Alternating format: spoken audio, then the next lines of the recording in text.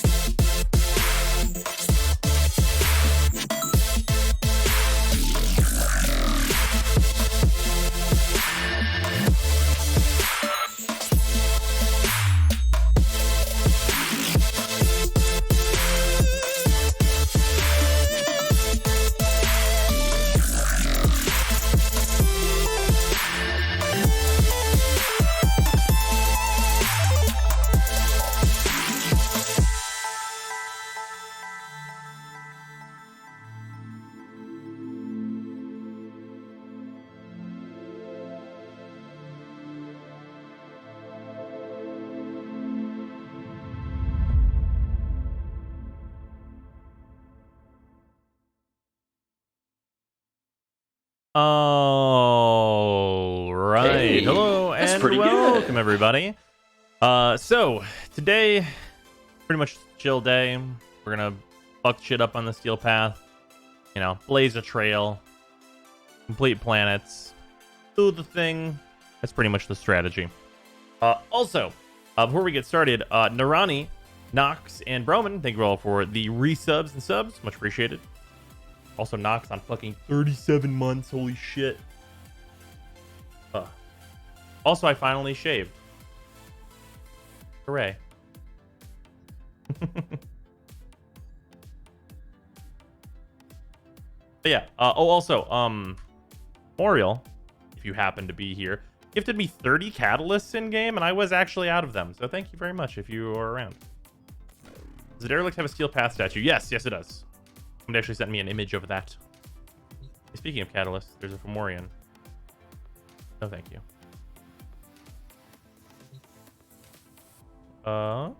And then Just and Nox, you both called dibs on the party, but you did not send me a PM. I don't know what the deal is with that.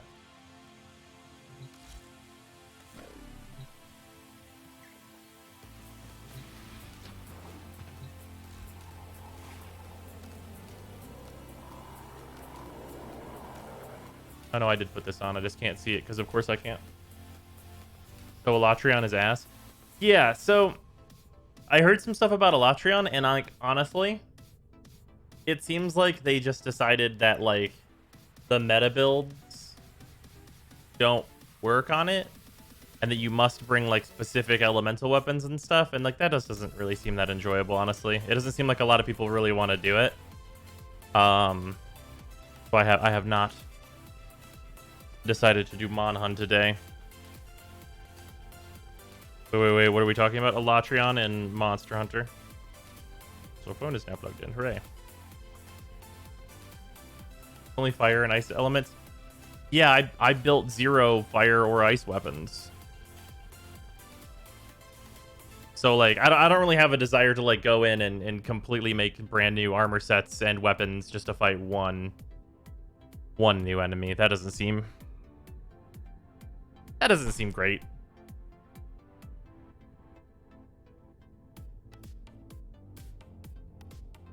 Appreciate it, Ox.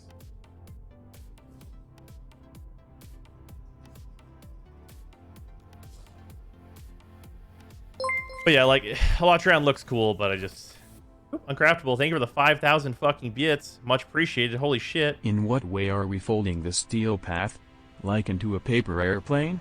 Into something more rewarding? Into a paper airplane, yeah, pretty much. Holy fucking Christ, the 5,000 bits.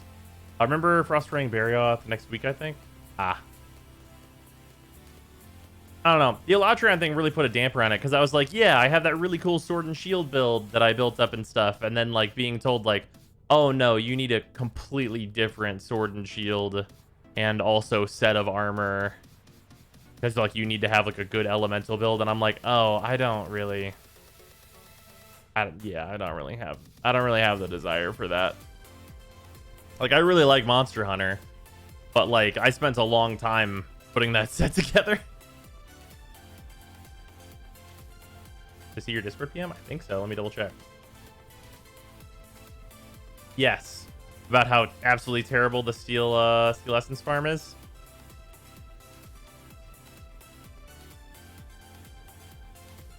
And how they have a 2% drop rate. Where are we headed? Venus, Mercury, or Saturn? That is an excellent question. I was like, they want to intentionally waste your time.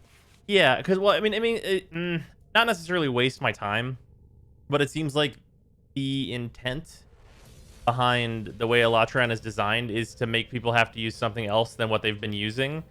And while that's cool and all, I would have much preferred that be like, oh yeah, it's not optimal for fighting Elatrion, as opposed to, oh no, that thing you guys have been doing does not work.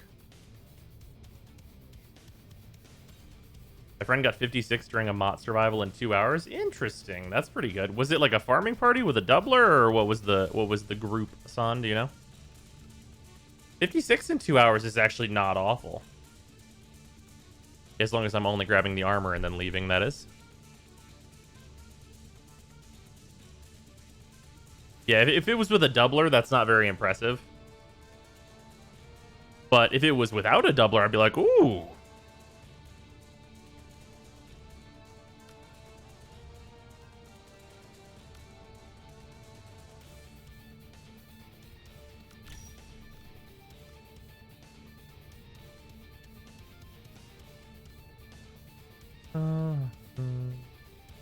Oh yeah, this is on the... I forgot this is a radiation weapon.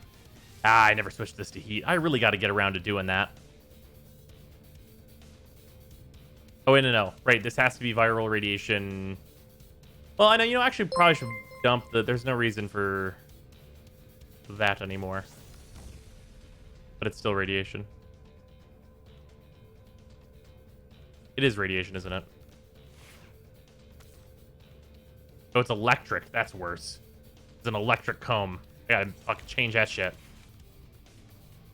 That's balls. What would this open slot end up being?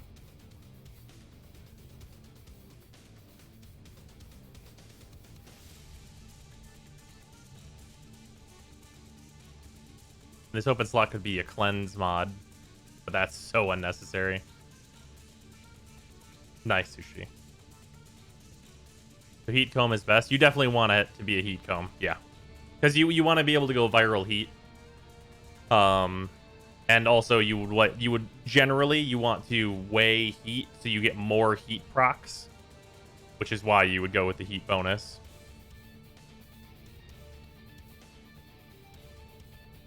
Okay, what would be the final thing on this? It might be Seeking. It's actually probably what it is. It's probably Seeking Fury, because the punch through is always nice. Yeah, I'll fix this weapon someday. It's actually hilarious how much worse this is without its element being heat. It's actually really, really wild.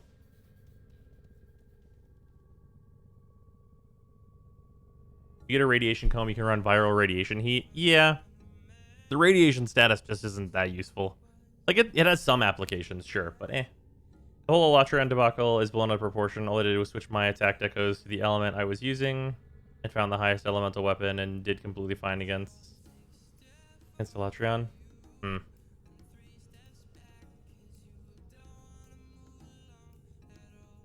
Getting mixed feelings about my Riven. It's a negative fire rate, great damage, and multi.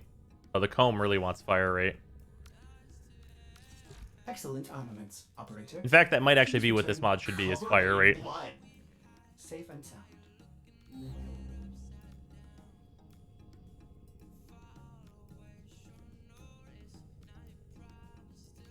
I forgot how stupid this is. That frail momentum is not a higher amount of fire rate because shotgun spaz is 90 as well. I always forgot how dumb that was. I fucking completely forgot how stupid that is.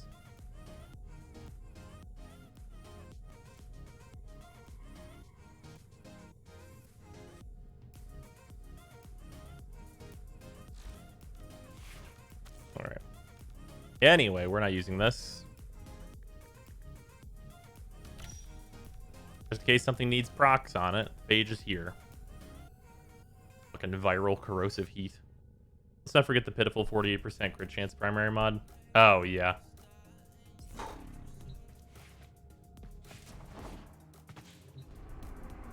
here. Let's... I think we're doing Saturn. Yes. It's Spa.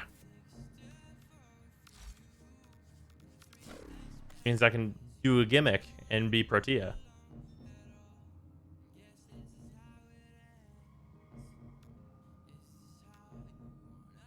Kuva Nukor, just Kuva Nukor, only Kuva Nukor. Yeah. It's the only good secondary. Don't worry, it'll get nerfed soon because people are using it. And then I won't have a secondary to use until they release the next thing.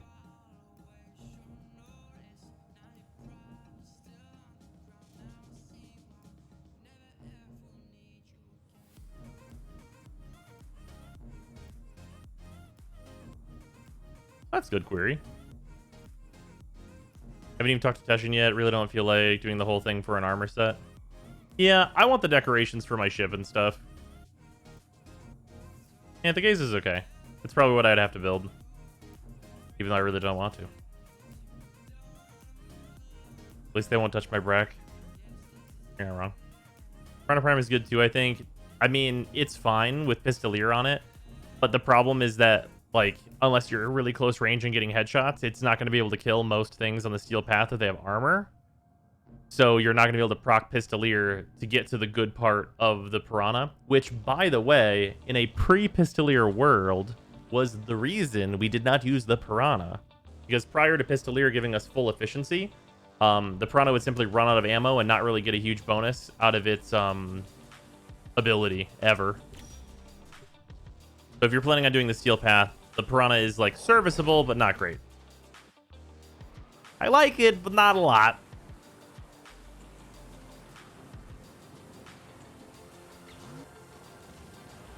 I've been on Warframe or here in 6 months. Probably haven't missed anything important in Warframe. The Protea quest is actually really good. Honor them with quick deaths, and I with your victory. There's actually like a really, really strange like quality difference between this update and the Protea one, because the Protea one is like fantastic. Like they even went in and like made Protea good enough after they released her in like a pretty decent-ish state. Tenno, be on the lookout for increased security measures. The enemy would rather destroy their data than let it get into our hands. Shut up and take my money!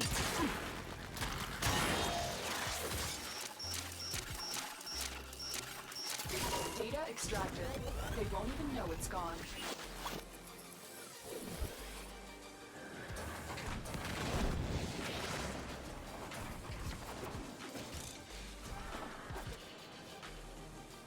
How to use Protea effectively? Hella duration, a decent amount of strength, and then her 2 is pretty good at killing enemies. Steel Path, less so.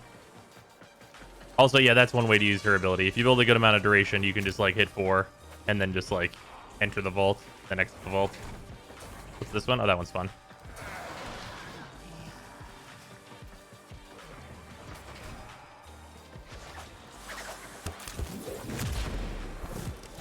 Watch what I can do. Alarms have been triggered. You need to retrieve that data before the data destruction is complete. You got it. Oh, well done. The data is still intact. We have everything we came for. Get to extraction.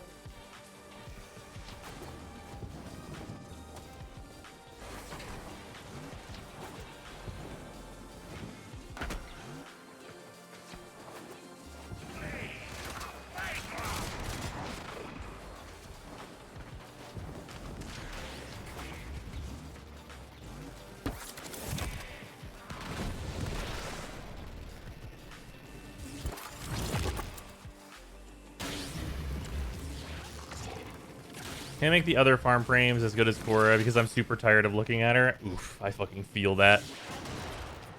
You are a blade. Still have ciphers on hard mode to fuck.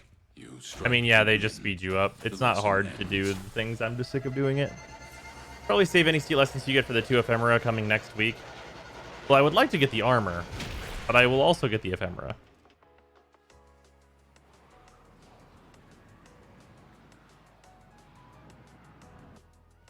But I'm not going to get the armor unless I can get the full set. So, there's that.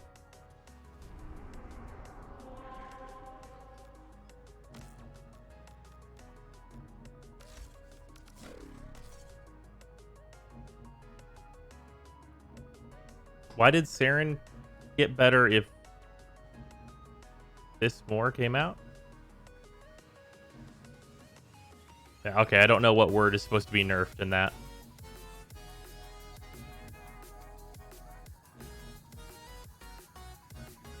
What do you mean folding? Fucking this shit up. Also, thank you for the 54 bits. 54.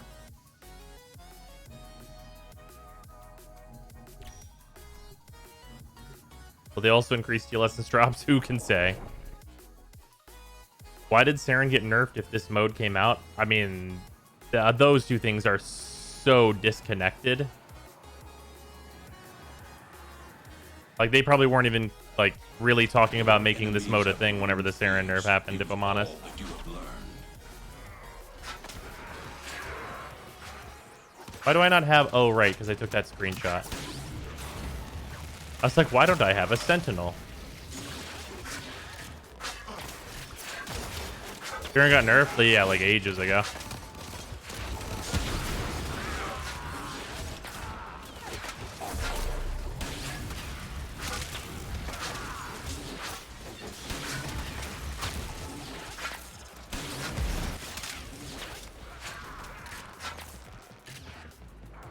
When did this happen? Like, yeah, maybe like a half a year ago?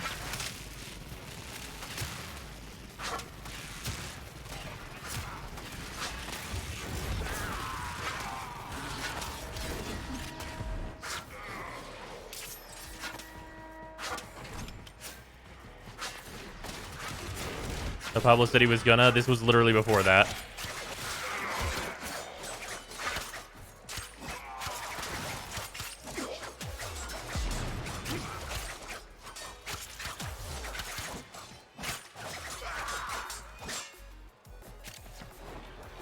Most of the fields I've seen dump duration. Why do you run duration still? Because being able to put enemies to sleep is pretty useful in some scenarios. Sometimes you just need to crowd control some shit. Yeah, dumping duration gives you no ability to control the battlefield outside of just being in your 4. And that is not good enough in some situations.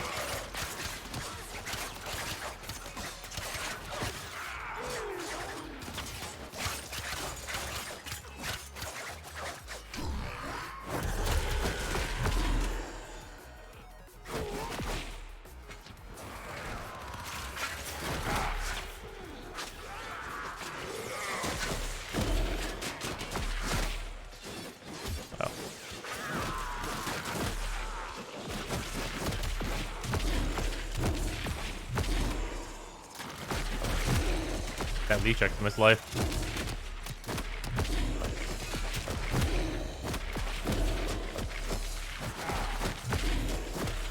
Plus, I have no problem sustaining this with the duration I'm at, so it's just purely disadvantageous to dump my duration that hard. You have broken their ranks and they are on the run. Another successful mission. Find extraction. Like the only time you're going to end up in a situation where like you want to have dumped duration is in missions where like you could just be a different Warframe that does the job better.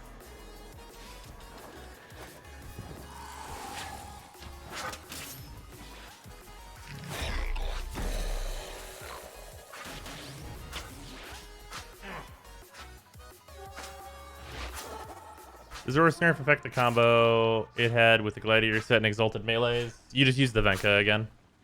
Same thing you were doing before.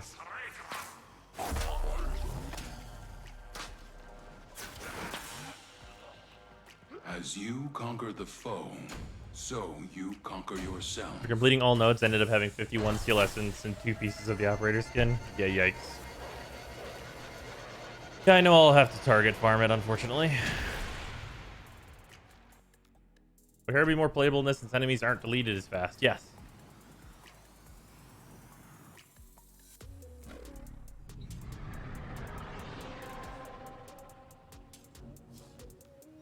Just, you gotta submit a bug report or something, man. Are you ready?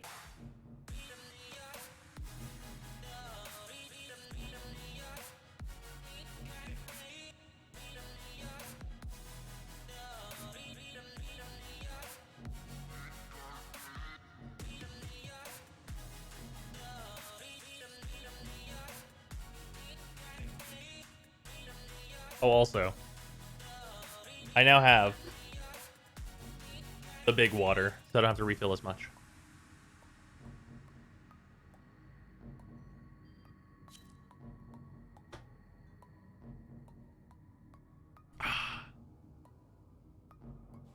The big gulp.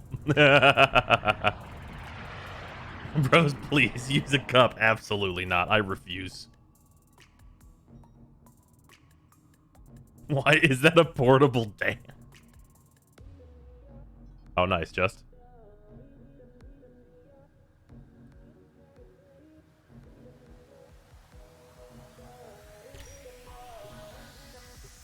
Are you ready?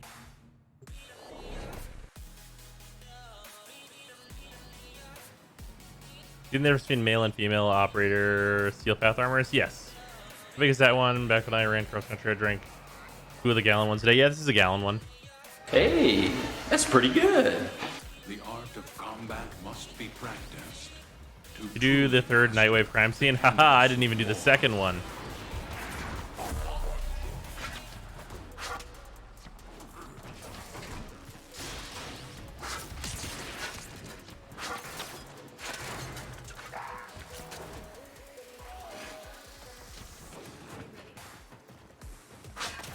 Oh, nice. Thank you for the resub. Also, Shroomy, thank you for the resub as well.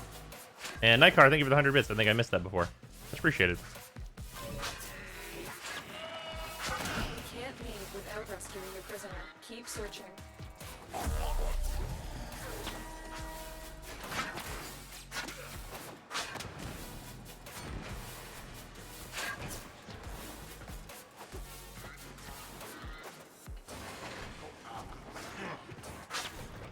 Those Nightwave scenes are rather nice for people who only play Warframe 1 day a week.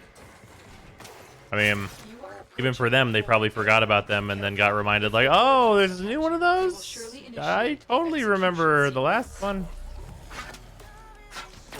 Yeah, mystery. Catch me up on this every time you release one of these, otherwise I'll forget.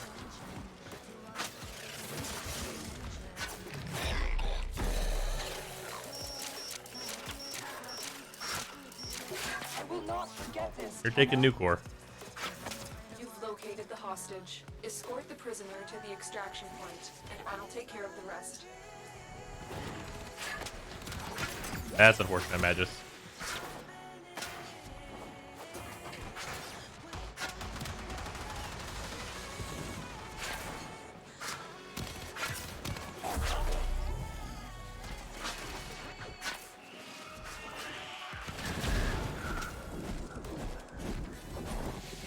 You are surrounded by Grineer Marines.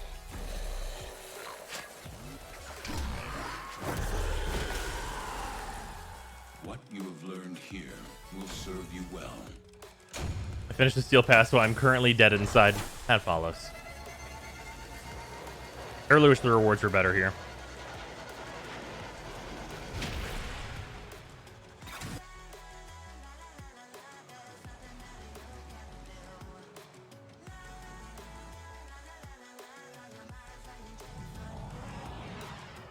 Interesting one, huh? Oh yeah, my Sentinel.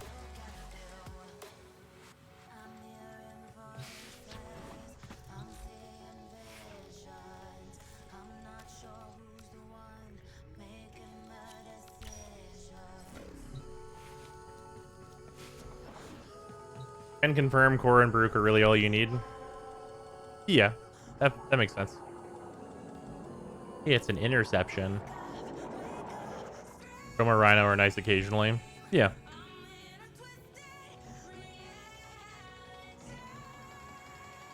Why do you keep the non-prime versions of things you already have primed? Sometimes they are useful for new player guides. Like I have an unformatted Rhino that I use for new player guides pretty often. Also, I just like to collect everything.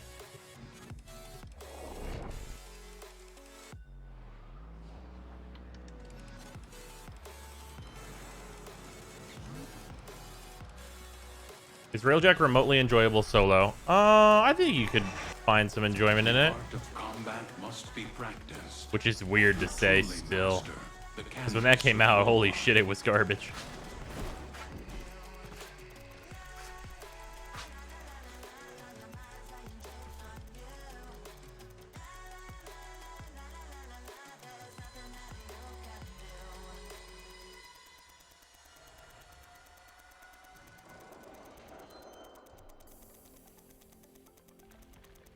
Interception in solo mode. All the enemies seem to spawn at the beginning, so you can vortex them with Vauban, capture the points, and chill.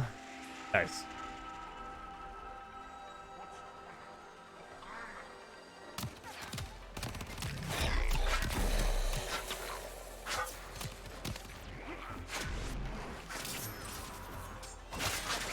We have control of all 4 towers.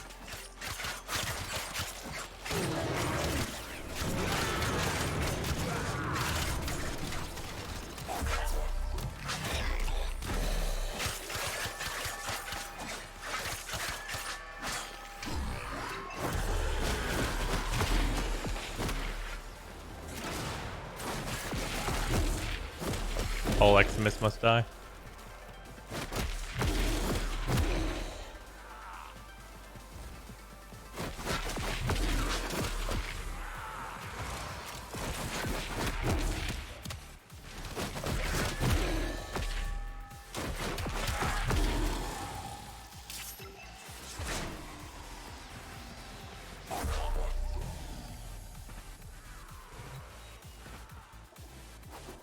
Make Teshin have more VPs and make all the relics have prime parts only. Prime parts only thing doesn't seem necessary.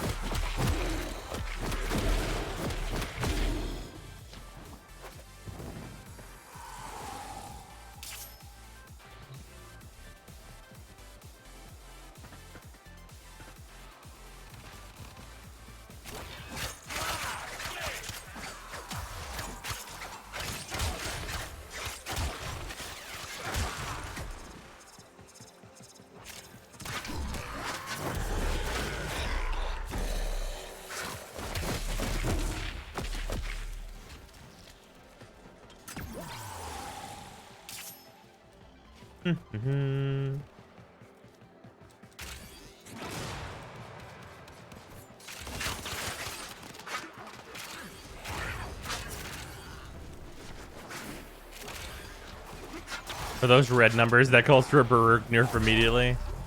Ah, I see. Yes, this makes perfect sense.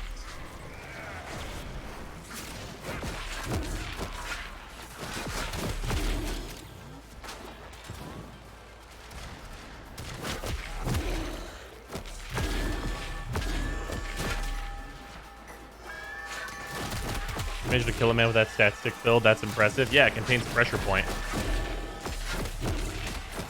Had room for it.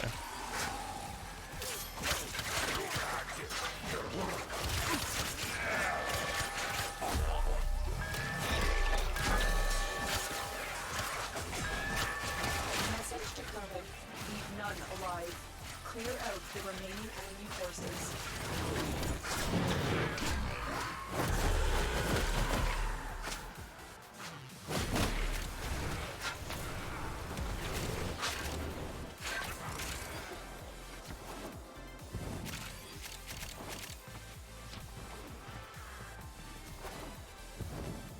Enemy over here, actually? The enemy Everything's have dead. deployed fierce reinforcements. Are you willing to stay and decode more messages? No, Lotus. We're in a hurry. I have detected another message incoming. But Baruch because I don't like the open world. That's fair. The signal. Lesson. Baruch is Warframe's worst kept secret. Nobody has him because he's stuck behind like 2 levels of Vox. Yeah. It's like the same reason that like people don't have Korra. Because nobody does regular Sanctuary Onslaught unless they're leveling Warframes. And I mean, I would imagine it's not like a thing that you would go and do if you don't know that's a good spot to level your Warframes. So most people just go to Hydron and then never get Korra. Hildren too? Oh yeah, dude, nobody fucking has Hildren. Like, I mean, like, there are people that have Hildren, but like, yike. Getting her is like, I'm sure exceedingly rare. From the boss anyway.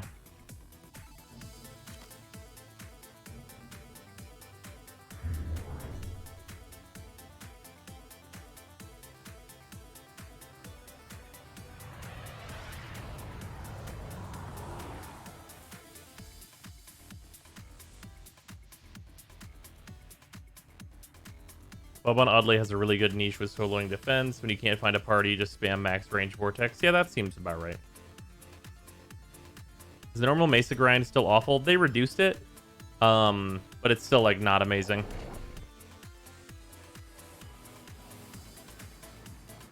Remember the third orb? Who?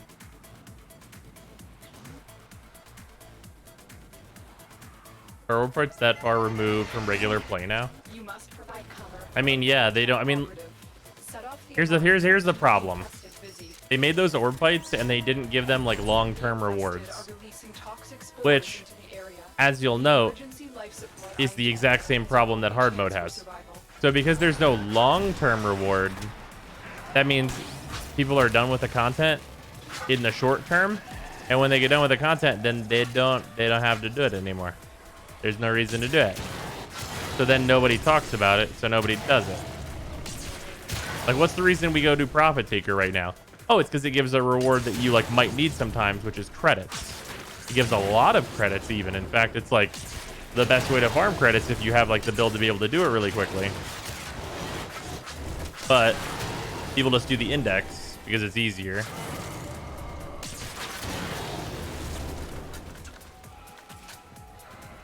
And that's 2 farms that are viable. What brand is that giant jug? I have no idea.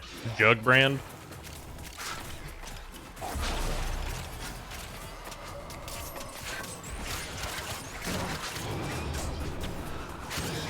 Life support on the way.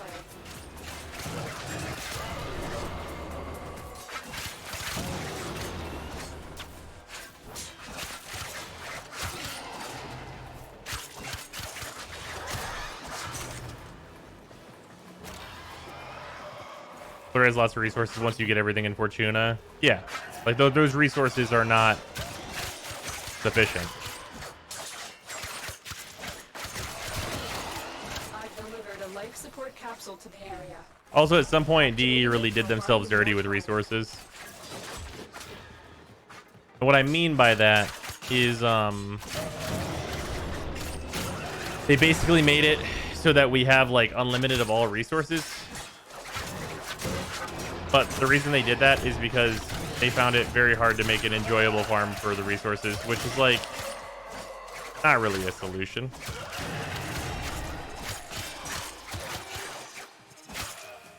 Also, I want to just clarify that as the perceived reason they made it easy to get all the resources, because there wasn't like an enjoyable, fun way to get them. So whenever you can't make it fun, you just make it easy.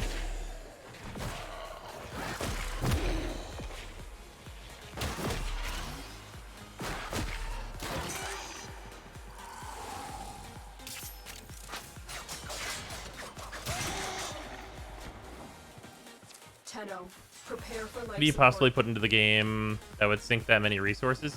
The problem is that they shouldn't do that. That's what the problem is.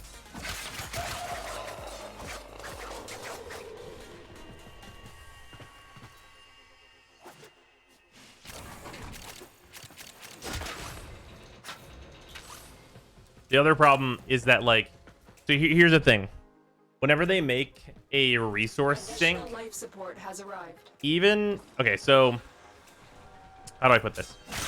The people that have accrued the insane amount of resources necessary to get certain things also have the platinum to buy those things. Like me, I have like 10,000 platinum. Why do I have like 10,000 platinum? Because I literally ran out of things to buy, and I just I just trade for a shitload of platinum, and I just have a fuckload of platinum. So if they introduced a thing that took round my ferrite to whatever million it's at, and it took that much ferrite, there's a limit on how much platinum it can cost, and like the platinum to time ratio can only be so shitty. Like you can't put a weapon in the market that's like demonstrably like a regular weapon and then be like, oh, 6,000 platinum. Like, that's not like a thing you could realistically do. So I would just buy it for platinum, because it would be, the time investment would change. Because the time to farm that platinum would suddenly become better than the resources invested, which is a huge problem for them.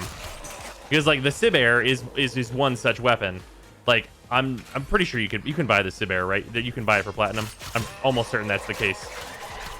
The time to farm the platinum. Here, let me double check.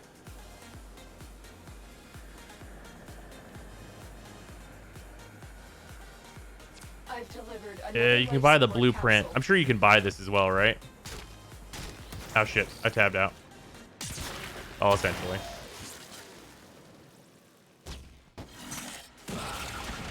But do you buy the Hema? Pretty sure, yeah.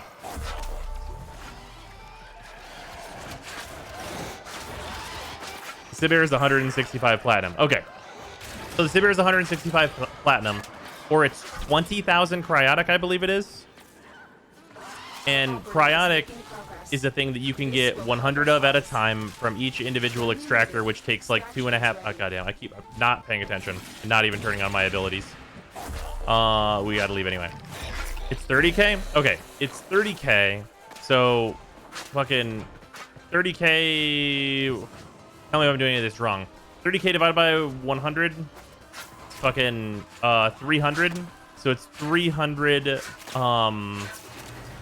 extractors that take 2.5-ish minutes each, right? So 300 times 2.5 minutes. Here, 1 second. Let me just calculator this real quick. You are a blade. You exist to strike. You strike to win. The lesson ends. What is that? That's 150 seconds.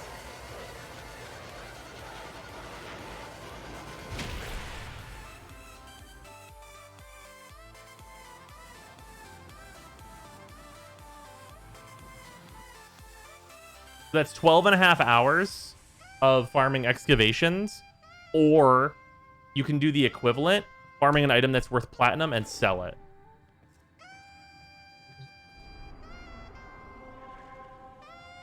Which one do you think is faster?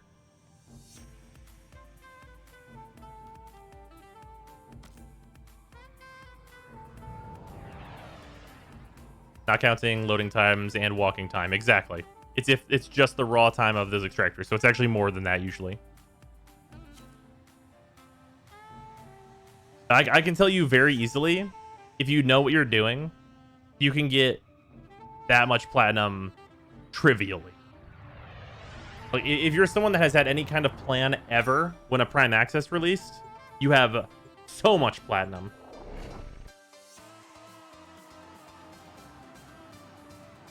Did the math a while ago. You can farm Prime junk to sell faster than the Sibare. Yeah, exactly. And also, I'm pretty sure it would still be faster even if you jump that price up to 250. Accept your death, and you may yet avoid it. Trust in your training.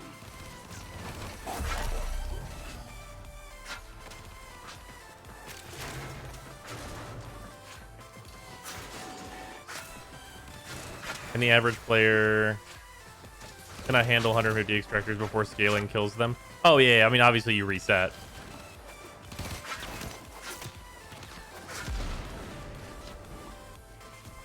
Oh, I think Sharon's a lot better for leveling frames than Hydron. Just wondering because I did it and it didn't really seem like it was.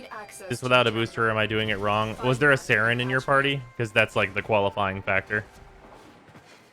Or any other like good DPS frame.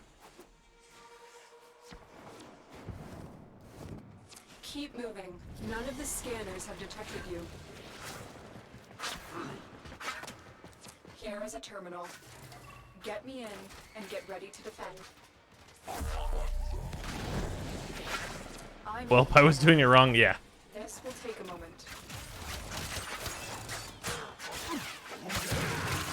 Yeah, Sanctuary Onslaught's not faster than Hydron unless you have a DPS Warframe. And that's because, like, they won't spawn in more enemies until the enemies are killed. So, like, you know, the obvious problems there. On Hydron, they will just spawn the amount of enemies Hydron spawns.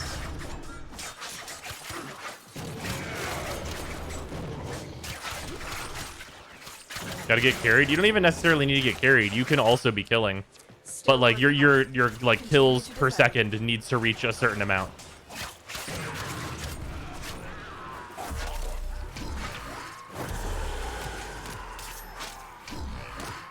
Is Stalker over there? Because I'm pretty sure he turned off my fucking core.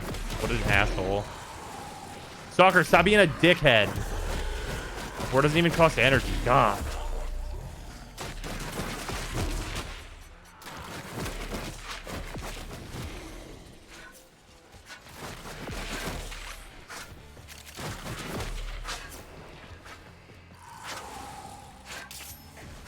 We are finished here. Move on. Terminal spotted. Upload me and prepare to defend. Those red crits, you really do be like that. In LOR, they nerfed Solitary Monk, which I don't think was the problem card in Vimer. Oh, no, definitely not. I mean, Heimer Vi is not even an issue, I don't think. Shut up and take my money. I think elusives are much more of an issue than Heimer Vi. I'm not even... Why? Why does it not let me go up the stairs with this? Weird. That was super weird.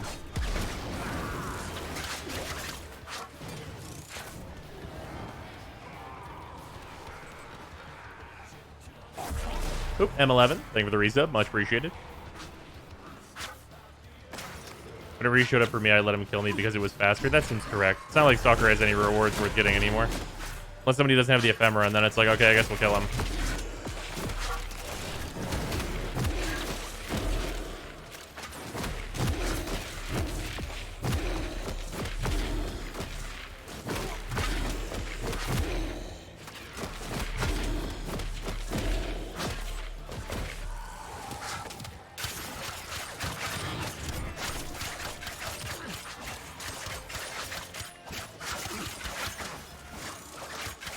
All data logs indicate that there is an Awoken artifact somewhere here. Get to it now, defend it, and then we can leave. Artifact found. Defend it until the extraction team arrives.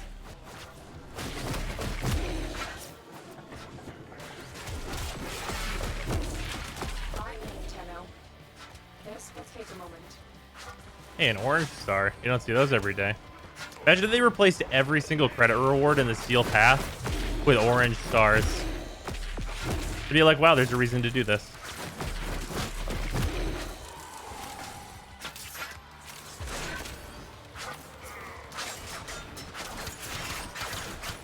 You know, one orange star instead of credits, I'd be here for it. I'd be like, wow, I'm actually getting something at least somewhat useful.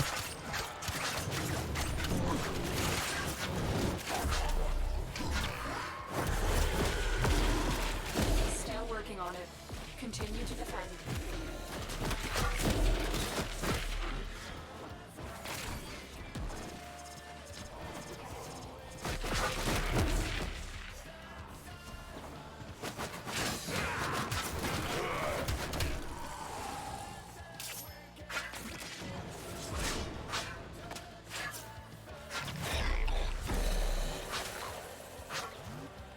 As you heard already, but Steel Essence has a 2% drop rate from Exodus. Yep. It's pretty fucking terrible.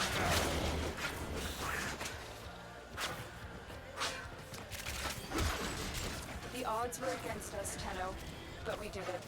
Mission It's such a good thing they nerfed the Zorus. Being able to actually stay in fun mode would be too strong. I feel that.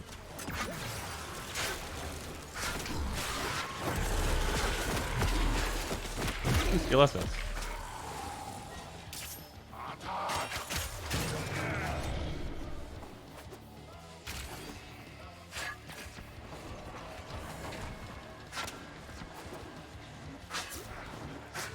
Thoughts on 10 cents bid to buy DE? Probably won't change anything. I know a lot of people don't want to hear this, but like honestly, like most of the stuff that's owned by Tencent is doing really well. Like all the stuff I can think of that's owned by Tencent is like not doing poorly. So there's even the potential for it to be a good thing.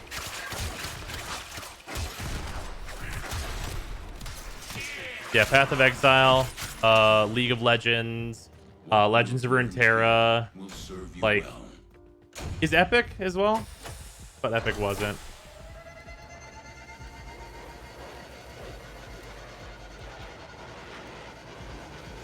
Yeah, it's where everything Riot makes. You have a minority share in Epic? Okay, I wouldn't count that one.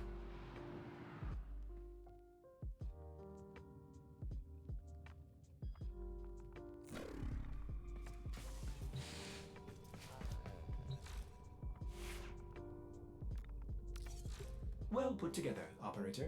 Now get out there and Cut down the... make the Lotus proud.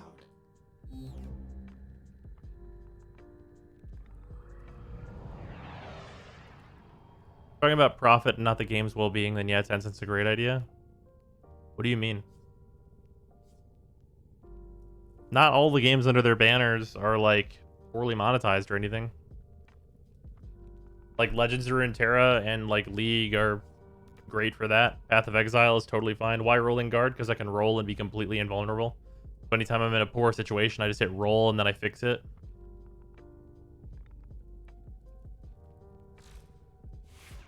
Just, I don't know what to tell you.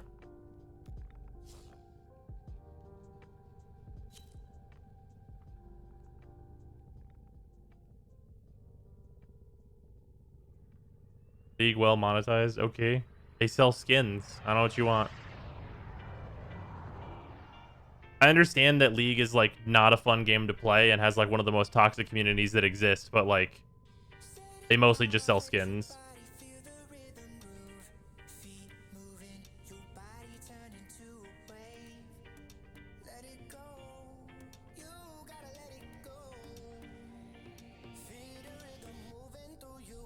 Path of Exile is a good game, but well monetized is a bit not true. How so?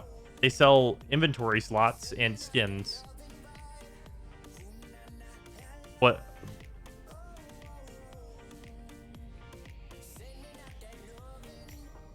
They sell skins for $50? Okay.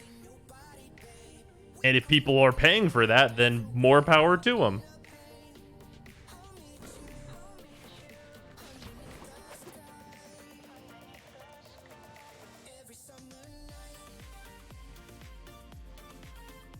Or like literally like let's just do a comparison. They are selling a skin for $50 dues.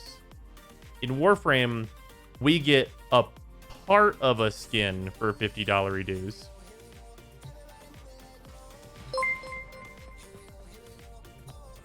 Just thank you for the 5,000 bits, much appreciated. Get the fuck out of my spot.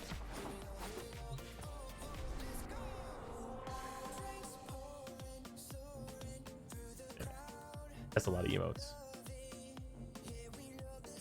Prime Access is more than a skin, though. For $50, it's not.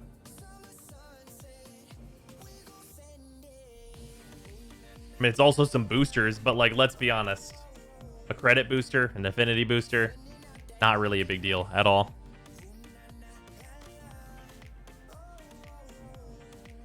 Like, a credit booster is a thing for, like, a little bit, but then it's like, it's a credit booster, I guess.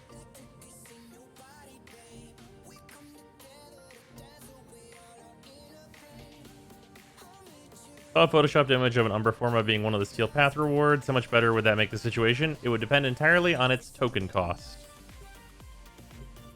Also, there's a specific thing with Umbra Forma, and D needs to be careful about adding it literally anywhere else except for the Nightwave. The Umbra Forma is a major reason certain people do the Nightwave. You get plat, right? No, not with the accessories bundle. Accept your death, and you may yet avoid it. Trust in your training. Do consoles get plat? It's a complex system. Start by removing the coolant cells. Wild style. My intel suggests there are rich enemy supply caches in the area, but I am unable to pinpoint their exact location. Do consoles just get like plat slapped on top of it, or like I don't understand what gets removed? Uncraftable, thank you for the 1500 bits, much appreciated. Thank you, oh gracious, just some ass for allowing me to be number one. Consoles get a buttload of plat, but the packs cost like double. Wait, for real? Sounds terrible. Security has locked down the coolant cells. We have no choice but to destroy them. Coolant cell destroyed.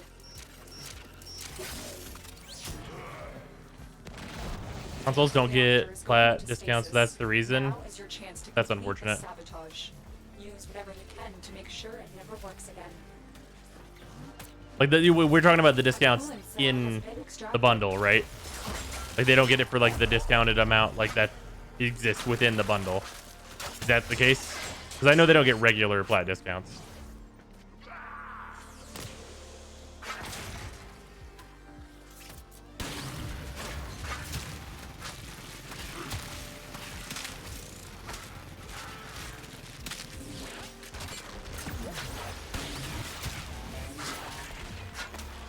How big is the console user base versus PC? We will never know.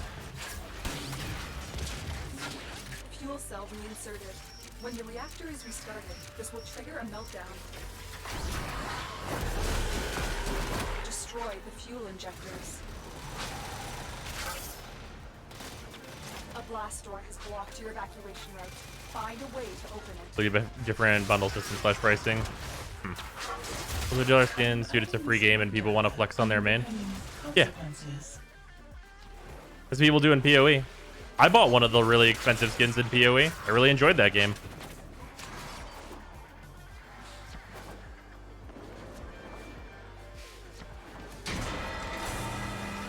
And I'm sure I will use that skin again whenever I go back to it, whenever the PoE 2 stuff comes out. Like, I'm super here for it. I saw no problem.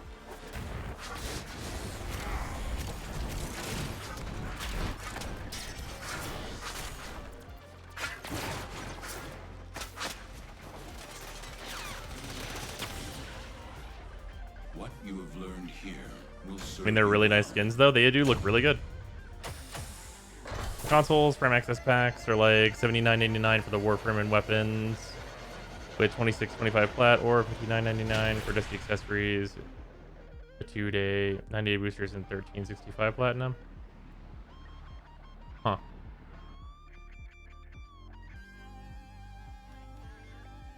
Inbox messages await the operator. I wonder what they say. Stalker or something. Oh, hello. The conversion. Thank you, Jared.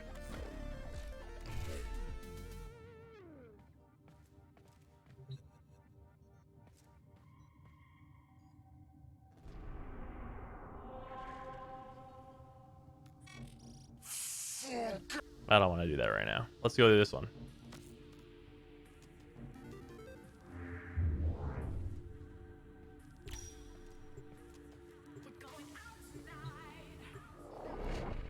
Does that really justify the price of that? Same with Warframe. I mean, it's a free-to-play game, so like, here's the thing. The way that I like justify the price of things in free-to-play games is if I am really enjoying myself and I feel like the devs are making good decisions and like putting the game in a good place, I will buy the thing. Right? Like in Warframe, I buy Prime Accesses when I feel like the game is like in a really good state and they've been making like great updates and good things have been happening. That's like almost always the way it goes, unless Prime accessories are exceptionally badass, and then sometimes I'll make an exception. But like, that's the thing, right? Like, it's literally like the vote with your dollar. If the game is like really awesome and fantastic, then I'm gonna spend the money. But like, with like the current Zora situation and the Inaros thing like not looking great, and the Steel Path like coming out in like kind of a really weird state, and it felt like it wasn't super, like the feedback didn't really get there. It's like the Protea update was really good, but like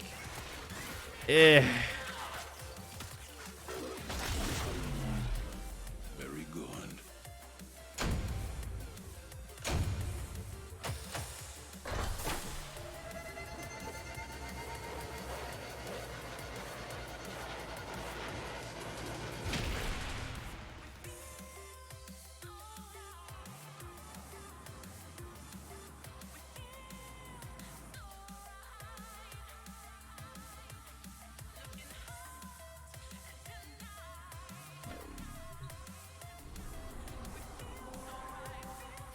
But yeah, like that's like the thing is just in a game like Path of Exile, I played that game and I was like, this game is really deep and seems really cool, and I want to look cool in this cool game. So I was like, I'm gonna spend the money to get this pack that looks rad, and it gives me some other cool stuff as well. Where that by $50 is a bit much from my perspective. I mean, do you buy $60 games?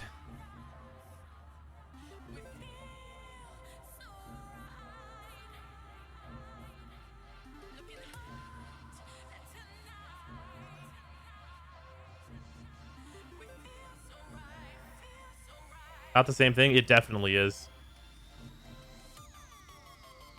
It's all video games.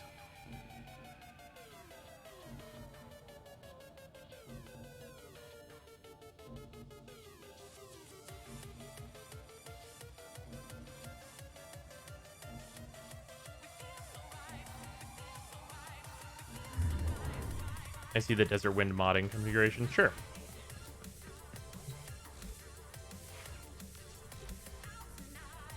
Operator, you have remembered well how the Tenno arm themselves. Yeah, like I've been playing Warframe for like it's somewhere between 3,000 and 10,000 hours, somewhere in there. So like I have spent so much time playing this game, and like I like this game. It is a good video game. So the only way for me to like vote with my dollar is to buy things when it feels like the game is in a good spot.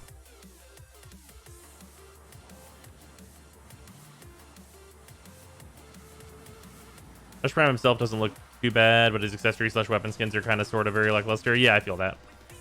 Is Varro's Relay still tomorrow? Yes, but it is also the whenever they do the actual event. So the TennoCon Barrow is happening twice this year, for all intents and purposes. I think Baruch is comparable with Excal. I mean, they function really similarly, so I mean, yeah, they're both Exalted Warframes.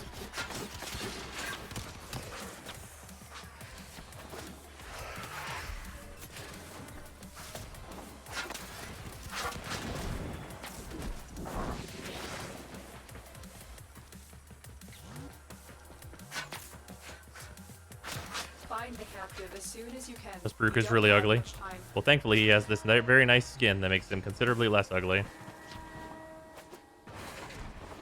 depends on if the game is good or not. It all depends. Everything is case-by-case basis. At the very least, I'm paying for a game instead of a cool skin.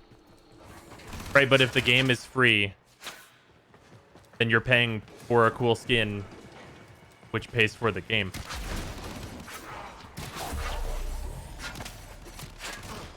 You are approaching the holding area.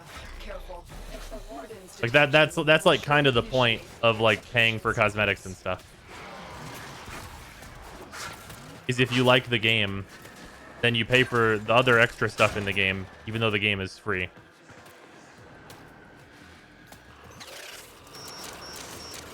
That's like kind of the thing. I will not forget this, Tenno. You've located the hostage. Escort the prisoner to the extraction point, and I'll take care of the rest.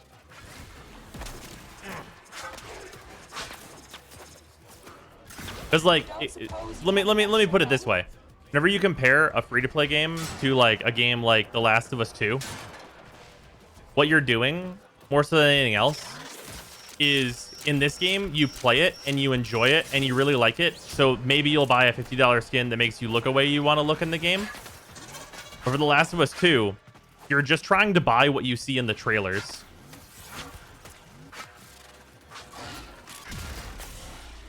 It's not really much different at all. Blade. You exist to strike. Like, you're buying into hype. You have no idea what you're getting. The lesson ends. And often, if you do like the full research on a game to know what you're getting into, you will just make it so you enjoy it less. Like, if you go and like watch a full playthrough of a game, like chances are, like if it's a story game, you will enjoy it less than if you had bought it blind. So like like the way to go is to buy it blind, but you're buying the idea that you have of what it might be. Flasher, thank you for the Shut up and resub, take my much money. appreciated.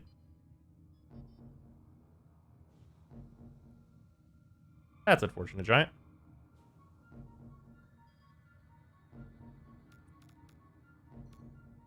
Oh fuck, Pursuit. It's time.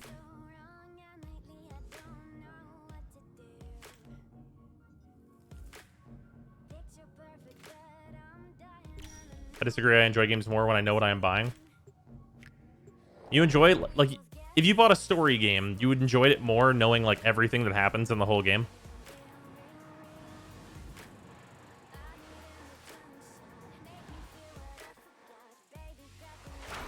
Hunt down and capture this courier-class ship. We need what's inside. You found the ship. Give chase.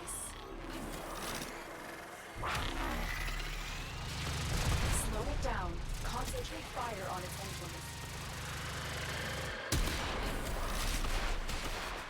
Blow open those ship generators and expose the ship's vital systems. You took out a turret. Turrets destroyed. You took out the engines. They're not going anywhere. Drones, take them out. Shields down. Systems exposed. Good work. The ship is destroyed. Boy, am I glad the Velocitus has punch through. They're attacking the courier ship to keep us from it. Keep it safe.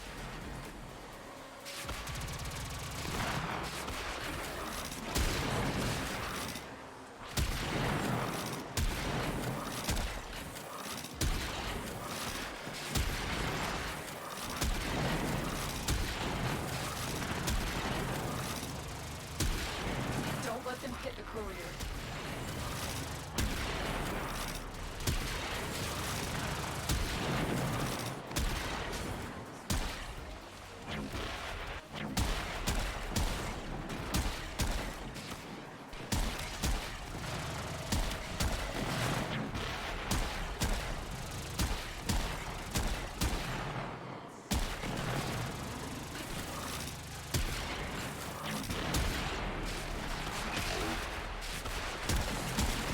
You secured the black box. We're all done here. Head to extraction. Darkwing's not plus 100 levels. It's plus 50 levels and no modifiers.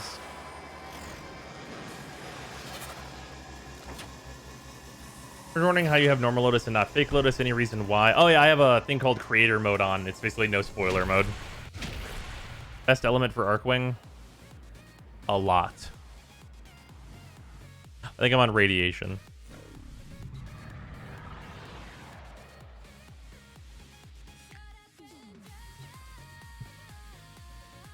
To an extent, FF7 is an example. I know the bits and pieces of the original story, so I like the remake because it's hitting the same story beats for the most part. Yeah, I don't know. That might just be a thing where some people enjoy whenever like a whole movie gets spoiled. Which is why they advertise movies like that. I don't really get it. The reason I enjoyed FF7 is because I remember like parts of FF7, and the interesting parts are how they changed that. Like the most interesting shit in FF7 is like what they're changing and like trying to figure out why.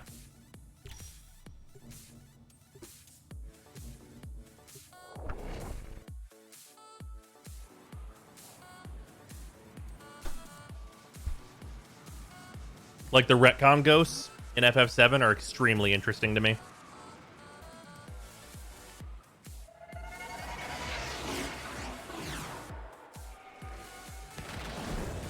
The Grineer have been harvesting a nearby planetoid for weapons-grade material. Locate and destroy their mining equipment.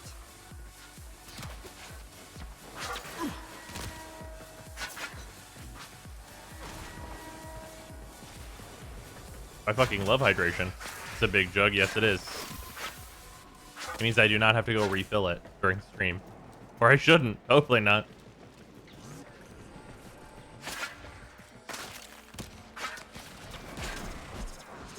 The mining equipment is nearby.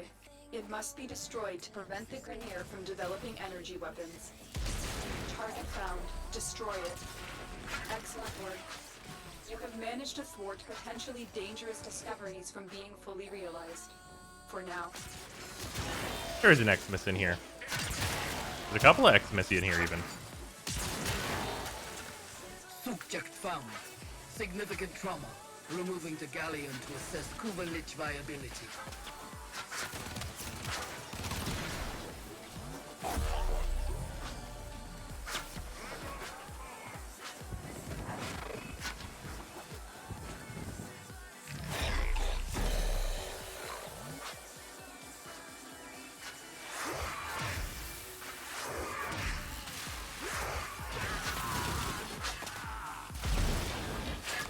Once you spill it, then you're gonna need a mop. Honestly, it comes out at like a pretty set rate with the way the nozzle is. So like, the spillage would be very minor, honestly.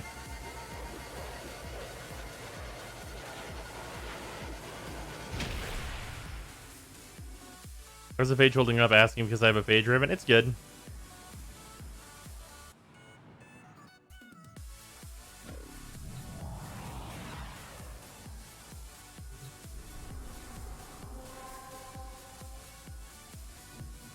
I really don't want to do defection.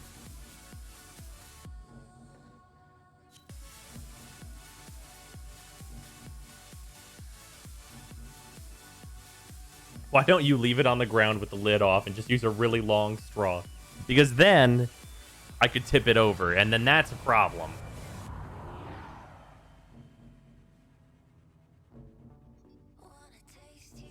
Those big chugs are honestly the best water bottles, and if I could use one at work without strange looks, I would. Fuck the strange looks. Do it. Live your life.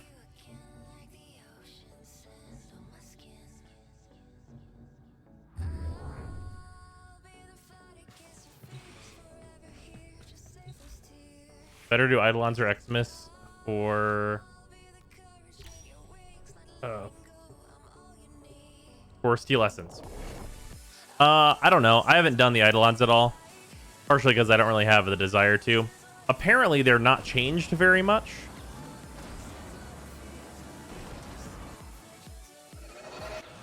The art of combat must be practiced to truly master the canvas of war. Life support has been cut off. They're trying to choke you out. Hold on. Yeah, legitimately, like, part of the reason I have this is so that I drink enough water. Just look at them and be like, you're probably not hydrated. If they have a problem with that, then they can fucking get hydrated.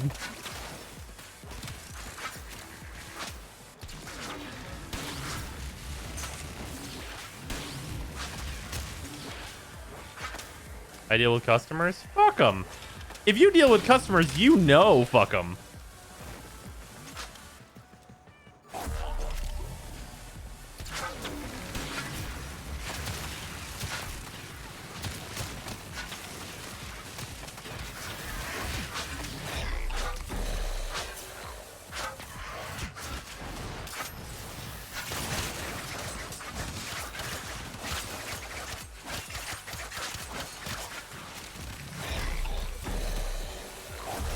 Like, working retail is like the ultimate fucking terrible shit.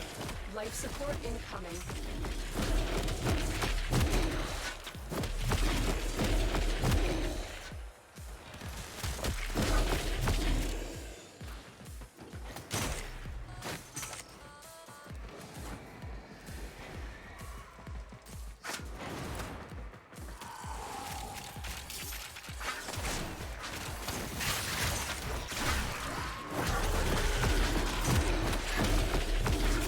Delivered a life support capsule to the area.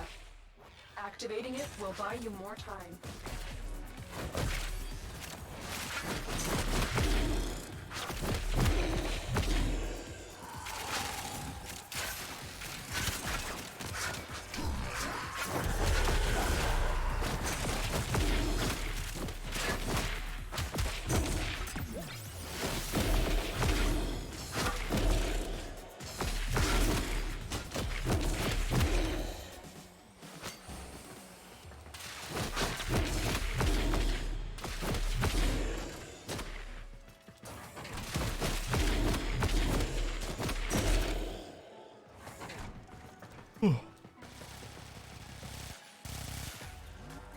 I used to work part-time at a game store back in high school in Hoop Boy. Oh yeah, that sounds terrible.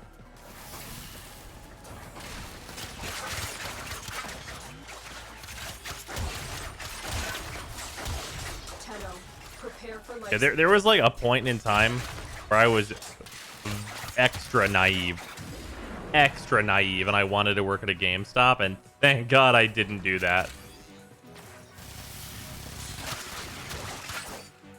Like, honestly. Hey, plans to be done so far. We're on Saturn. We've cleared everything up to this point. We went forward from Earth, though, so we still have to do the 2 really low-level planets. Additional life By the support Venka, supplies. it does this combo and it builds combo really fast. If I can do that.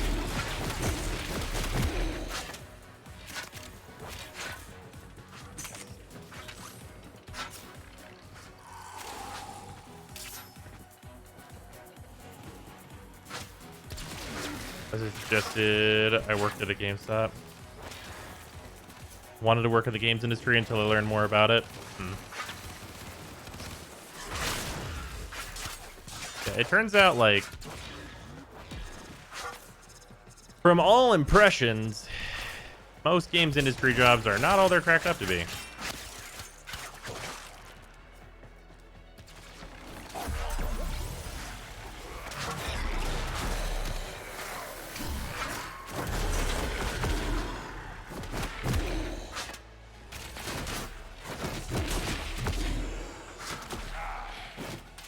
Especially, like, the role of, like, tester. QA, like, ugh. Like, I love testing things, and even I don't want to do QA.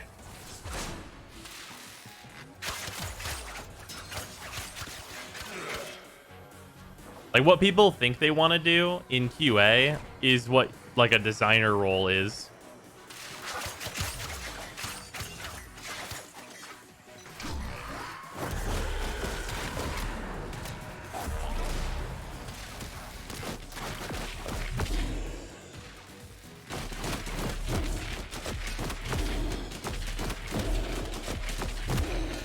Frick this shit. Why? For fun.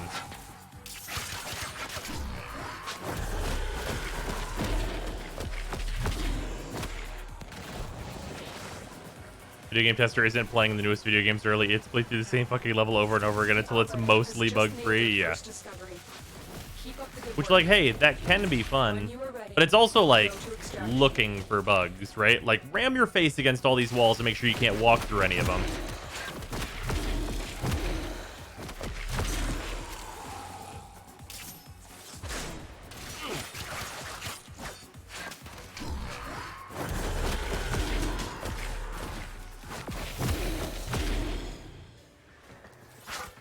Yeah, then write bug reports.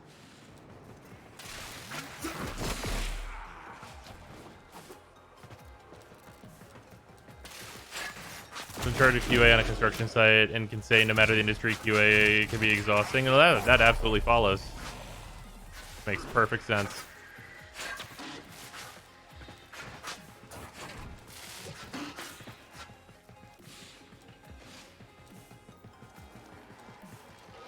QA tester got pitted against one another for bug counts. Yeah.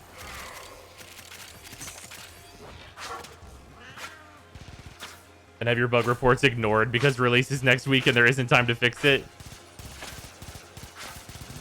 Yep. Make sure these terrain features do not make you T-pose. Hey, Brisbane, if you build a stat stick for Brick's assault weapon, then why wouldn't you do that for Excalibur? You can do that for Excalibur. That's totally a thing. The reason I don't do it for Excalibur is because it's not as worth doing as it is on Baruch. It is done, Tenno.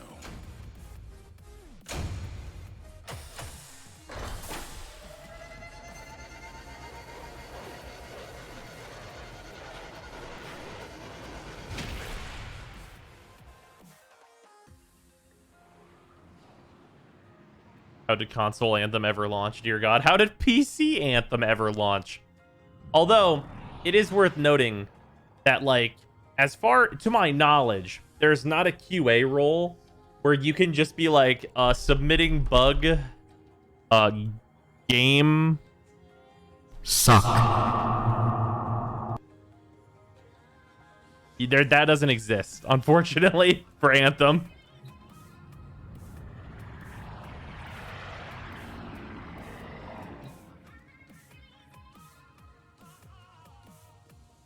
Steals 4 is from a different time and can't keep up with the current game state. That's fair.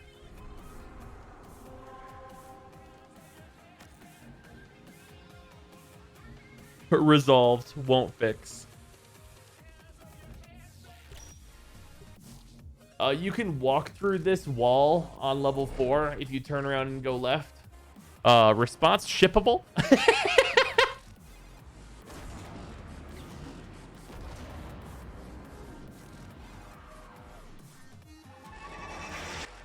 Your weapons make music. Whenever I ask people how to build an XL Stat 6, people tell me it's not a thing. Yeah, I mean, there's just no reason to do it. It's a lot of hassle for almost no payoff.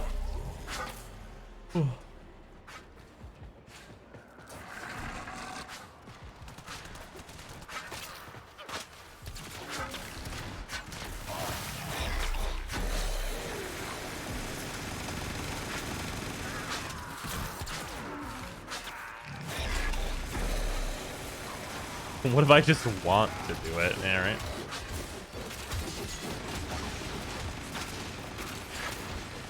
If you already have one for Baruch, just use that.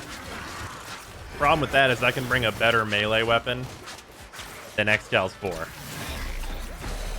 The only advantage Baruch's 4 has is its immense range. But we're long past the waves of Excal's 4 doing enough damage. Like, we're way past that point. So, not really worth it.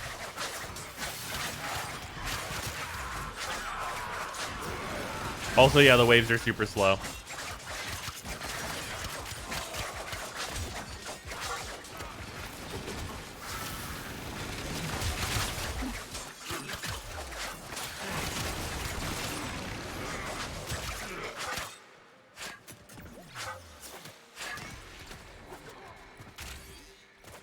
How's the stale path going? Ugh.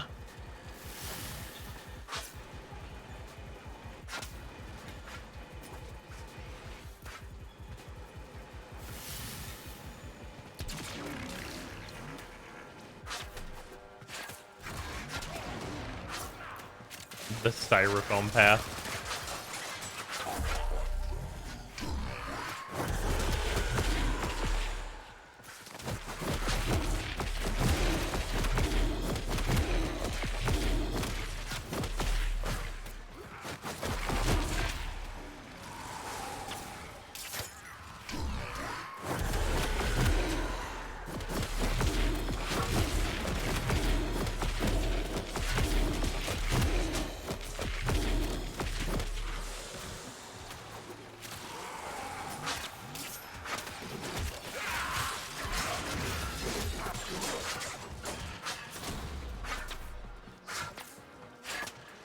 We just make XL into Virgil from DMC. Yes. Steel Patch is the Yellow Brick Road's cousin-in-law. You know, they're somewhat related.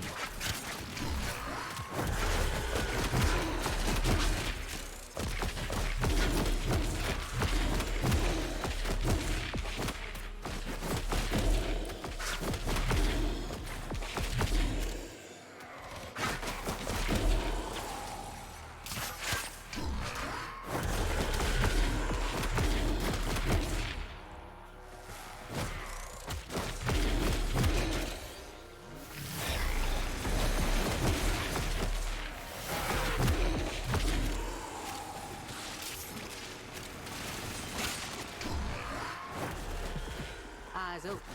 There's glass resonance in your neighborhood. Is it you? Are you the glass resonance? Oh, they're dead now. Hey, Brute, building your channel. No, I'm gonna put it there though. It will be up soon.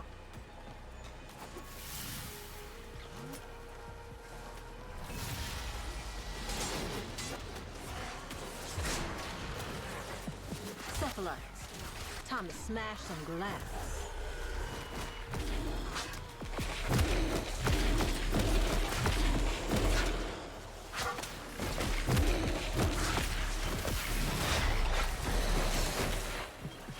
You gotta find out what's protecting them and then take your shot. Or it's like you gotta find out what's protecting them. Like, it's not like the most obvious shit that exists. Also, hilariously, Baruch just kills them. His 4 can hit the weak points. So it just hits all of the weak points together.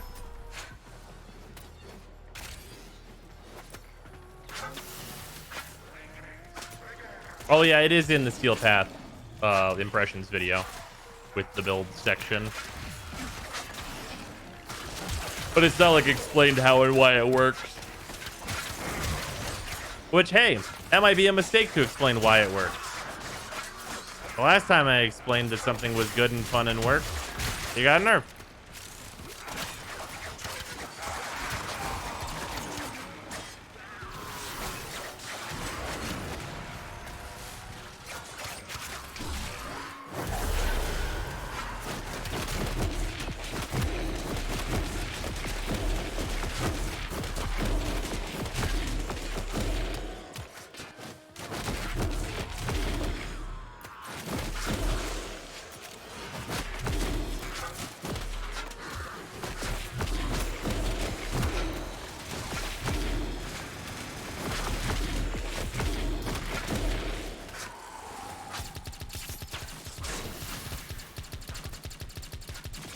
Extraction is ready.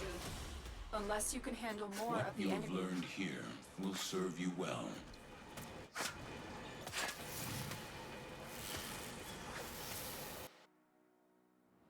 Don't you dare fucking mention pre-first fights in DE. I know, right? Wasn't there an innate always on everything booster for Steel Path? What a good question. That's a great question. I don't know. Do we want to fight Sargus Rook or do defection?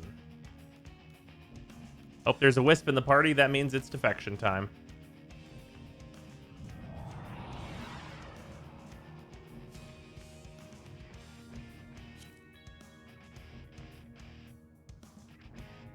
Sargus isn't that bad. I know. I just don't want to switch builds.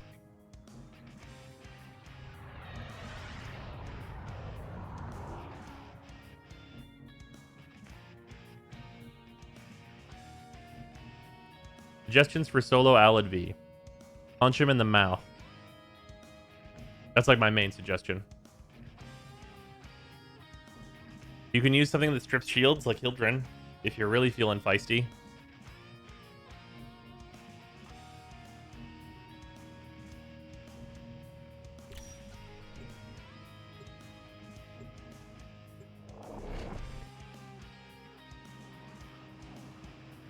Does Ash strip Lephantis armor? I'm going to go with probably, but I have no idea. I'm not looking forward to the Emissary. I feel like the Emissary is going to be a real son of a bitch. The art of combat must be practiced to truly master the Chroma do good in lame path. Yeah, you're just going to be shooting a gun at a lot of guys for a long time. It will probably suck. Ambulos? I don't think it'll be that bad, actually. Ambulos, I think it'll be kind of whatever. They've chosen a different path, seeking a dream of existence where they would not be forced to commit more atrocities. I've located the first group of survivors. Find them and escort them to the waiting transport. The infestation is airborne. What's the Emissary? The second boss in the Derelict. The ship are their only hope for survival. You may use this console to send a signal that you want the survivors to hurry.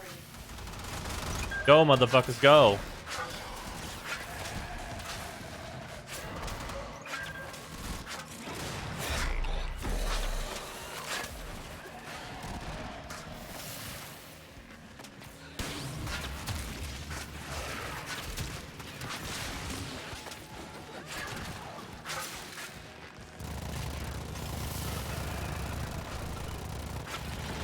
Is great in hard mode. Yep, Mortal Shell tomorrow.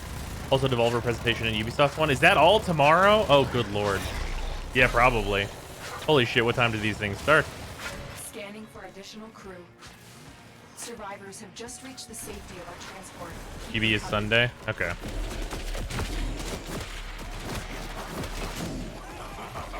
Found you.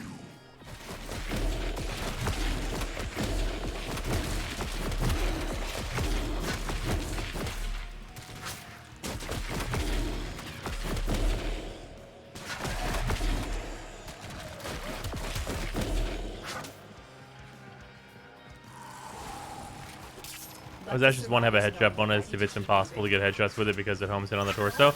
It's not impossible to get headshots with it. Just be above them.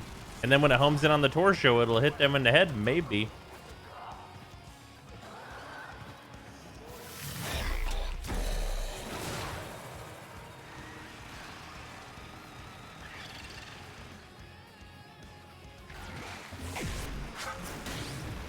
Crew member rescued. Keep it up. There are still survivors to be evacuated, but this operation is becoming increasingly risky. You have permission to seek extraction when you feel you can no longer protect the crew. Another group of defectors needs an escort. A group Goodbye, of survivors bitch. has escaped. Your betrayal breeds fire. Wanted to farm Brute because of the Zorus, but no way I'm doing that down. That's about right. Will find you, Cavil.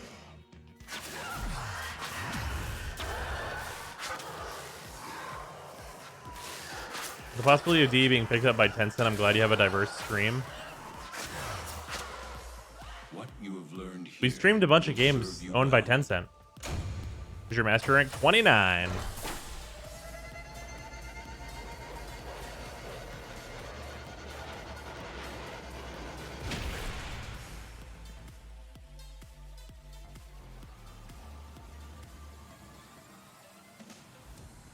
I realized that Sarkis isn't that bad. Yeah, I forgot how annoying his voice is. Nice.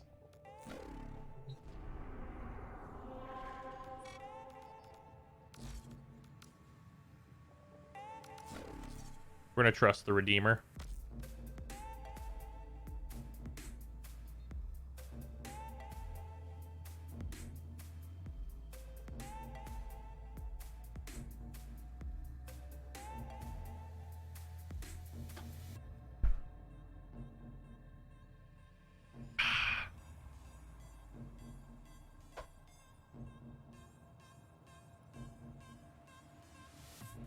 I'm gonna put this on my right instead.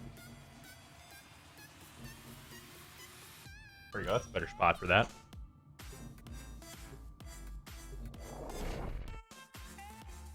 Tencent's like the devil when it comes to working their employees to death. Is that true? Tencent is that? I think you're talking about Riot.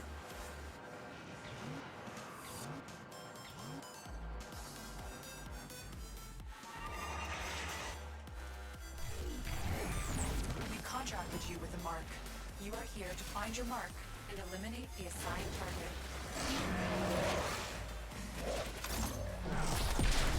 What flesh is within that war frame? I will crush it. I will. Yeah, I wonder how the Velocitus would do in terms of damage against this guy. Ruck will be adorning only the most impressive in Grineer body modifications. You will need to stay one Riot step Games? ahead You of mean them. Riot Game? They only have League of Legends? Literally Legends of Runeterra. The actual literal best digital card game I've played was made by them.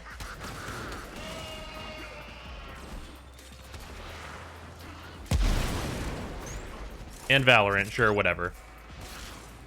I'm detecting a large security force heading your way. It's the Grineer. Runeterra's that good? Yeah, that game's fucking incredible. I actually really want to see how good the Velocitus is against him. Target acquired. Take them down. Oh, wait, no. This is not the Velocitus. Imperator Vandal, get the fuck out. Man, I thought I had the Velocitus. Laura's completely overrated? Absolutely not. Game's fantastic.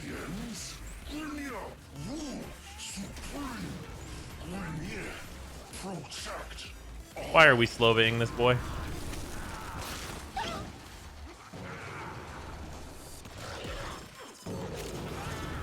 Teamfight tactics. Teamfight tactics. Kinda whatever.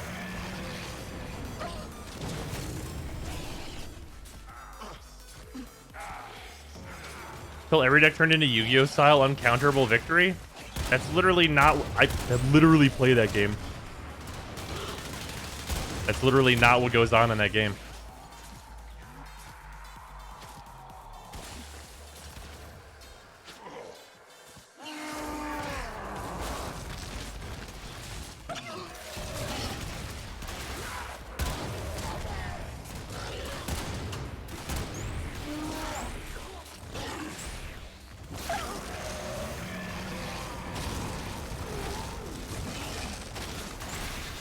There's Originally you were sold on the Corvus is the best arc gun to use a Gravimac on. Change your mind to the Velocitus. Oh no, I just have the Velocitus Gravimac. If you mean, it's mostly because Profit Taker is not like the only thing you would use. The Velocitus got like a significant statistical buff.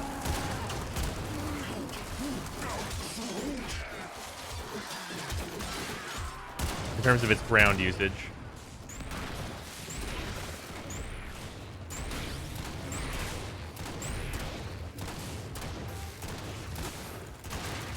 Yeah, the Corvus is still great against Profit Taker, though.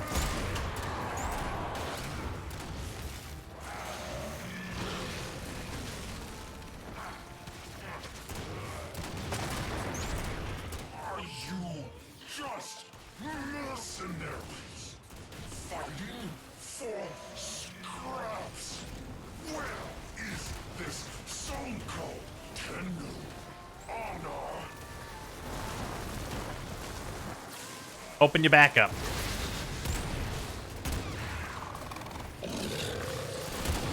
Oh, nice.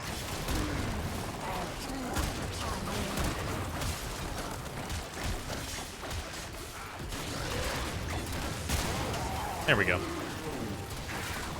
That was relatively painless. They won't be bothering us anymore. Let's get out of here. We got Steel Essence, though, from something.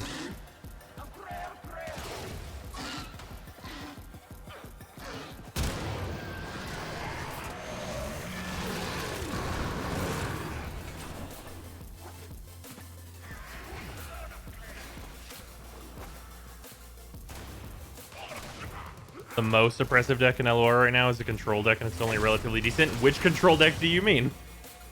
You are a blade. Do you mean Heimervi or Brahma Nivea? To win, the lesson ends.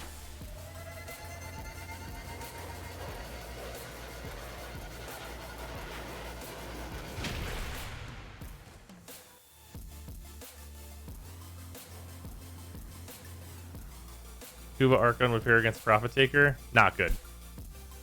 Brahm's good now? Yeah, Brahm is fucking sweet now. That card's incredible. Operator, messages have arrived in your inbox. Alright, Steel Path Saturn completed, and also Stalker's being a bitch. Operator, anything about orders in there?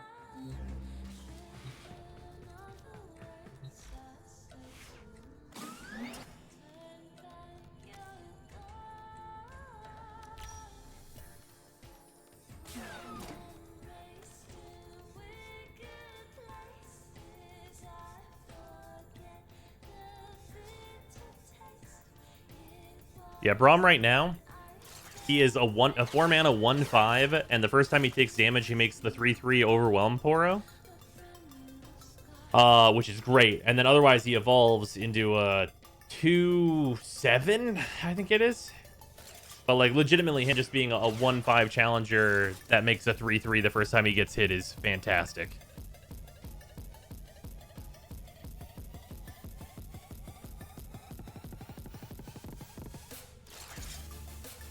I haven't really played since Hecarim nerf, except in expansion or two at the start of the Bilgewater release. Oh yeah, the game's changed significantly since then.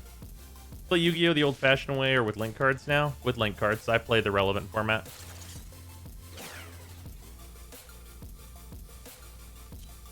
Yu-Gi-Oh's Master Rule recently. Oh, did we lose somebody? Operator, did you hear that? Where'd Nova go? Oh, these missions don't help out if you don't have the node unlocked. What the fuck? Oh, I see. Fair, Nova. Fair. Anyone else would like to join for the Steel Path stuff? Old-fashioned way really doesn't say much. Yeah, but yeah, recently the Yu-Gi-Oh! Master Rules changed. Link arrows now only apply to Pendulum and Link cards.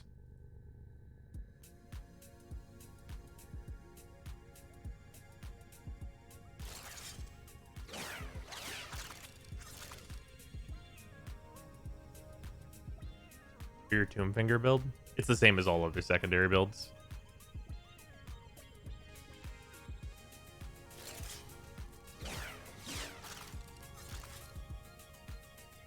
That is also really fun. Yeah, I played some ARAM. That was fun.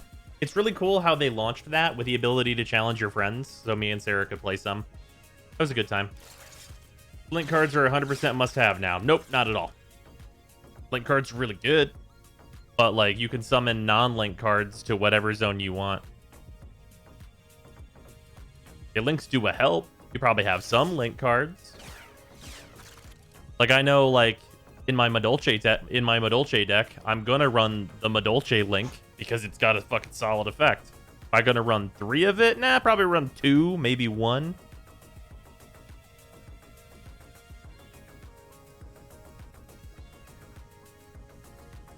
Oh yeah, Yu-Gi-Oh is not super simple. It can be kind of simple, but like if you're playing like tournaments and stuff, it's pretty intricate.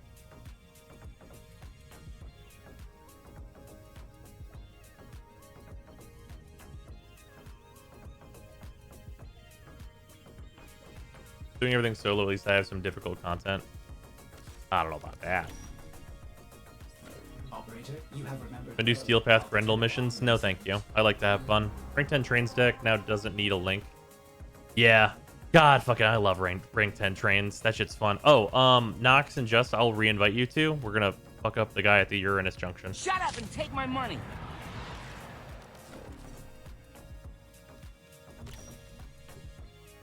Looks locals are on hold right now because I'm itching for some Yu-Gi-Oh! I feel that.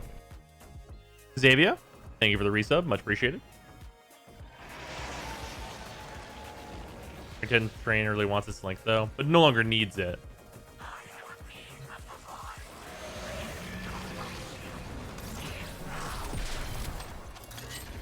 Oh, I wanted to use the big gun. All right, 1 second. Fine. I'll do this the annoying way.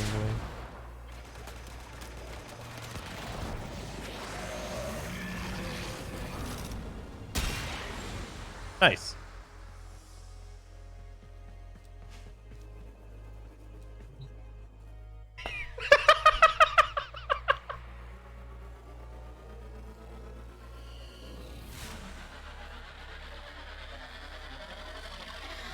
I wanted to use the big meme gun. My OCD's really getting to me. Can we go finish the front half of the solar system next? Sure. Revenant one-shots junction bosses, by the way. Yeah, but that's not fun. I have like a million ways to kill them. I could also just Ash and be like, I've got this stabby stick. I hit 3. Goodbye. But like, come on, use the big gun. Shut up and take my money. All right, let's do Venus. It is bugging me a little bit that we haven't done Mercury and Venus as well. Plus, I like fighting the Jackal. Oop, winning. Thank you for the resub. Much appreciated.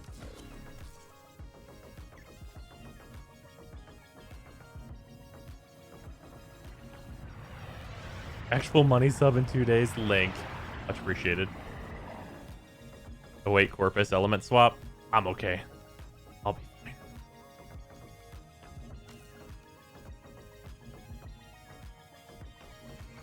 Oop, welcome, base.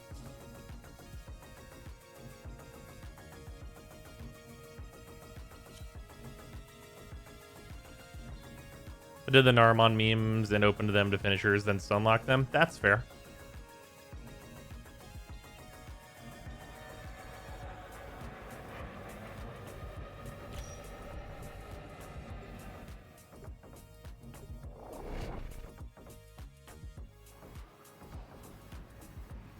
I don't know why Twitch Prime and the share are separate. Neither do I. It's been a while since I played Warframe.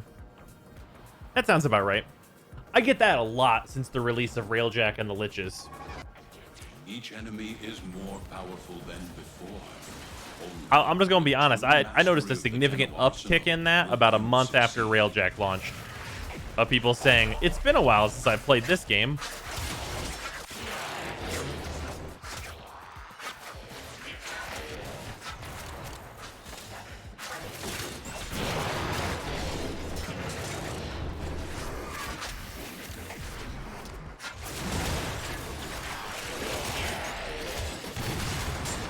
Guilty as charged. Guilty. Yep. It'd be like that. Which, by the way, is totally fine. I'm not shaming anyone for that. I understand.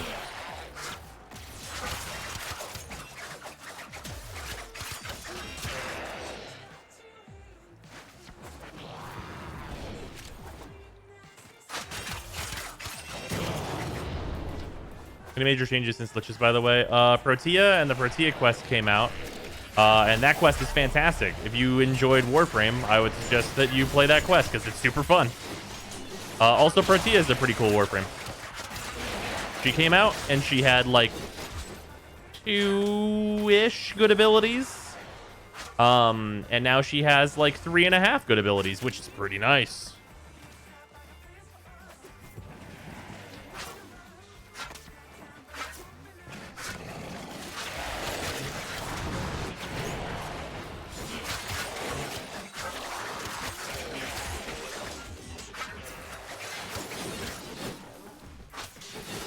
That bleed proc not going through shields. Yeah, that's a change that was made.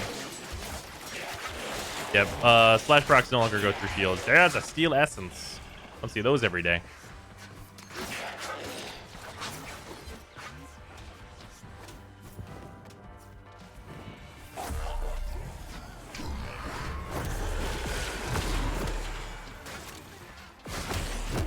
You have broken their ranks and they are on the run.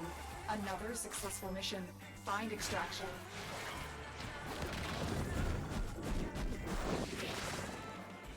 Yeah, they absolutely melt shields anyway. Toxin still goes through shields, though. Yep. Shadow Warrior 3 from Devolver tomorrow? Alright. Shadow Warrior 1 was really cool. Was greater. This is good. 2 seemed odd. I feel like it wasn't really what I wanted. I feel like 2 tried to be way more Borderlands, and like I didn't really need Borderlands. Any speculation for how the game and its development may change in the future under Tencent? I'm hopeful for good things personally. Is it confirmed that Tencent is actually like going to get majority share or whatever? Because if so, I think many things would not change.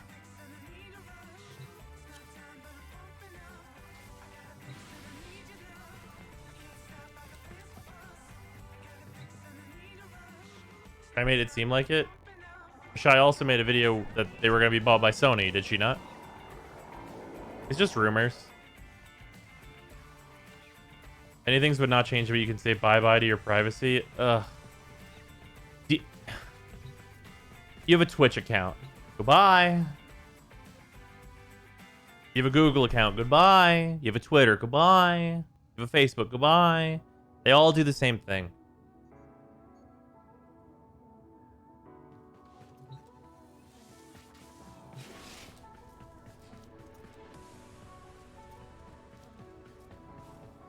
Sony could still buy Leo at this point. I think Sony would be the more interesting one. Honestly.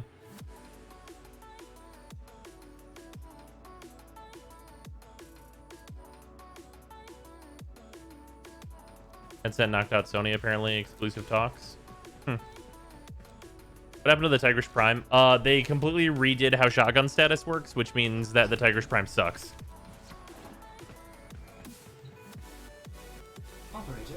Sony would make DE make another game, probably. I absolutely disagree on every possible level. And the reason I disagree on every possible level is because there's absolutely no reason to have devs that have a successful free-to-play game do anything else other than try and make that free-to-play game more popular and more profitable. There is like no like the only way they'd ever have them make another game is if they thought that like they could make Warframe 2 happen and make more money. It would be like very dumb from a business standpoint to like have like take people from the DE team and have them make a different game.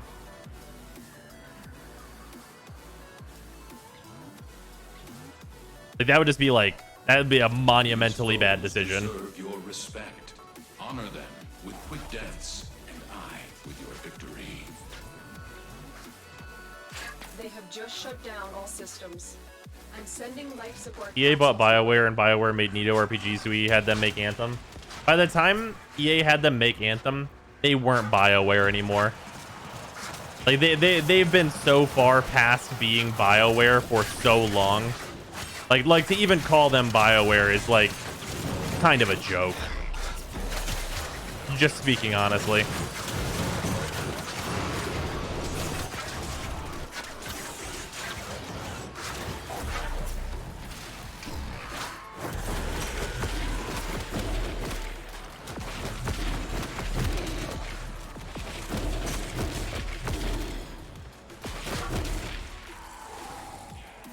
They had a better endgame option for Warframe yet.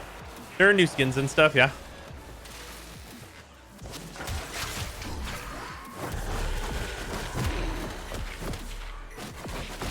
And what we're playing right now is the new hard mode content, but you know, that's also not endgame, and also was not billed as that.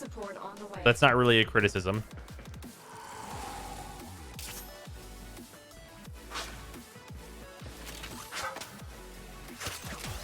It was really weird to see people comment on the video I made about the Steel Path, where they're like, "You just want this to be endgame. Why do all your suggestions just mean you want this to be endgame? D said this wasn't endgame. It's just higher level enemies." And I'm like, would good rewards be fucking endgame? Is that what endgame is? Is it halfway decent rewards? Because I didn't know that. I was completely unaware that getting halfway decent rewards was the endgame. Doesn't appear to be hard. I make everything look easy though.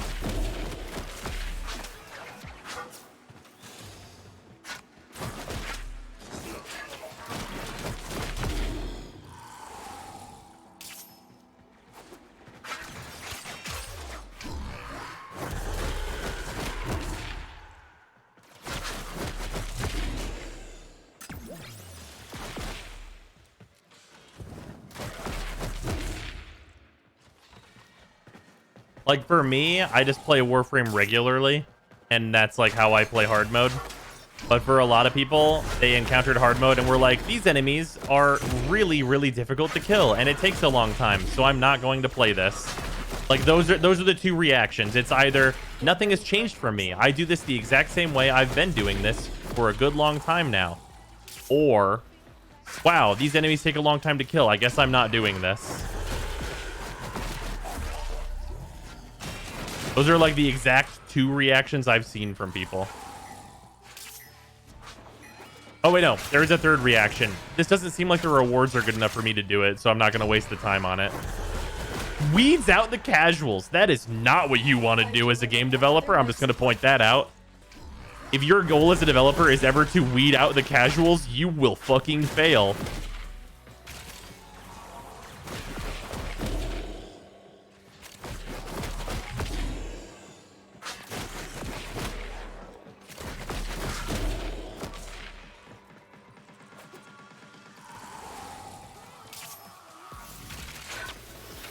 Yeah, Wildstar, really making a big name of it. Did anybody remember fucking Wildstar? That's a resounding no. That's a resounding who?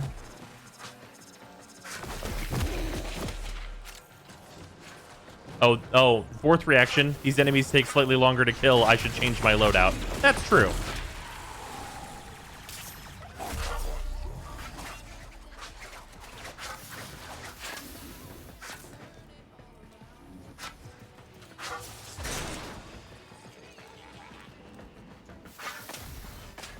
I played Wildstar for a little bit when it came out, and then I was like, this seems like worse Guild Wars 2.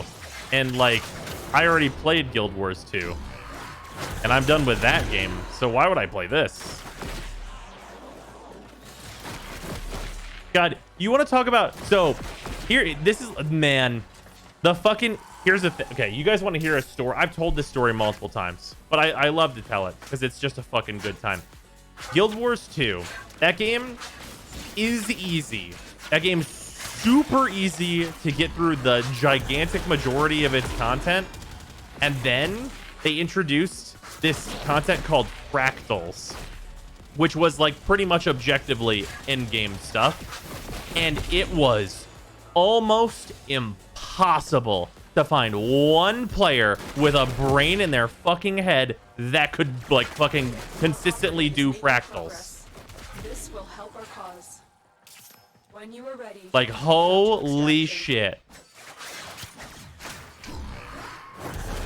Like, it was, oh my god, it was such a pain in the ass. And fractals weren't, I want to make this really clear. Fractals were not hard. They weren't. It was the equivalent of, and also I want to make something like really apparent here. Fractals were difficult on the merit of them not using a classical MMO system for like setting up the game. So like there's not like tank, healer, DPS, but there were. like certain like setups would be better at tanking, healing, or DPSing. So fractals were a setting where you needed to fucking pick. So like if you had an elementalist, you would look at them and go, are you gonna play a healing role? And they'd go, I don't know what you mean. This game doesn't have the holy trinity of classes. And you'd be like, kick from party. Get out. Get out. Leave. Get out. Or you'd get a big fucking warrior and they'd be like, oh, I'm gonna DPS. And you'd be like, leave. Goodbye. Leave. Get out. Kick. Kick. Kick from party. Kick. Like, it was the worst. You conquer the foe, so you conquer yourself.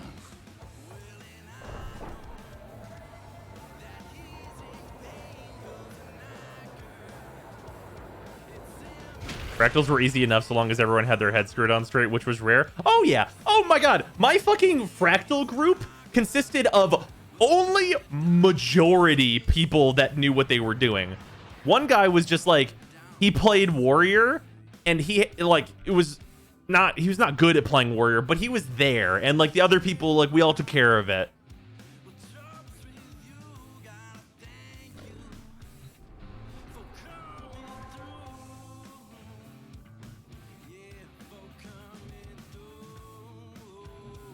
Back in those days, warriors were broken as fuck, could out DPS thieves and mesmers combined. Oh yeah, no, it was an example because it doesn't make a whole lot of sense for a warrior to not tank to people that don't know that. I'm aware of that.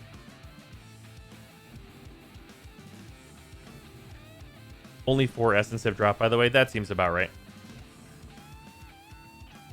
Cleansing, NGs, and thieves are a thing. Did engineers finally get buffed? Last time I played, they were pretty trash.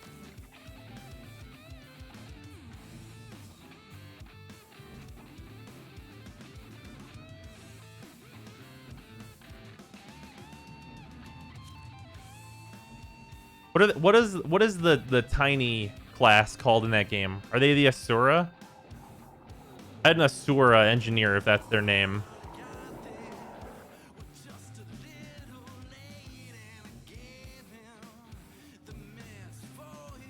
Yeah, race, not class. Sorry.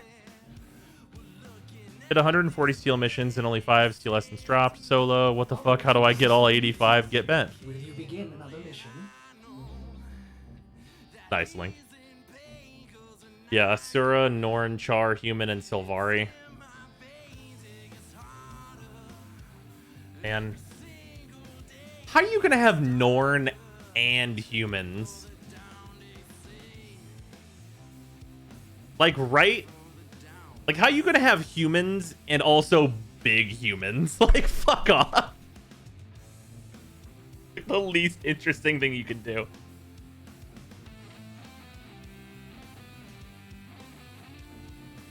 Yeah, humans. And humans too.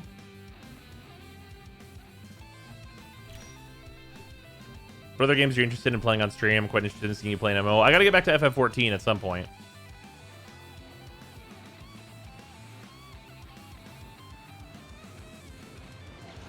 Yeah, Imperials and the fucking Nords. These are worthy foes. Underestimate them at your peril. Let's be like really fair though to the entire Elder Scrolls series. There are only actually like 4 races in that game.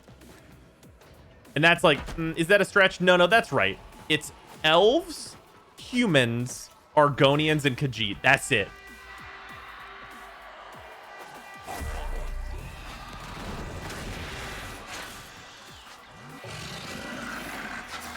Like, just because you made big elf and small elf does not really mean that they're, like, actually really different. Oh, you know what? Orcs. You know what? That's fair. I forgot about orcs. That's 5. Orcs are going to count. We can take orcs and count them as a different thing. Orcs are elves, too. Ah!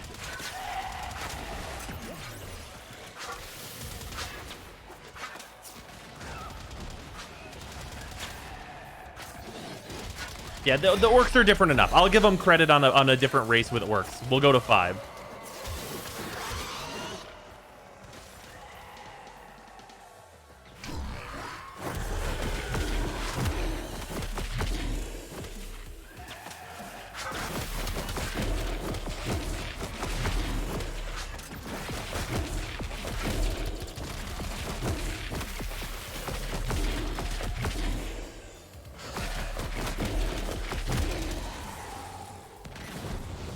And there are Daedra too. Daedra, no. I mean, it's like player races.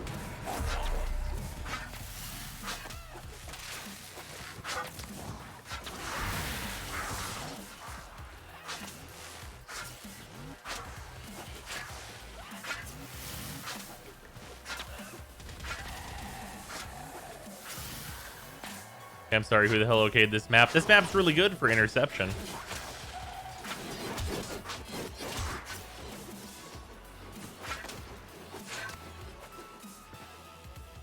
Also, some Khajiit look identical to elves or humans. Weird lunar cycle form thing. I don't even want to know. This is absurdly large for defense. You're right, because the optimal size for defense stops right here. Like, this is the center of the map.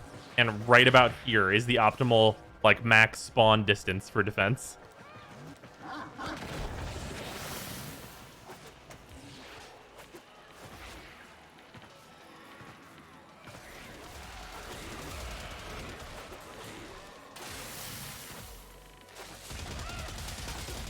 Roseheim are modded as fuck Oblivion streams happening in the future? Potentially. I would have to decide on, like, a mod pack. Or like a set of things to use.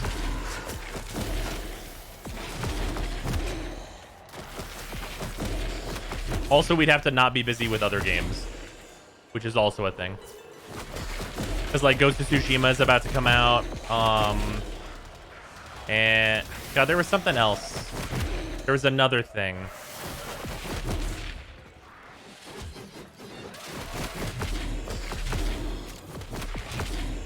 Had significant issues getting Oblivion to run on Windows 10. For real? We're gonna go full meme with the mods. I don't know. Horizon on PC. We already played through all of Horizon, and as much as that game is extremely good, I don't think we'd do it again. Assassin's Creed Valhalla. How soon is Assassin's Creed Valhalla? When is Watch Dogs 3? That's what I want to know. That looks so interesting the last time they showed it. Like, legitimately, Watch Dogs 2 is like $10 right now, and I never played through that game, and like, I kind of wanna.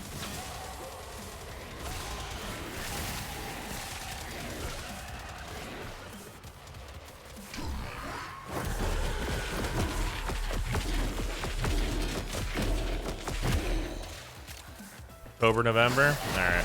Hopefully it's great. I want that game to be good. Watch Dogs 2 is free right now? Where?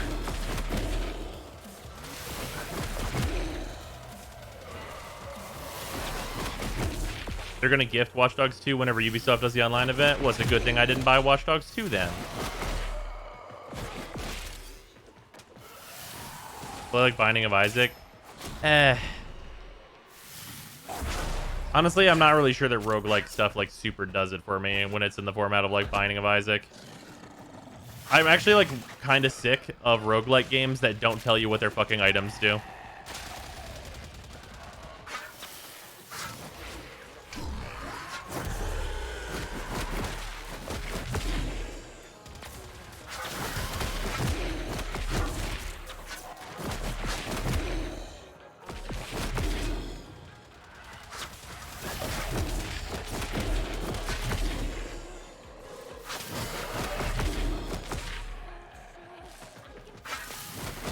We could play a little Risk of Rain too. I could see that.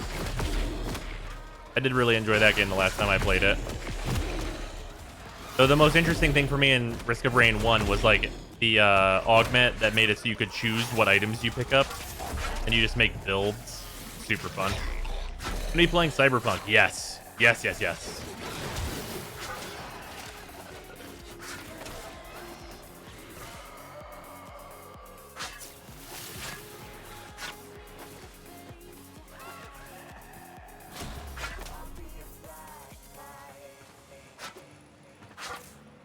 Yeah, just we're not doing that. I made another sequel to Super Hot. Oh, right, that's what it was. Yeah, we're playing that. There's like a big DLC expansion that's coming out for Super Hot, and it's free for all the people that bought the game. So, like, fuck. I want to play more Super Hot.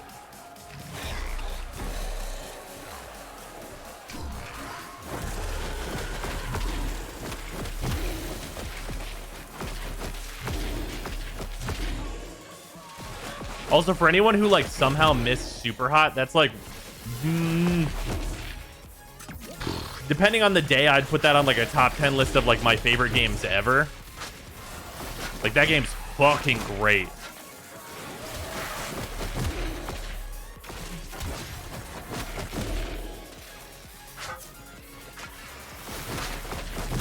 Is it the most innovative shooter you've ever played? Definitely the most innovative shooter I've played in years.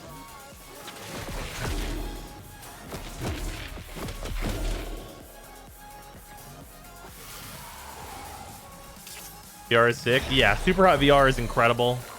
Super Hot VR is like the best argument for VR I've experienced. Blade, you exist to strike. With the runner-up being Robo Recall.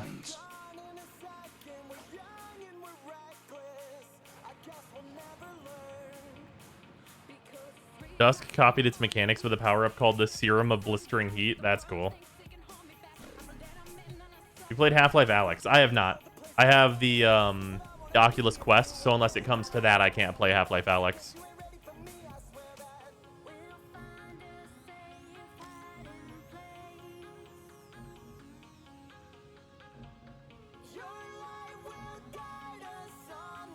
You can, though, on Quest. If I hook it up to a PC, but I don't have like PC plus space. I have space or PC, not both.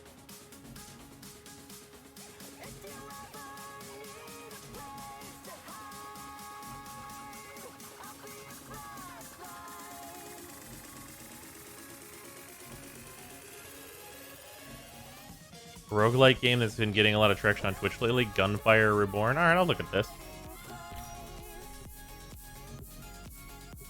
What you do. This looks like Dungeon Defenders. It looks kind of cool.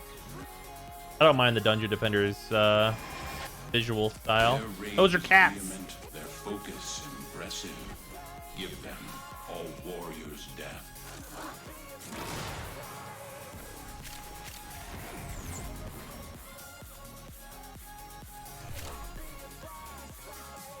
Gunfire Reborn is like a first-person shooter roguelike. Apparently, it feels a bit samey over a while. The curse of roguelikes. Yeah, there's always the risk. The best shooter I've played in a long time is Doom Eternal. Absolutely 10 out of 10 for me. I think I like Doom 2016 more than Eternal, and I definitely like Super Hot more than both. Super Hot is like the next level shit for me. Like, I love myself some Doom. Doom 2016 and Doom Eternal are both very good. But like, Super Hot is that crazy shit.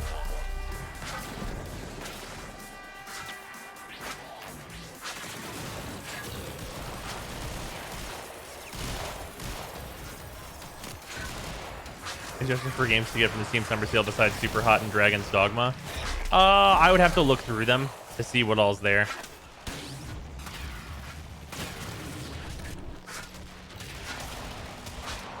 Ninja Cat and Rottweiler with dreads are the two characters playable in Gunfire. Alright, fair enough.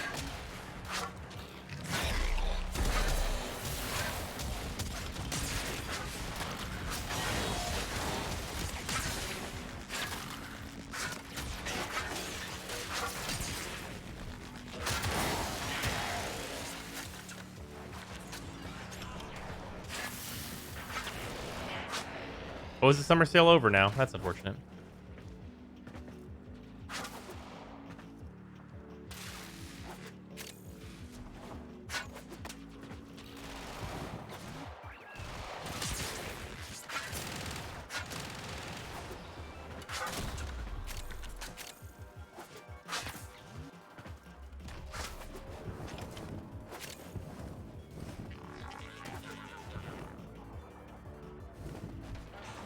Like walking simulators, Firewatch is a very good one. Like I play with Gunfire Reborn is that they don't seem to be updating often. Oh yeah, that can be rough. Especially for roguelikes around now. People are really used to stuff like Dead Cells in that regard, I feel.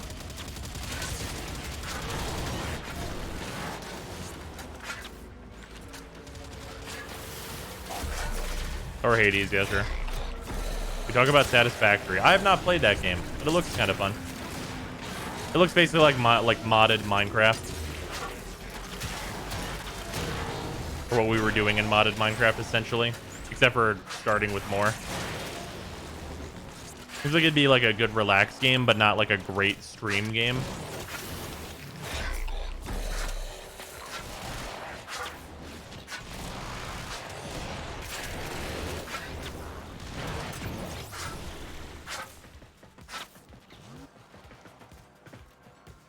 You heard about Deadly Premonition 2?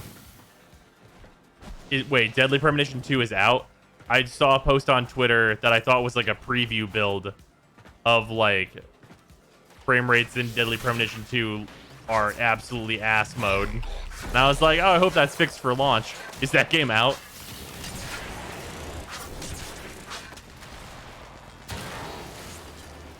No, that's the full release? Yike. Although, honestly, from Deadly Premonition, I would kind of expect the developer intent to be like 13 frames per second. Like, legit, like the developer of that game would just look at somebody and be like, this level's unlucky. That's why it runs at 13 frames per second.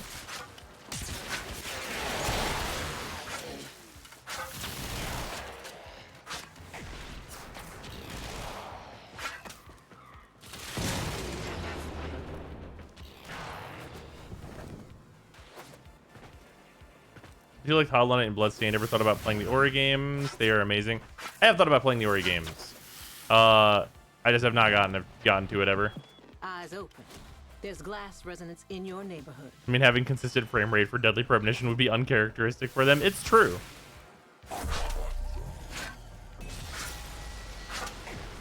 There's also a reoccurring bug where you'll be locked out from interacting with anything. Oh, good. My favorite. It's my favorite thing to be locked out of everything.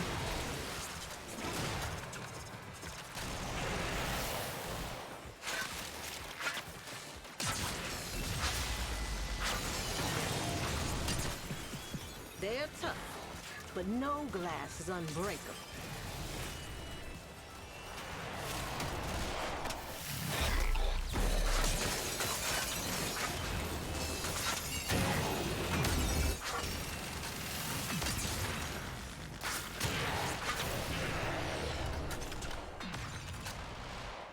New Bloodstained game came out today. Curse of the Moon 2, another Pixel one by Inti Creates. Yeah. The Pixel ones, for whatever reason, don't super interest me. I wish they did, but like they don't do a lot for me.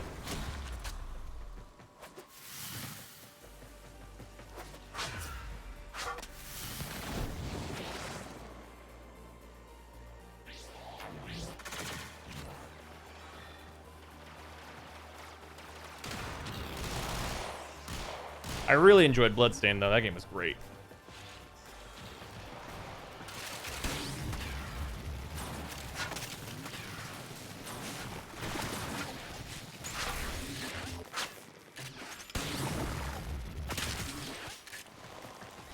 The bread is still on sale. The fucking dream.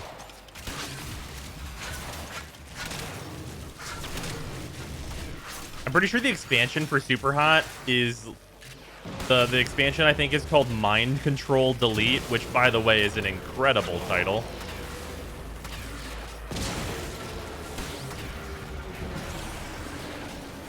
You played Terraria? Yeah. Never really got into it. What gun is that? This is the Phage.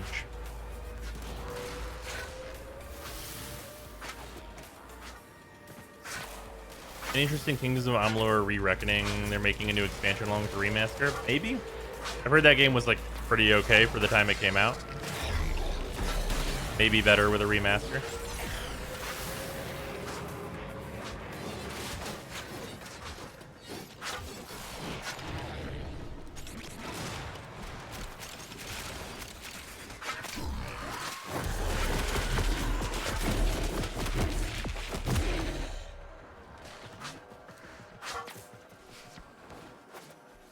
Extraction is ready.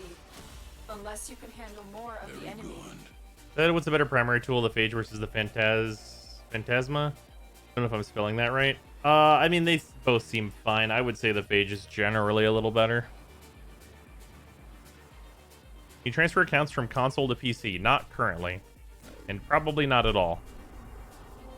What do you think could make TennoCon really good this year if they announced it? I don't think announcing anything is really going to be what's going to make TennoCon good. I think it's like probably correct for DE to say what they said, which is that they're going to release something at TennoCon. But as per what they need to release, it's pretty tough.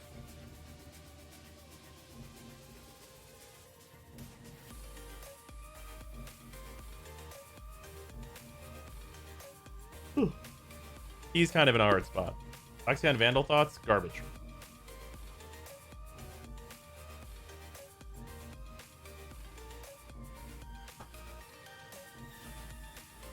Best case scenario for the Galaxian Vandal is that it's like kind of okay. Gonna make a video on what's good to bring Warframe / weapon for Steel Path. Yeah, I did that. That exists. That is in my impressions and builds video.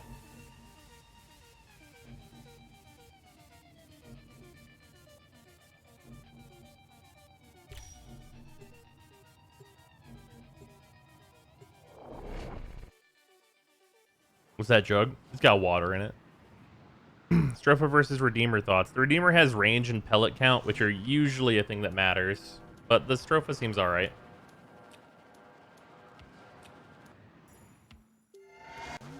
These foes deserve your respect. Honor them with If you get my Phage nerfed, I'm going to throw my shoe at you. I don't know what to do. Phage, why would you use Here It Comes?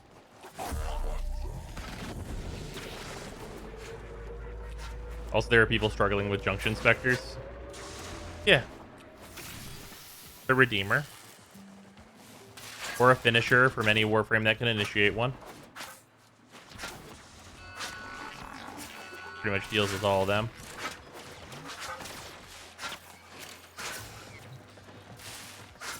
We can't leave without rescuing the prisoner. Keep searching.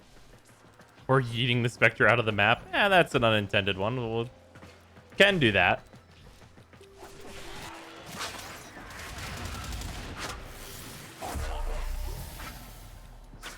Remember, the Phage was a bad weapon. What changed? Status. It does like a quadrillion status procs now. It also has corrosive viral heat, which is turns out it's pretty good.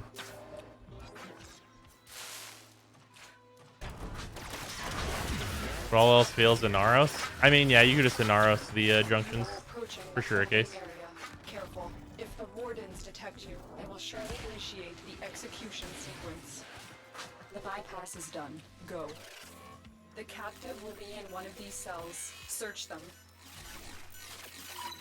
I thought I was gonna die in there. Thank you. Prisoner located. We need to get them back to Yeah, status go up. peace. Find your way to the exits. First Inaros. Because you can do finishers. Yeah. True. Is Octavia good in the Steel Path? Yeah. I mean, Octavia is good at everything, so like, yes. I can't really think of a thing Octavia's bad at. Her kit kind of contains everything. The Ribbon Disco on the Phage, I think it's like 4. In terms of dots, obviously.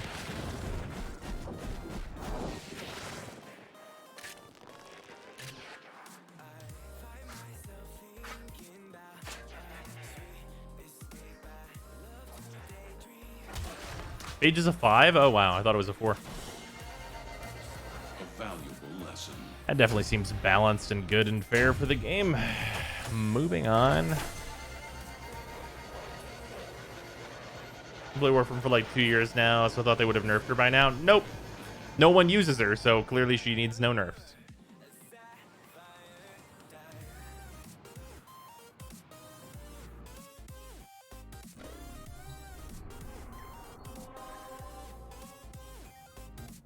As long as they make a really OP Warframe that no one uses, there's no need to change them.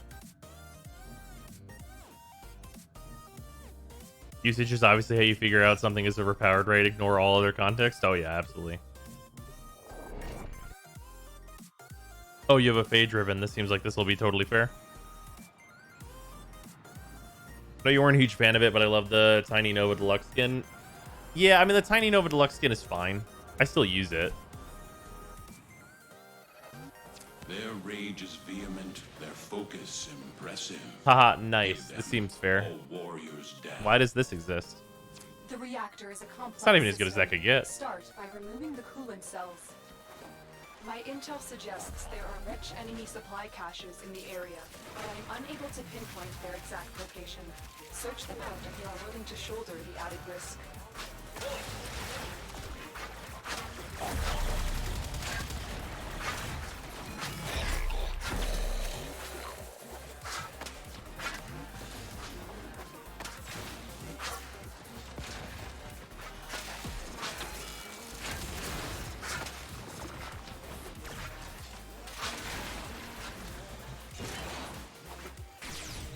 The reactor is going into stasis.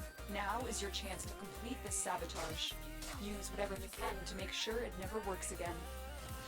Security has locked down the coolant cells. We have no choice but to destroy them. Coolant cell has been extracted. I love how you have to put this into the wrong side. Fuel cell reinserted. When the reactor is restarted, It's so this will dumb. trigger a meltdown. Destroy the fuel injectors. Maybe needs buffs or usage stats show she's clearly underpowered. Get to extraction immediately. You know what? You're right. Why not? Beware, Tenno. This ship is experiencing reduced gravity and magnetic anomalies.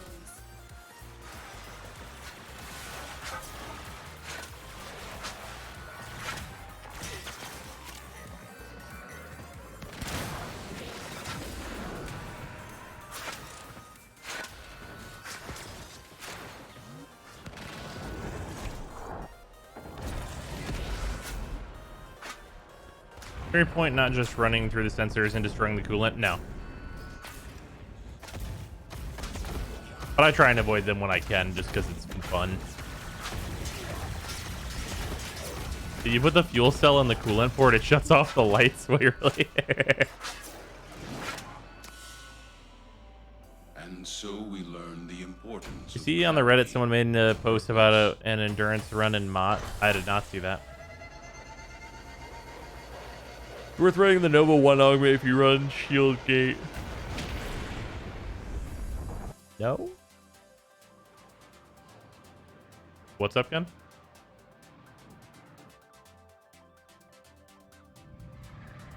Oh, answering the fuel cell thing. Let's go. Hey, what up, Freezer? How you doing? I got Did back Mott from Steel work Path for and 5 I'm hours. sweating.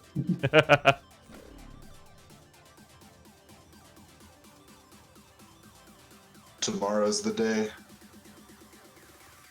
Is it the big day? The big PC day? Big PC building day. That's good shit. It's unfortunate that there's electricity on this. We're gonna take this monstrosity apart.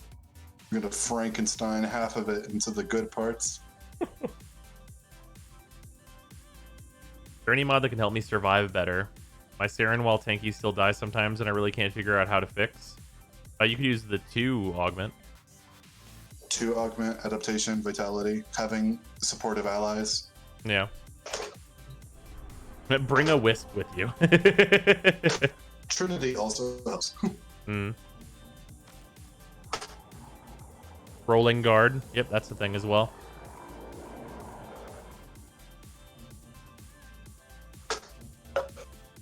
Did you add an aura former to your Korra in order to fit the aura that must not be named? Yes. Also, welcome, Eric. Can you please show the Desert Wind build? I can't find Baruch on your channel. Oh, it's in the most recent Steel Path Impressions video. I'll show it after this mission if I remember, though. Rolling guard fucking carried me through Steel Path with him. That seems correct. A great spot for it. Master, the canvas of war. Wisp is the best thing from 2019. I'm trying to think what else was 2019 on my rival.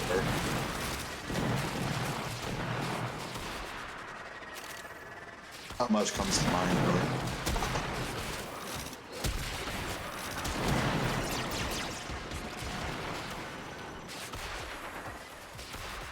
Eliminate all Corpus threats. Also, we figured out a hilarious way to kill the specters that are in the junctions. You fucking go in as Rhino and whip out the Velocitus and then just fucking headshot them while they're stunned from lockdown. Is it necessary? Absolutely not, but it is really funny. My go-to, what I've been doing is I go as Nyx.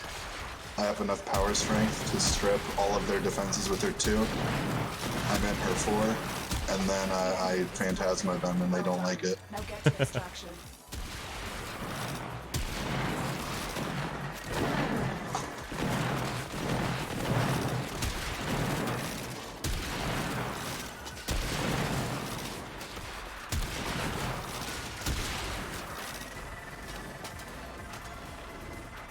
Ray, punch through.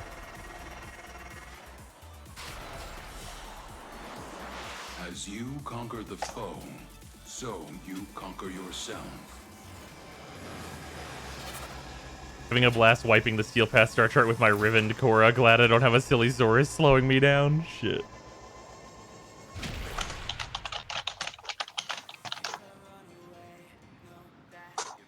And it basically one-shots them single button press. So you just finisher them. I mean, that's like most melee weapons.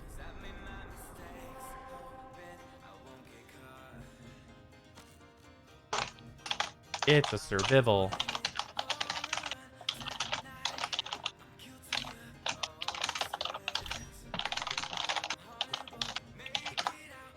I have high hopes for the next frame coming whenever.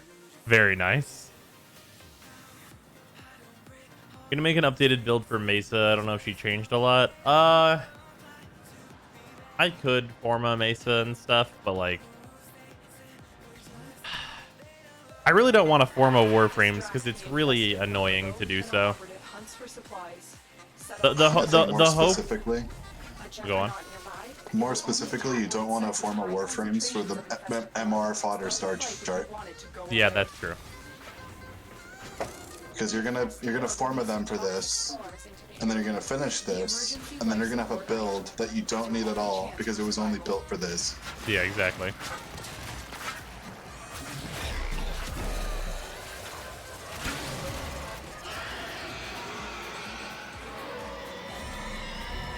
It's the Juggernaut, bitch. Best slash melee weapon, Reaper Prime.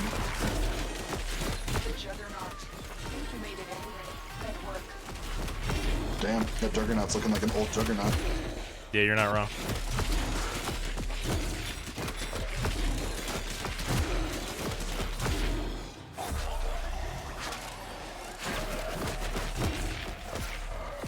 S/ melee weapon. That's tough, because the Reaper Prime and the Cronin Prime are both slash. It's one of those, probably. Sure, let me make it more difficult. The Nakama is also slash. Ah, shit, yeah, you're right. I'd say the Reaper. Yeah, it's pretty tough.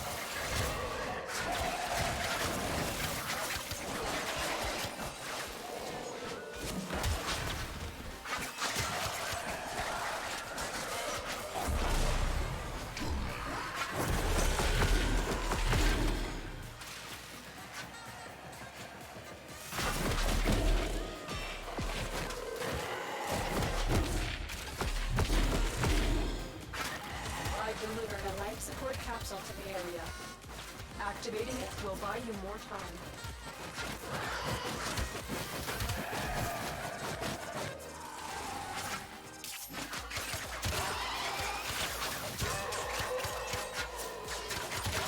You know what I'm kind of sad for? What was that? We didn't get a melee weapon back when DE named things shit like the Snipetron. We didn't get a melee weapon that's just like a big fucking sword named the Slashinator. Son of a bitch. The fucking Slashinator. Foot. I love to hit things hard.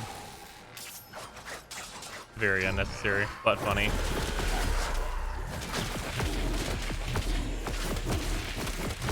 Are the Cetus melee weapons still good? The machete and anything else that can make use of the energy generating Exodia are pretty solid. Yep. Other than that, though, it's kind of like whatever. Sadly, the sides from there don't have great reach. Otherwise, they'd be pretty sweet. We can rename weapons. That doesn't count. Yeah, renaming weapons for sure does not count. Especially not for good memes. Like, just because you can rename the Prova Vandal into the Penetrator doesn't mean it's a weapon called the Penetrator. Right, exactly. Additional life support has arrived. It doesn't hit the same.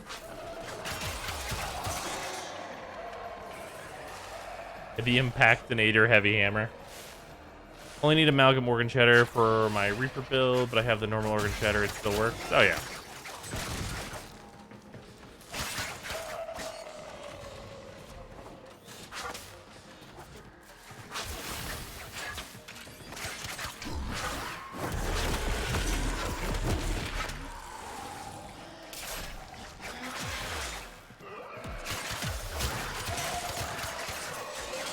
Melee. God, this is a fucking stat stick, and it still kills these infested. I mean, infested are weak to slash. Yeah. Like, all factions are weak to slash, but infested are weak to slash. Yeah.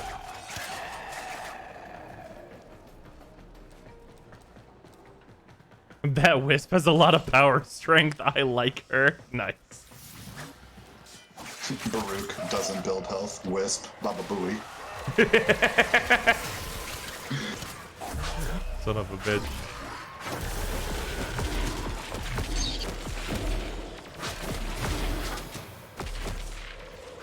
I choose not to run Vitality on this Warframe. Wisp, no, you do.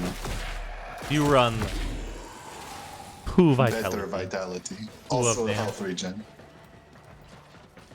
Who are you, Nidus? I let you run 1.4x Vitality. Also, 8 times Vitality. What the hell is the name of the... Is it Physique? No, Physique's flat health. What's the name of the fucking health regen aura? Rejuvenation. Rejuvenation, yeah. I give you 10 times Rejuvenation. It really is fucking stupid that it's actually like 10 times Rejuvenation. The good work. When you are ready, go to extraction. They need to remake Fear? You mean they need to remake exactly Fear 1 and then stop?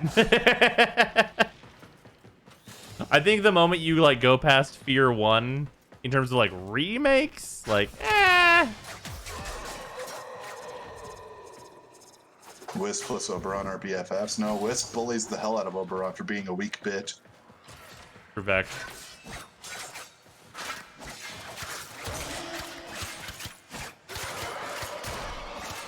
You ever play Oberon and realize that he is dedicating 2 abilities to do worse what Wisp does with 1/3 of one of her 1 abilities? Yeah, that's true fact.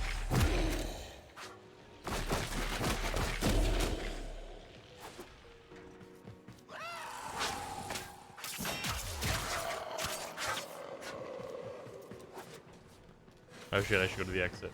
Whoop.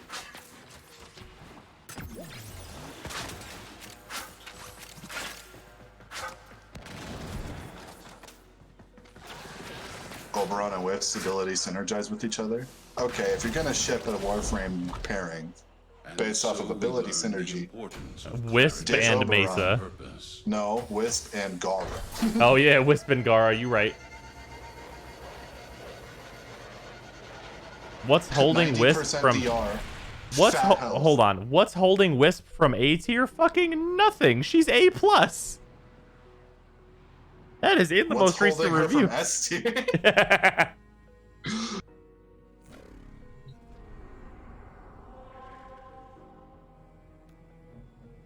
Like, legit, Wisp and Octavia have the 2 halves of S tier right now. Wisp has the play rate, Octavia has the power. That's a... Yeah, well... I mean, I would say Inaros has the play rate. That too.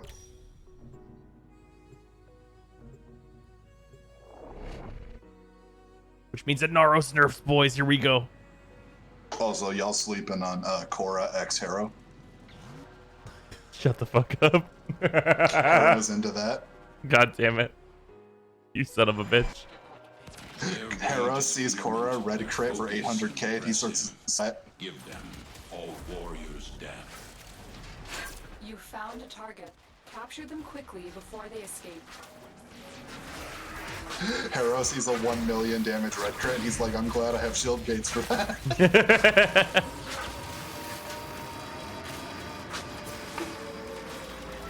Excellent work. Naros is S tier, Brozyme? No, he is absolutely not. Is done here, Tenno. Corpus walkers are heading to your location.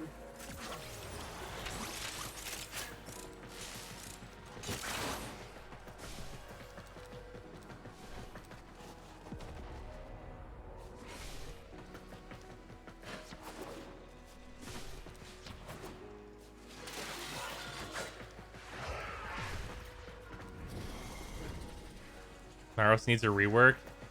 There was actually a really good post that I saw on the Reddit about reworking Inaros to like do what he does now, but also be good at other things. And I was like, you know, this is actually really well thought out. I like this. I find it tough because Inaros has good abilities. He's just outgrown the need for them. Well, yeah. What rate would you give Baruch? Any frame, no matter how good your abilities are, doesn't really matter when you're just fucking inert health. Yeah. What rate would you give Baruch if they removed the meter and allowed good mods on exalted weapons? That's instantaneously A+. That is an immediate A+. If they fixed exalted weapons and Baruch didn't have to fuck about with his meter, that's the immediate A+.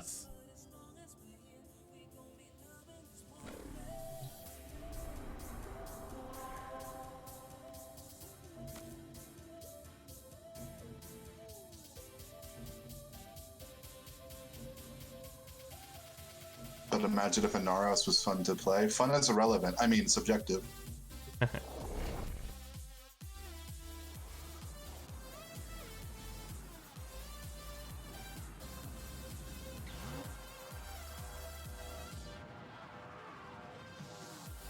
Yeah, that's like with this whole star chart, right? Here's the thing. Your respect. This star chart, with quick deaths. I legitimately think that like what they've done is they've added 100 levels and they've added a boost to the EHP of all these enemies in addition to that 100 levels, right? However, like playing Warframe is a good time. So like if the rewards here were really good, I'd be like, yeah, Steel Path is great. I'm here for that. This will take a moment. But like that's the thing, right? Is that in Warframe you kind of have to have the full package. It doesn't like it being fun is cool and all, but like it also has to be like worth your time because there's lots of fun video games.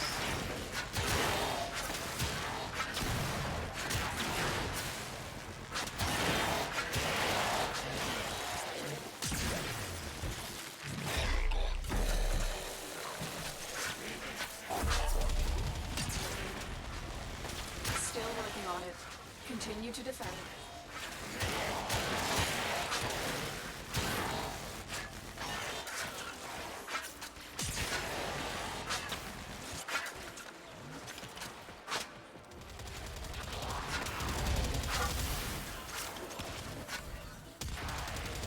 Someone told me Exalteds are good because Baruch and Valkyr have 50% crit, which is higher than the other melee. Oh, that sweet summer child. They get 50% crit because they can't use Blood Rush. Yeah. Even then, they should have it. Right? Like, it's a fucking Exalted weapon, especially in Baruch's case. Get to a terminal and prepare for Because Baruch has like a fucking highly limited for most content. Like, do you know how, like, okay, so there's a thing that comes up really often, which is like this really good build is ruining this low level content for new players. Baruch is never in danger of doing that. He is in low level content where like the spawns are super low and shit. He cannot stay in his 4 for any amount of time. Baruch needs like a horde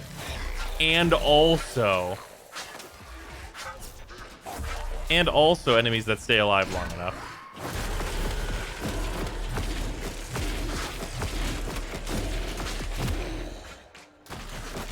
So what you're saying is Baruch is the modern worse Nidus, kinda?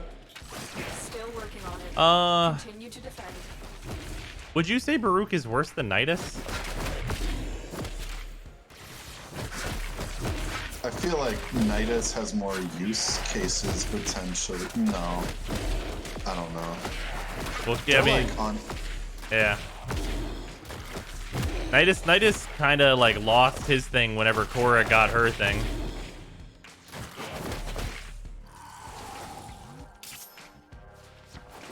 I feel like Nidus became less impressive when our goalposts moved. I agree. I fully agree with that. Because our goalposts of what is good or what is like a good Warframe and like what is passable and shit like that has moved more and more into what I kind of feel is the absurd. Yeah. Location reached. That's absolutely fair. Well, it's because, like, what can Xcal do? Xcal can do, like, a lot of DPS, and he can survive well enough, but it's like, regular melee weapons.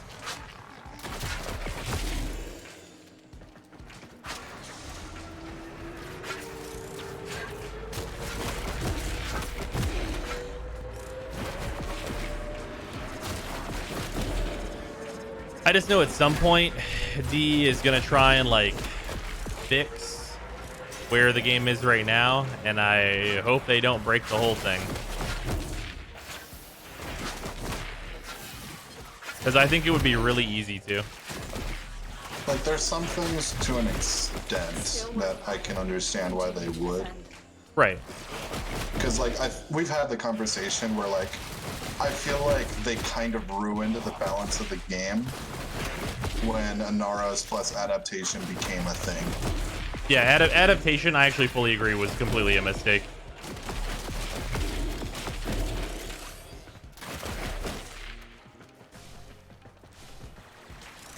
Because prior to adaptation, as Anaros, you could expect that every once in a while you were going to have to throw your one, but with adaptation, you're like, ha ha ha ha ha.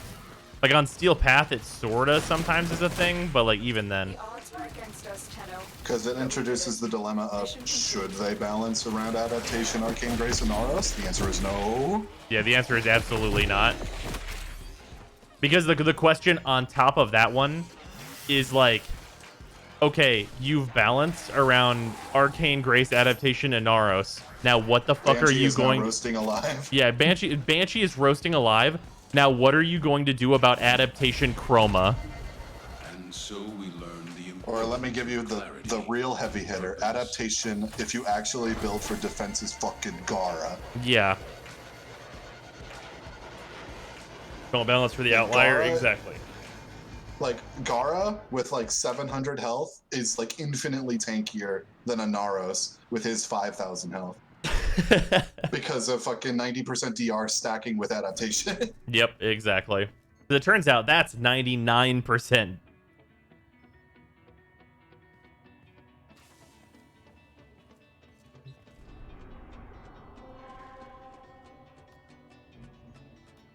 Just multiply your health value by 100 and then take armor into account. Baruch too, but what if Baruch had Garas too as well?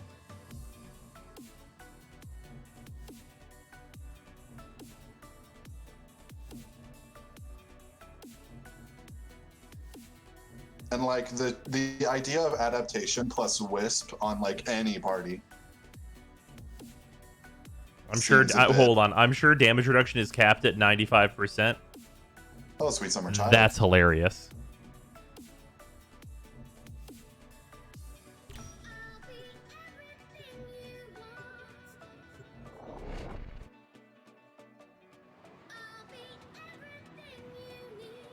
You can't get 99% DR from a single source anymore. Yeah. Single sources don't give that. But if you start stacking shit. Yeah. Your weapons make music. I'm pretty sure you can still make it so that enemy damage rounds down to 0.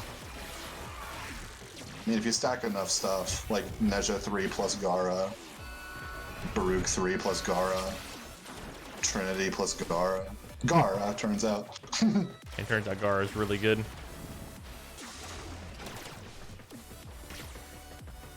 And then just in case you thought that they were going to get through your health, you just throw a wisp on that, and then any damage, any minuscule damage they do just instantly gets regen. Yep.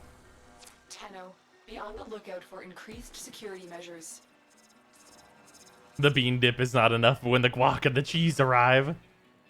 Or if you want to be really fucking cheesy, you don't even technically need wisp. If you have like a Protea or a mag or something, or a Volt giving you overshields plus all that DR. Yeah. Then you have that DR plus shield gate. And also, Protea gives you the regenning. Yep. Wonder if I can just do the thing on this vault. Alarms. Data destruction is imminent. You need to hurry. Answer was yes. Integrity verified. Retrieval was successful. I was like, I wonder if anything will close fast enough. Anything about the broken frame? Nope, nothing important. Thanks, found it. I'm using PS4 to remove Prime Fury Berserker to reduce the speed. That's a lot on the hands using the R2 setup. That's fair. Oh yeah, today was Dev's dream, wasn't it? We don't have those anymore. Alright. Alarms have been triggered. You need to retrieve that data before the data Forgot destruction about is that. complete. Yep. Heavy robotic signature detected. Lock and load. Did Barrow show You up? got it. Or is that still just bi-weekly? I think Barrow is tomorrow, and then he's going to be here for a week for the TennoCon Barrow. Because TennoCon Barrow is still happening at the, oh, is this the elimination thing now? I think I was building this up. Oh yeah, I can get split flights. That's true fact. I did get the TennoCon pass, so technically I'm no longer a free-to-play player. Huh. Nice. Honestly, the current TennoCon armor is actually really nice. So in terms of like, I still have never purchased to Platinum directly. Right. Adding this to my data under any consequences. Oh, Suda, please spawn these Eximus in. Maybe they'll drop some fucking shit for me.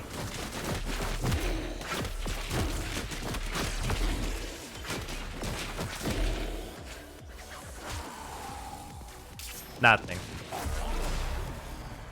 All vaults had alarms triggered, so now it's exterminate. Yeah, I forgot about that being the rule. Oh well. Is an adaptation damage resistance and not damage reduction? What do you think those things are?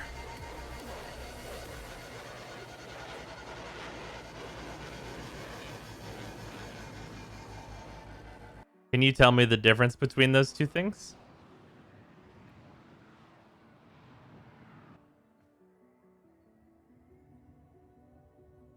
We say taking the Railjack back and using Arcwing instead. Good for starting out solo Railjack. Honestly, at the very beginning of Railjack, you're totally fine just to fly it around and shoot stuff.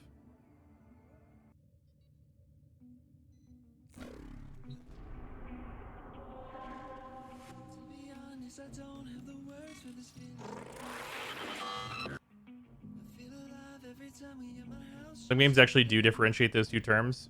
Yes, that's true. In Path of Exile, there is a difference between increased damage and more damage.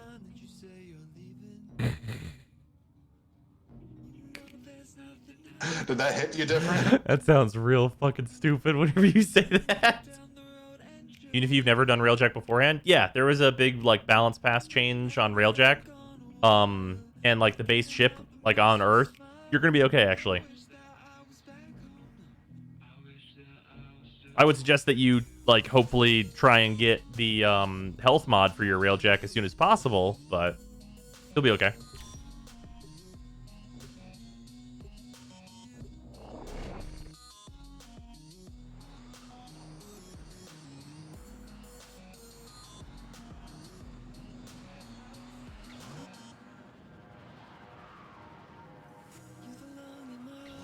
Farouk called. He wants to go back to his girlfriend in the shed, Mrs. Lawnmower. Damn it. To exert power and authority, the Corpus have continued to refine their most lethal security proxy, the Jackal. Determine its location aboard this vessel. Is it sad that I'm bringing Baruch to this just because I want to know if Baruch's 4 can hit the Jackal's leg? Also, I keep rolling through those even though I can't be knocked down.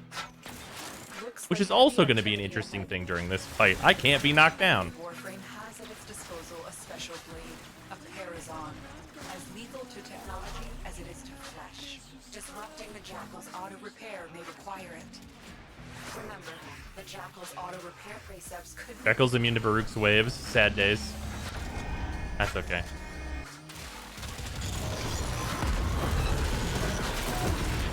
Just return to the pure boy, return your ticket. Nah, I'm good.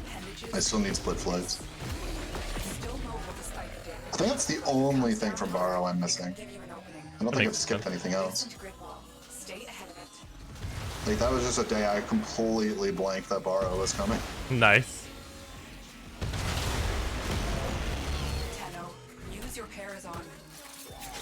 You still need to get the 2 of the faction damage mods, I think, right? Yeah, I need 2 of the smite mods.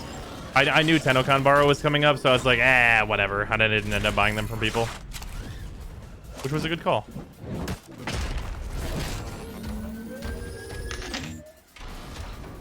Can you build meter by sitting in the damage walls? Yeah, you might be right about that. Can my 1 avoid this? I actually am curious.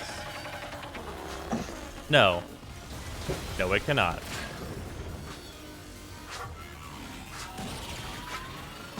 Watch your angles, Tenno. You're running out of cover.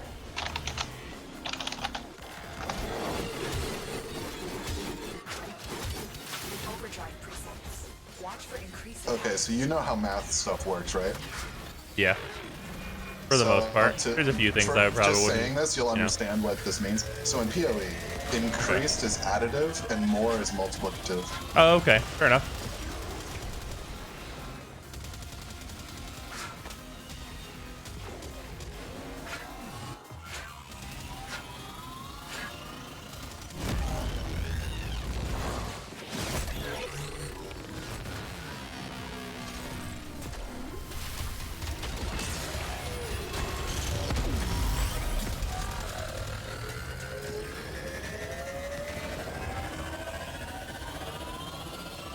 How you doing? Hanging out.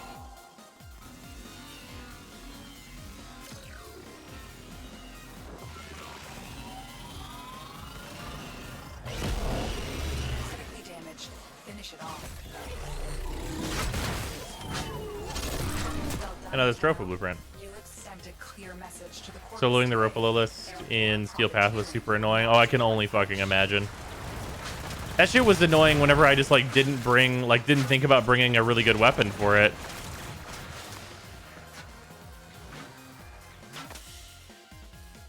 Your will was greater. This is good. That is time to deal with Vahak. I stood in front of him with a Redeemer. He opened his face. I shot him with the Redeemer. He closed his face. Then I waited until he did it again. Why did they make Jackal's fight way longer? Because it's way cooler this way. And it's a much better introductory boss, I think. Although it's maybe a big difficulty spike for new players.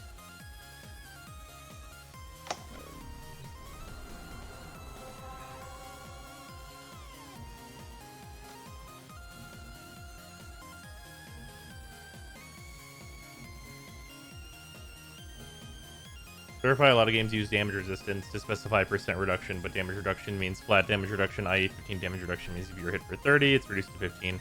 Hit for 45, you're hit for 30, etc. Yeah.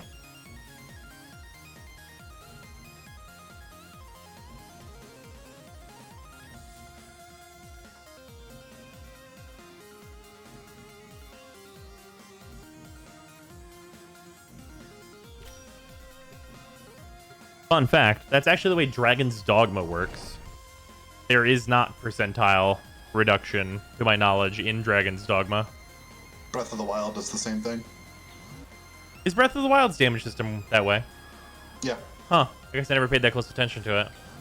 Yeah, so Joseph Anderson goes into it when he compares Breath of the Wild to Dragon's Dogma. Okay. Where every unit of damage is a quarter of a heart.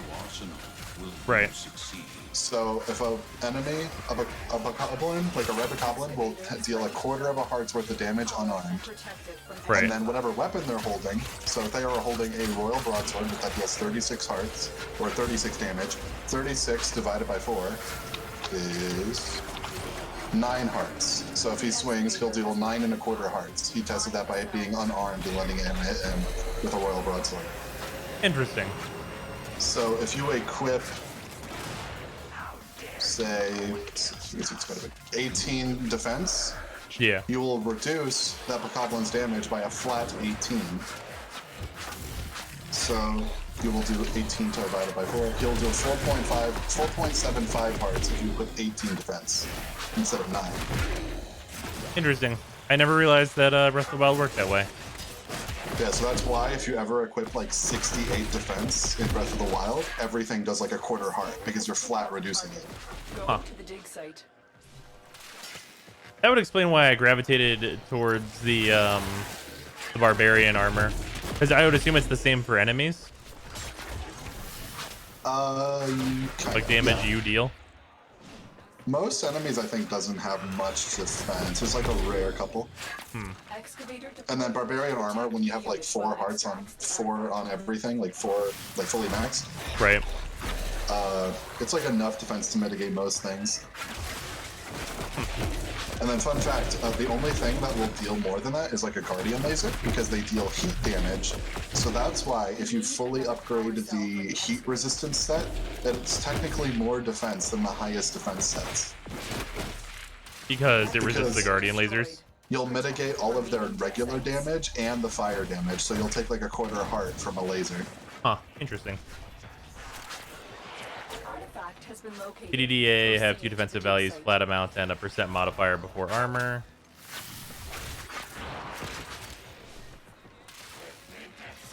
Oh, you're right. I fucking forgot. The % modifier just never matters. Look what we just uncovered. On what? In Dragon's Dogma, the % modifier is just like pretty much completely and totally irrelevant. Excavator deployed. Protect the unit while it extracts. But there is one. There's actually another game that came out that did like the same thing Dogma and Breath of the Wild did in terms of like flat numbered base gear. And that is God of War, the new one. Oh, interesting. Yeah, God of War on the PS4. God of 4. Also did that type of number-based gear checking. Yeah. Also, I was the Breath of the Wild comparison in that video that you sent me? Dragon's Dogma was first, and then he brings up the Dragon's Dogma video in his Breath of the Wild video. Oh, okay. Okay. I was gonna say I didn't remember the Breath of the Wild stuff being discussed. Yeah, because I watched that video and like I somewhat agree with him, but I feel like he didn't get like some of the point of why that stuff was used, and like the interesting things that does for like builds. But you can see like he wasn't going all into shit on it because he was like going back and forth between loving it and hating it. Right. Which like for me, like the thing that I was like getting from that was that he was loving it whenever he was able to kill enemies and not loving it whenever he was not able to kill enemies. Because like legit, like one of the first things Dragon's Dogma does to you is give you a quest to go kill some bandits that have better gear than you. And it is nigh on impossible to kill those fucking bandits. He had an issue when you couldn't kill an enemy through gear. Well, when you couldn't kill an enemy through skill, like he has the skill to kill an enemy. He brings this up in the Breath of the Wild video as well, where he has the skill as a player to kill this monster, but he doesn't have the gear to kill it. Yeah. So his problem was, you know how in Breath of the Wild, if you go straight down from the Great Plateau, you can run into a Lynel super early on? Oh, yeah. He did that. Right. So he eventually learned how to defeat the Lynel, but his weapons were not good enough to deal enough damage to kill it. Before they all break, right? Yeah. Right. So he's like, I, as a player, am able to kill this monster, but Link is not. Right. But I mean, like, the thing with that is it's like functionally the same, as like literally just being too low of a level. Will you succeed? Yeah, and that's like, I feel like that's like his comparison because he loves him some Dark Souls and he loves him some Bloodborne. Right. And he was expecting being able to like go in and be able to muscle through things he really shouldn't be able to. Right, like Soul level like, 1 because it's do a the hard run. gear-based system. Right. He needs like X amount of gear to be able to do a thing. Yeah. So here like this is the part where I disagree with like his view on it is like there's a value to designing a game in a way where the gear matters in more of a way than things are faster. Right?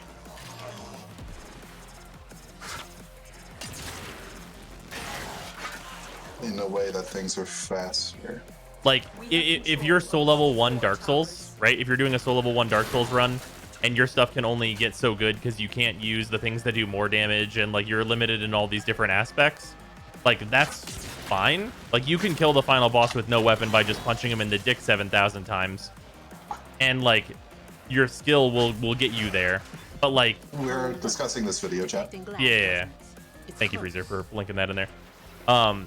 But I think there's value in a game not letting you just punch the final boss in the dick 7,000 times and being like, no, you need like a decent weapon to fight this enemy.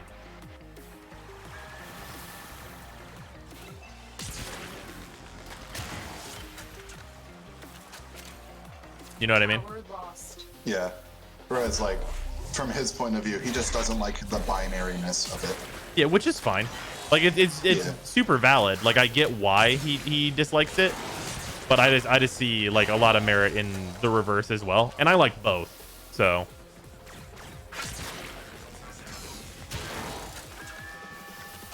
Yeah, for Dragon's Dogma specifically, I feel like the gear means considerably more. And it does literally mean considerably more in the game.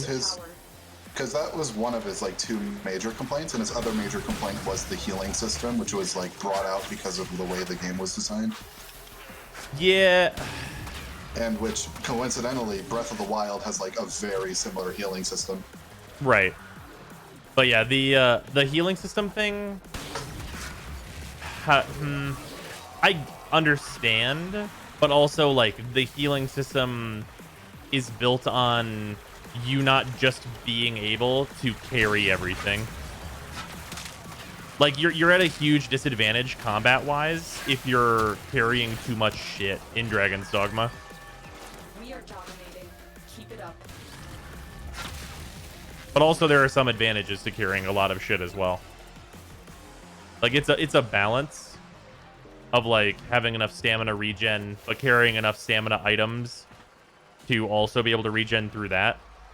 And then also like having enough healing items, but not carrying so many healing items that you get into like different weight classes and stuff.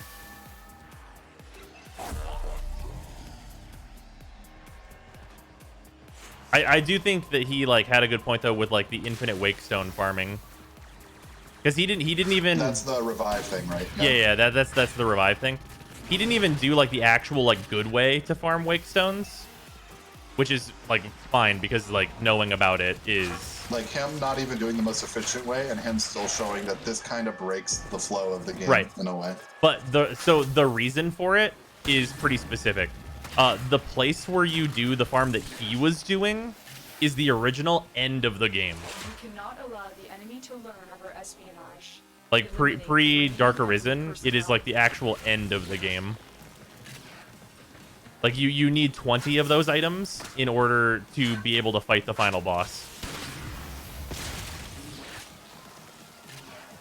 So like that's just kind of like the crux of that. Yeah, like having watched that video, for context, Joseph Anderson is like one of my favorite like video game critics. Oh yeah, that video was super good. Like he's like one of the few people I feel has done long form content correctly. My other favorite critics being Yahtzee, obviously. Zero punctuation is great. Yeah, those are always fun. The consumable game of Dragon's Dogma is broken though. I mean, yeah, it's a consumable healing system as opposed to like okay, so here's the thing. The question that like you would have to ask yourself specifically for Dragon's Dogma is whether or not Dragon's Dogma would have been better off with Estus. And the answer is almost certainly yes. But Estus doesn't really work with pawns, which is a really cool feature in that game and a thing that it does super well. You ever watch his Fallout Bugs video like 3 or 4 times? I rewatch his videos a lot. They're great for just something to have in the background. Technically, Everfall is still the end of the game. It's just not end game. That's fair. But yeah, like that's the thing with like what I was doing whenever we play Dragon's Dogma. I limited myself to carrying like 3 or 4 Wake Stones at any given time. One, because they're extremely heavy. And there's an argument for them to like be even heavier than they are. But like also because like, sure, could I tote around a bunch of Wake Stones? Yes. But like, wanted to have a chance to die. Because some things would legitimately just instant kill me. And like that's how Bitter Black Island is balanced in some ways. Yeah, oh, what's the chat real quick? I know that Dragon's Dogma came out in 2012. What year was Dark Souls 1 released? 2011. Yeah. So like I think had Dragon's Dogma come out 1 year later, they might have cribbed the Dark Souls system of Estus. But like Dark Souls 1 did not like get its big hype for like a good amount of time even after it was released. So I don't think there was an opportunity for them to do that system because it kind of didn't exist yet. Like it wasn't popular. Didn't Demon Souls use Estus it well? Yeah, but no one fucking played Demon Souls. Like legitimately. I've been thinking, operator. I thought you'd want to know. Well, it wasn't literally Estus in Demon Souls, but they had an equivalent. Oh, wait, no. Did you run out of grass eventually? I don't remember. Was it restored at bonfires or no? It was a consumable? There was no refreshable healing in Demon Souls. Okay, so it did not exist until Dark Souls. But you could farm it. Okay, so it used the same system as Dragon's Dogma. Yeah, I mean, like, given the closeness of those two releases... Yeah. Dark Souls 2 has both. That's true. Best I'll reinvite. Operator, you have remembered well how the Tenno arm themselves. But yeah, I think Dragon's Dogma is probably better for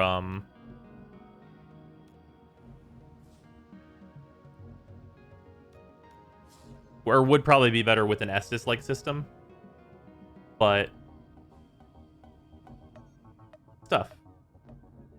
I'm like rewatching it right now at like 1.5 speed. And him just saying, your ability to climb on things is kind of like Shadow of the Colossus. Did that call you out at all? What do you mean? Just Shadow of the Colossus being your favorite game and being like, whoa. Yeah, that game's incredible. Like that's a lot of the reason I like the climbing.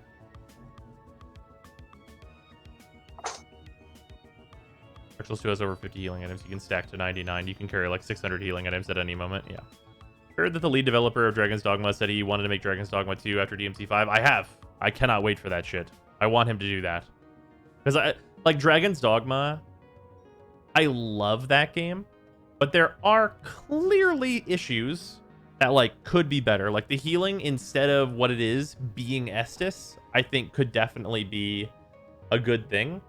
But I think if you were going to make a new Dragon's Dogma game, I think you do a couple of different things.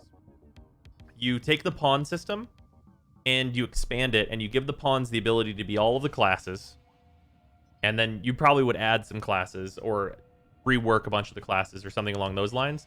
And if you're going to do an Estus system, I think you do the open world again, but an Estus system and a camping system so that you choose where the bonfires are.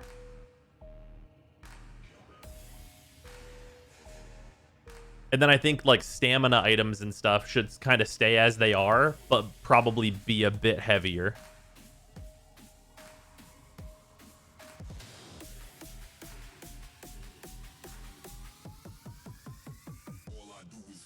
Okay, no big deal, just.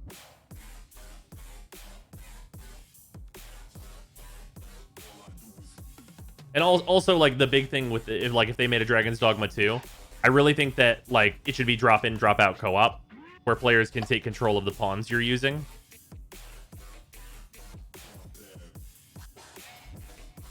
Because I think that'd be awesome.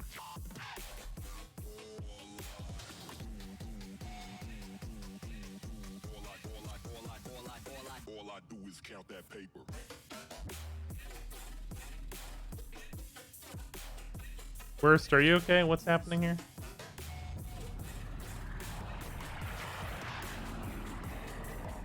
Instead of take control of pawns, temporarily replace pawns with their player character. Okay, here's the reason why temporarily replacing pawns with your player character does not work. The reason is that you will not be the right level, and your gear matters. Okay, fair enough, Worst.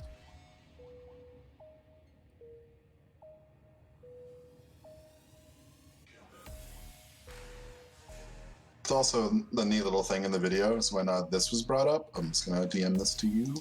This little thing where he breaks down the like 6 reasons why someone would like a given game. I'm like trying to apply which of these fit to like which of the games I found to enjoy the most. Yeah, I mean, I think that there's like for Warframe, it's everything except for 2 and 6. Yeah.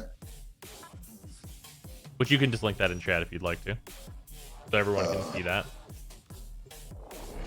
Yeah, and then like the examples he's given for each of the things was like, post the image, peace.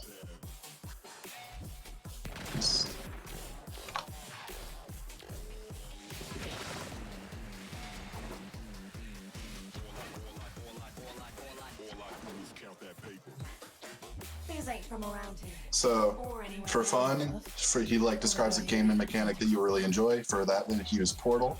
For challenge, he used Dark Souls like as a series. Yeah. For 3, he used Ori and the Blind Forest.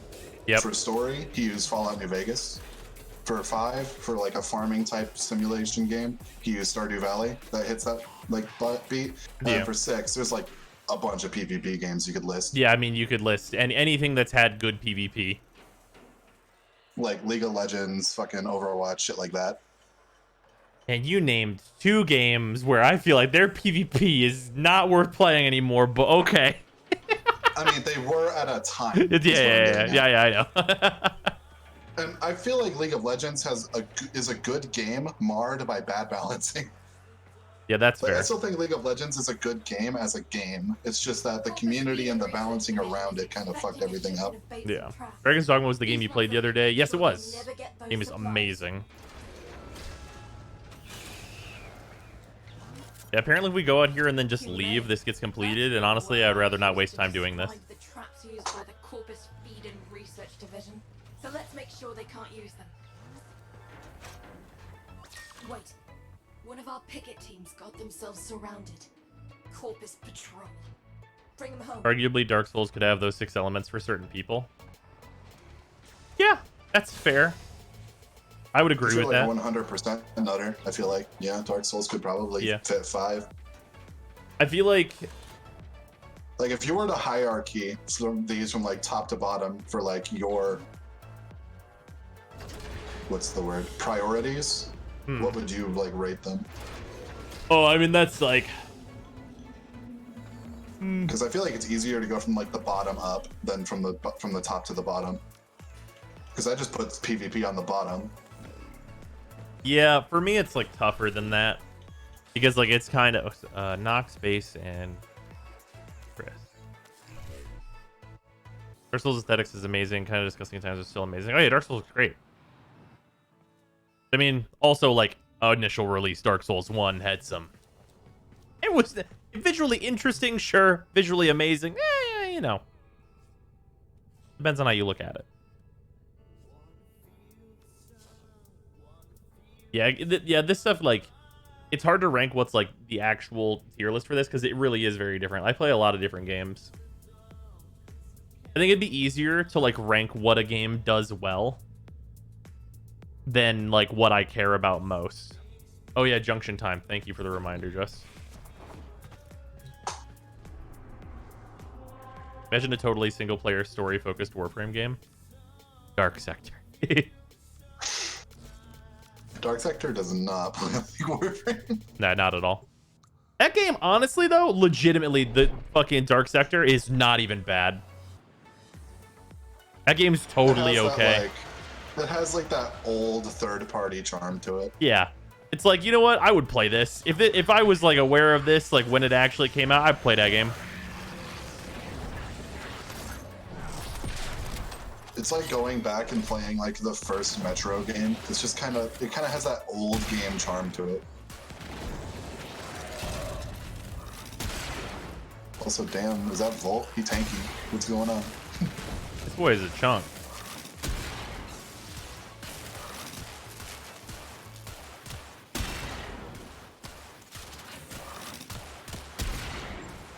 Having to walk around the Volt shield mechanics. Motherfucker. Are you kidding me? Stop standing in the middle of it.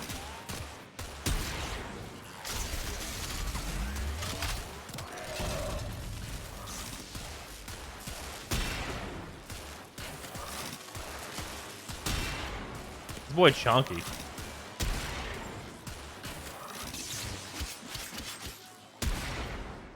Why? Why? Volt he's just standing. He's just standing in the Volt shield. All right, fuck you.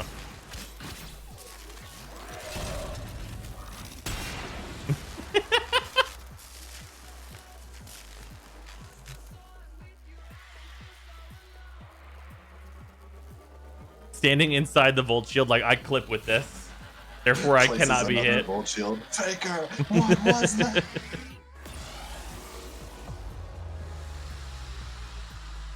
Yeah, Volt is by far the smartest Spectre. It's a good thing I didn't do the finisher thing to him or we'd never see that. Yeah, the missile nose.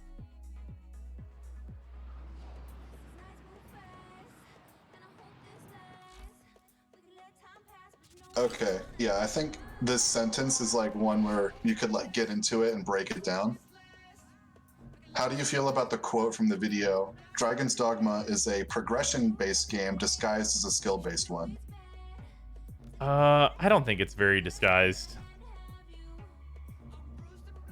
Honestly.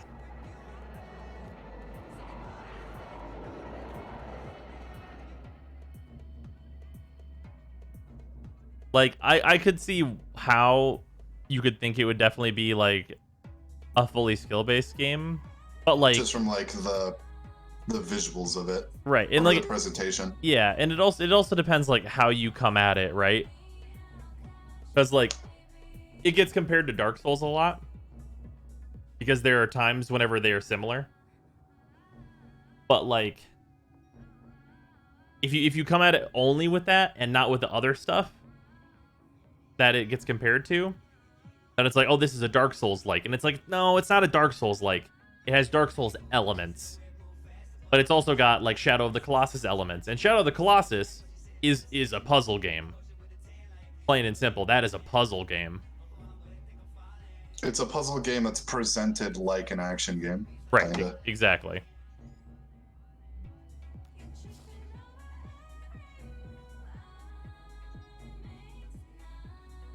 I've been thinking, operator. And, like, also, the other game it gets compared to is just like an Elder Scrolls type thing.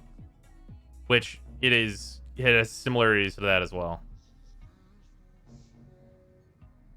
People continue to compare Neo to Dark Souls when there's only a couple similar components.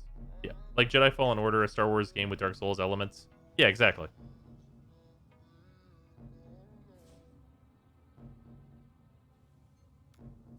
Neo's more like Ninja Gaiden.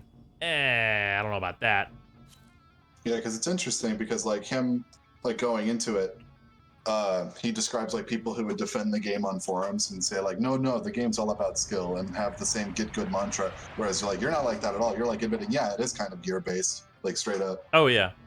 Well, like, I mean, it is, so it's skill based. It is a skill based game, but the skill is not like the same kind. Like the skill is like, I made a build and this build works.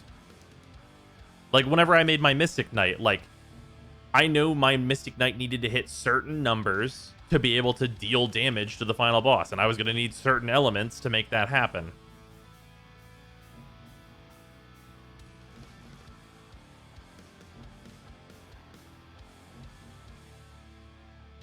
What frame was made more obsolete, Oberon by Wisp or Atlas by Baruch? Oberon was being used for something, so we're going to say Oberon.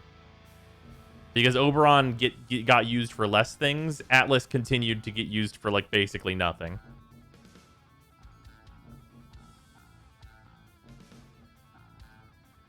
Atlas didn't have like much area to go down.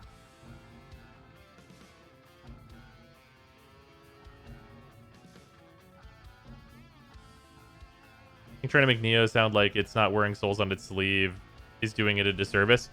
Right. So, well, here's the thing. I played through all of Neo before the DLC as a Souls game. I treated it like a Souls game, and I enjoyed it as a Souls game. However, when the DLC came out, it became clear what that game actually was.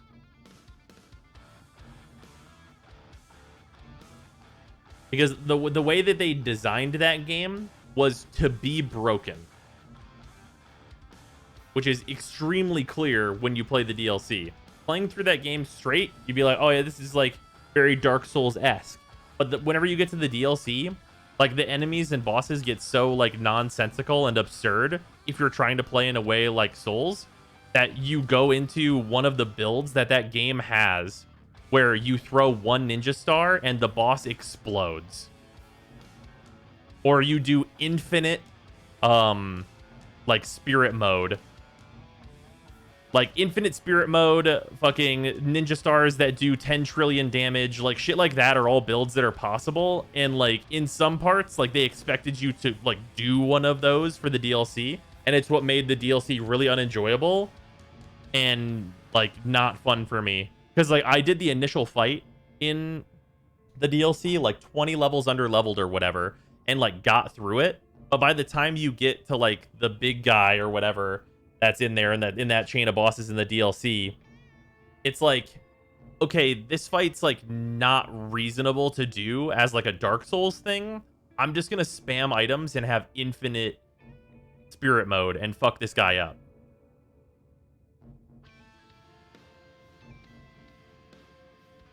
Remember how the DLC bosses were all immune to the slow spell because of how badly it trivialized everything in the base game? Neo was melee Borderlands. Absolutely. Like that's what Neo really was. But like I had no desire to play Neo as a Borderlands game. But we're all together.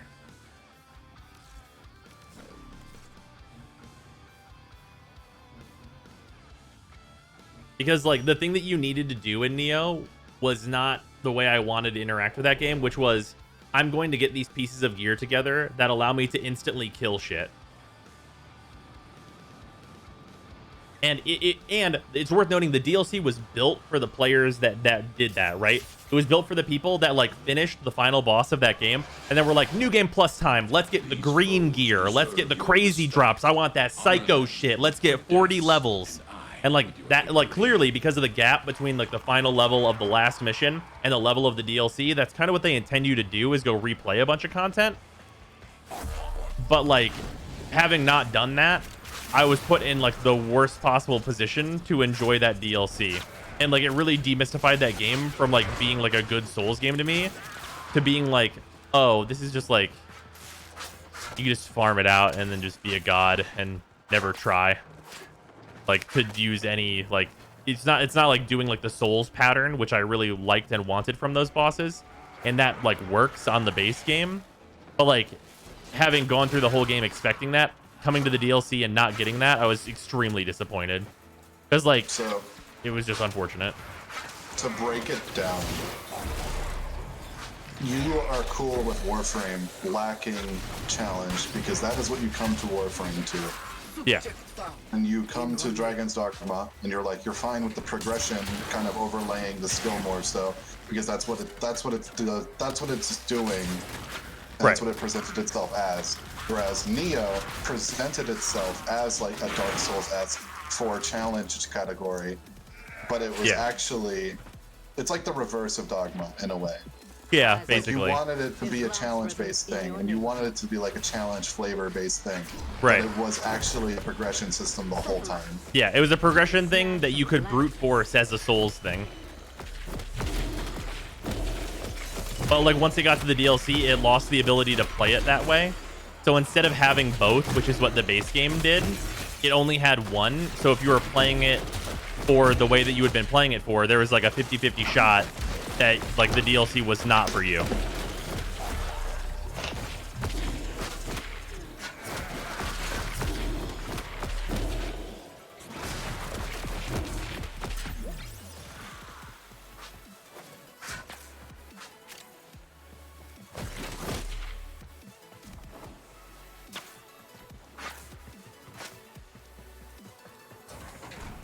You're playing it as Gears of Souls when it was really Souls frame? Yeah, exactly. But it wasn't even, it's not even really that, right? Like it's the same thing as the things in God, what is it even called? Sekiro. Sekiro does what it's not good at most of the time. Does that make sense?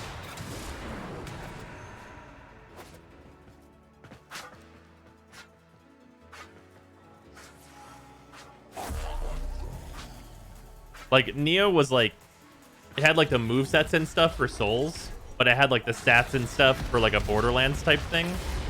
But like whenever you did the Borderlands type thing, you would just like kill stuff instantly. Like it would be like, oh, this is a big presented as a threat boss, and you'd throw one ninja star and they would die.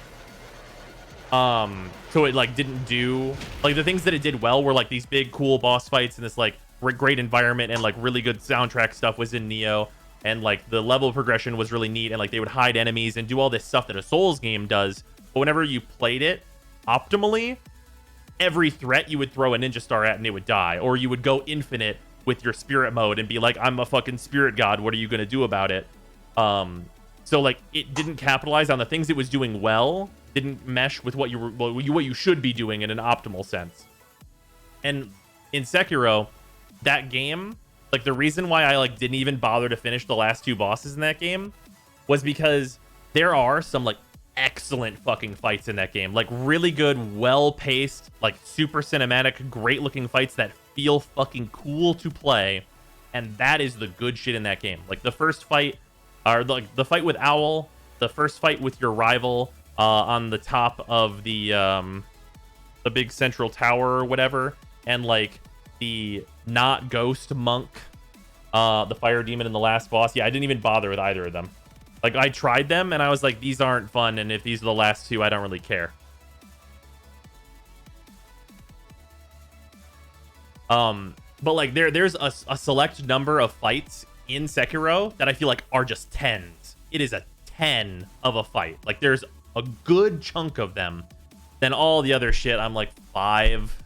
Like I just don't care, because like they don't give you the like cool shit. Like there's sections of that game that are Tenchu, where you're doing like tons of stealth kills and like puzzling out these areas super fast and doing ninja shit, and I'm here for it. And there's areas of that game where you're having this epic boss battle that like looks incredible, feels incredible, and is like rhythm gaming it and like doing this really cool thing, and I love it. But there's plenty of that game that's like trying to be Souls and being like, run away and then run up and hit the guy once, and it's like, is that what this game is good at? No, not at all. That game is not good at that. Like all the ghost fights, like all that shit, like sucks.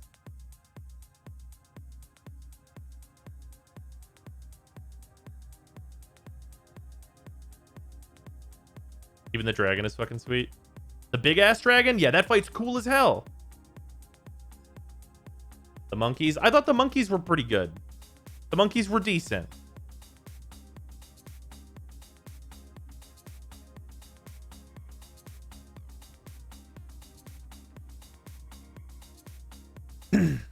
Yeah, like there's just like a good chunk of fights in that game that like I just didn't really want to engage with. Because it was like I got through it and like it's just like was a snake fight good? I never played with snakes for my jam. I feel like I remember the snake fight like not really being a fight. It was just a thing that you like got through. Like there's a bunch of like cool things that happen with the snake, but then you just kind of kill the snake. Are you gonna play Mortal Shell? That is the plan. I have it downloaded. Snake fight is a mini boss? That must be why I don't remember it very well.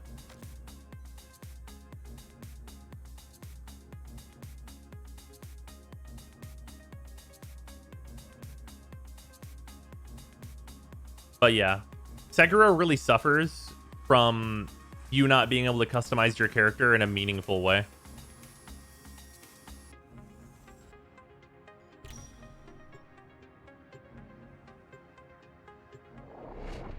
Which, like, customizing your character in a meaningful way is, like, one of the single best things about Souls games, because they can be played in a huge variety of ways, because there are so many weapons that are, like, good. Which is also worth noting why I really like that Cinders mod, because it, like, all that Cinders mod really does is remix the game and make more types of builds viable.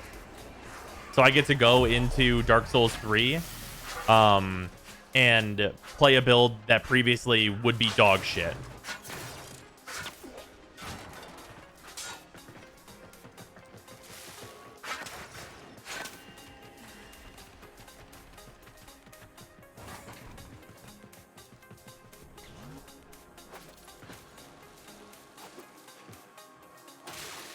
Find the captain as soon as you can. We don't have much time.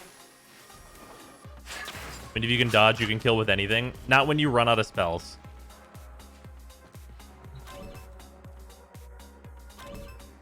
I specifically mean magic builds. Which is what I did in the Cinders mod. I built a fucking lightning fuck priest. That was great. I loved it.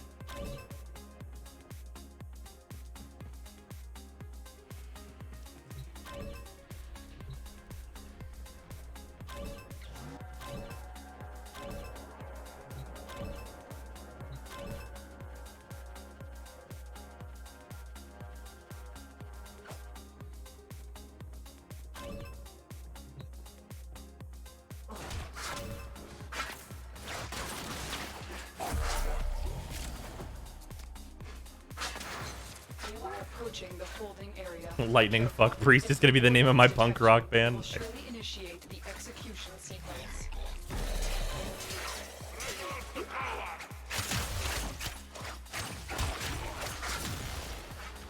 What happened to everybody? You know, you describing Sekiro compared to like Dark Souls, Yeah. in terms of like combat and challenge, Yeah. reminds me of like a similar thing between Fallout 4 and New Vegas, but in terms of story. What do you mean? Like you describing how having like so many less options in terms of like what you can do with the combat. Yeah. Reminds me of how they took all of the interesting options you could have had with like New Vegas's dialogue system. Right. And by adding a voice acting based system, they just muddled it all down into like one uninteresting story for Fallout 4. Yep. That's very true. God, can you imagine if we had like Fallout 4 quality, like shoot'ems, but with New Vegas quality story? Modders are trying to do that. I don't think it'll hit the same. Yeah. Modders are trying to do that. Like there are so many like mods I've seen that are like, let's do the Mojave Wasteland but with Fallout 4. But like they'll do like the entirety of Good Springs and then get burnt out. Yeah. Maybe Outer Worlds. As much as I really like Outer Worlds, I don't think it has like quite the same feel as Fallout 4 in terms of gameplay. I really did like Outer Worlds a lot though. Modders are trying to save the Fallout franchise. I mean, you're not wrong. Oh, no big deal, base.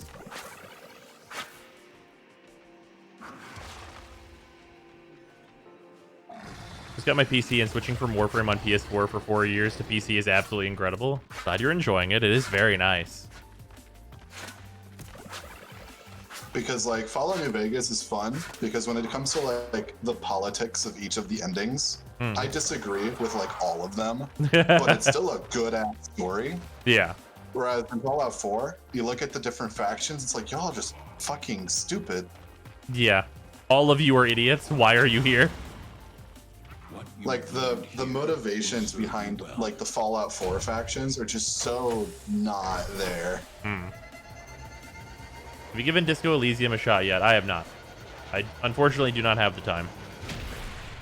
Whereas with New Vegas, the factions were so built up and like understandable that I could disagree with them on a real basis.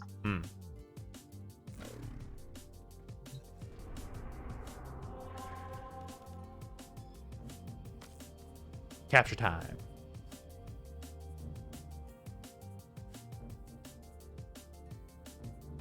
Free Mojave, best Mojave. Free Mojave, best of the 3 worst Mojaves.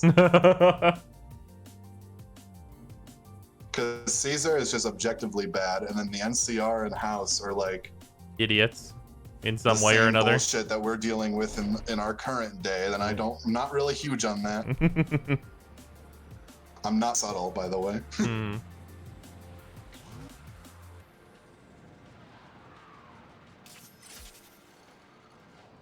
The Institute was the way to go. The Institute was like, I just find it idiotic to blow up all of the potential like technology that the Institute could have to improve the world with the other 3 endings. Even though the Institute are clearly evil bad guys, blowing it all up seems a bit fucking dumb. Oh yeah, blowing it all up is absolutely fucking stupid shit.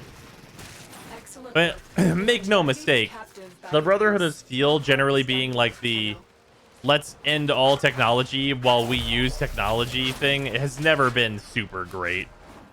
It doesn't help that they just turned them into absolute fucking monsters Meatheads. in Fallout 4. Just absolute meatheads. Yeah, so it's just turbo bigots. Yeah. And then the railroad just doesn't make sense in terms of just what they're doing because they're having all these resources to help Sense, which is cool, but it doesn't really work when like actual human people are suffering in the wasteland. Right, exactly. Like that doesn't really work. And then the Minutemen are just like, whatever. The settlement needs our help. Right. Yeah, the Minutemen are like the most shallow thing that exists. Will you help a settlement? No. This is the only settlement. Fuck off. Like the Minutemen exist in like a state of mediocrity because the railroad, you're fighting for a cause that shouldn't really be a cause. The Brotherhood, you're not a bigot. And the Institute are clearly painted to be the evil bad guys. Yeah. So the Minutemen are like the middle of the road, I don't want to think choice. Yep. Also, like, did anyone not just be like, okay, yeah, the Minutemen, so this is where my house used to be, so this is the base now. Everyone come here. There are no other settlements. A valuable lesson. Okay, Super Hot, how did I miss this? Right? That game's fucking incredible. Yeah, that's gonna be my method for Fallout 4. I know how fucking terrible the main story is. I'm just gonna ignore it and just do everything else the game has to offer and try to ignore the main story. Yep. That's definitely the way to go.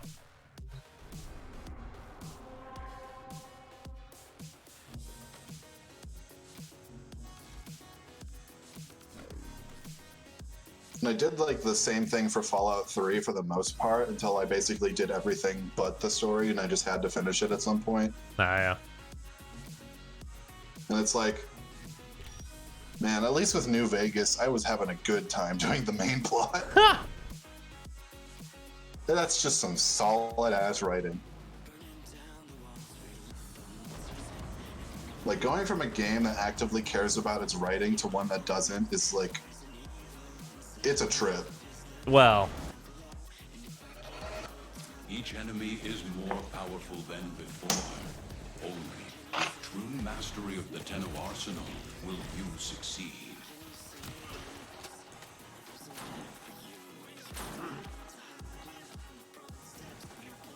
I wish I could get into the gameplay of Fallout 1 and 2, but they're just so tough to get into for someone who didn't grow up with that kind of Yeah, thing. they're just turbo old.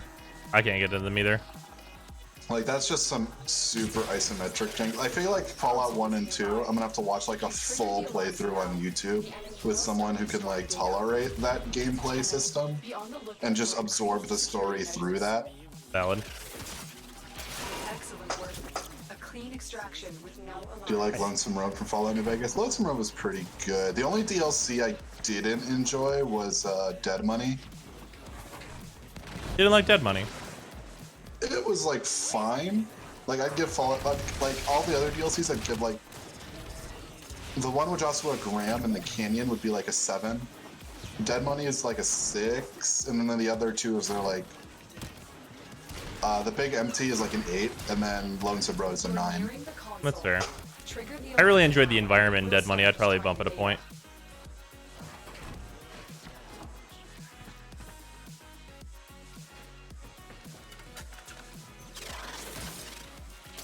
Data extracted. It won't even know it's gone. We have everything we came for. Get to extraction.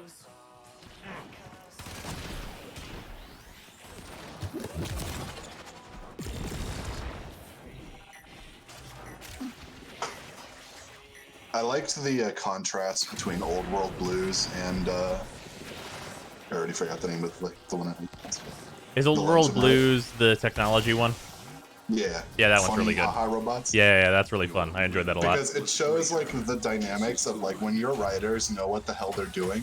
Because Old World Blues is just them fucking being comedic gold, and then Lonesome Road is them showing that they know it is like they know their shit. Yeah, that's valid. Like them doing like serious storytelling, just fucking swerve.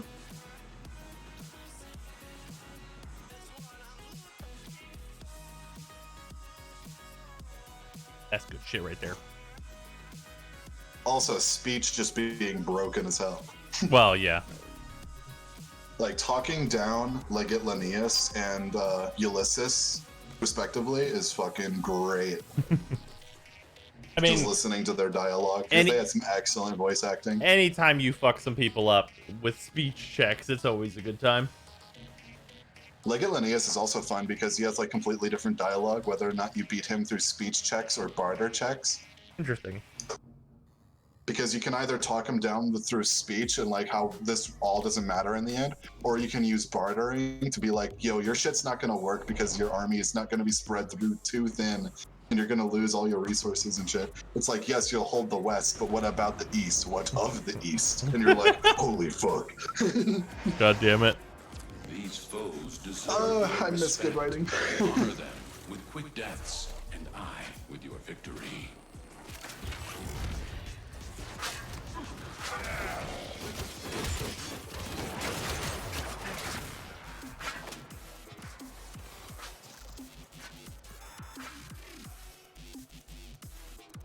Speech checks for the best part of Outer Wilds. Oh, yeah. Holy fuck. Wait, no. Outer Worlds. Not Outer Wilds. Outer Worlds. Yeah, Outer World speech checks were fucking great. I loved playing as a fucking idiot in that game. Just playing as an absolute dumb piece of shit. You have captured a radio tower.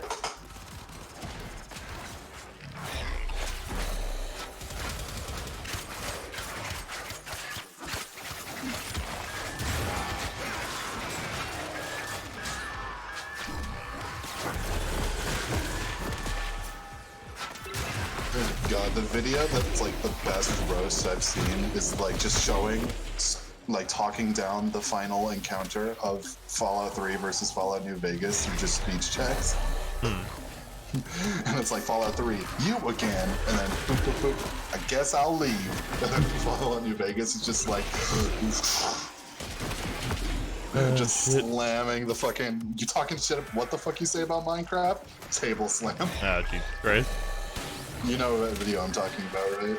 I don't think so. Alright, I'm gonna have to send you something after this stream. Alright, fair enough. And what you say about Minecraft too? What the hell is the fuck you just say about mine?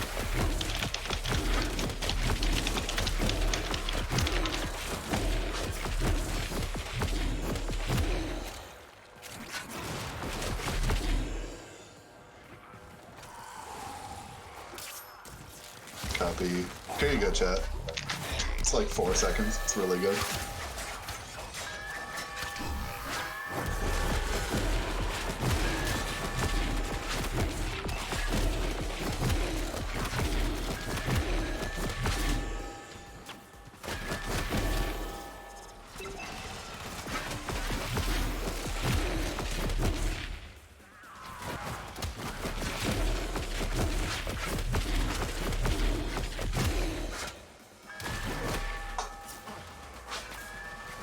What is it?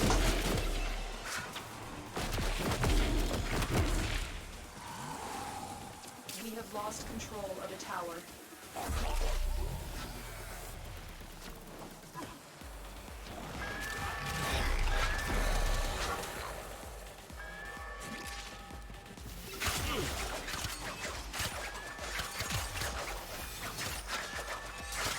I'm glad I introduced chat to new things. We are dominating. Keep it up.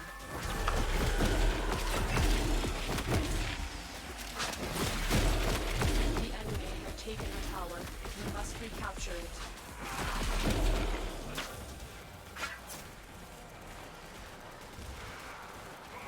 Still plugging away at hard mode. Yep.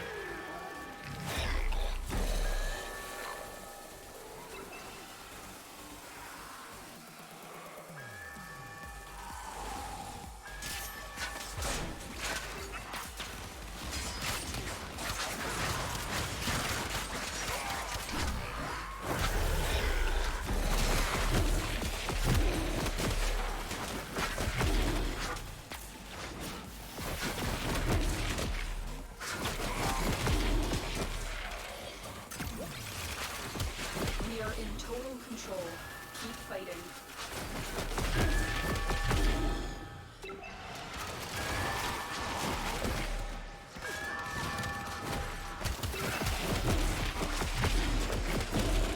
I've successfully decoded the message. Clear the area.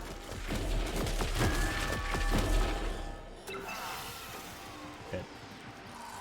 I've done 3 planets in the Kuba Fortress and only have 13 essence with a resource booster stack. Yikes. Extraction is Once you build up combo on a non-exalted, does it maintain if you maintain exalted combo? No. Stay or go. Try and capture another signal. Be careful though. The enemy has surely rallied What you stronger have learned here reinforcements. will serve you well. It'll be better once they play the economy is hard card.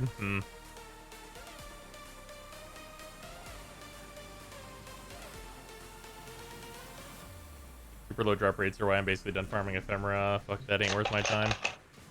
Fair. Speaking of ephemera, I still have not. Bought the blazing one? I have the blazing one, I just never built the ember system. Oh. There they are. Time to farm some Sarge's Ruck? Question mark? I'm building them you now. have some. Just had some laying around. Yep.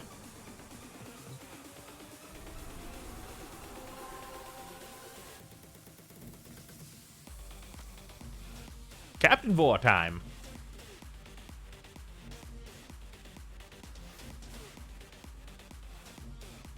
Fish my 5th planet of Steel Path today.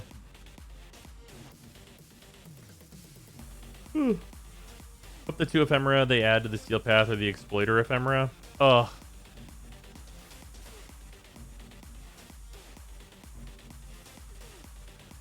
I think I have Freezing Step, and I'm still missing Shocking.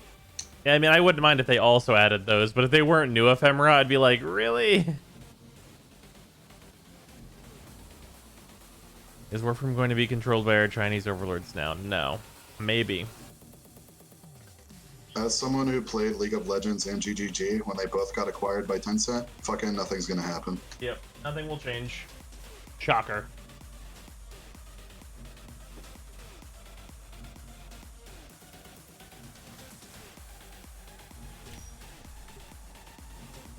Operator operator, the system needs you.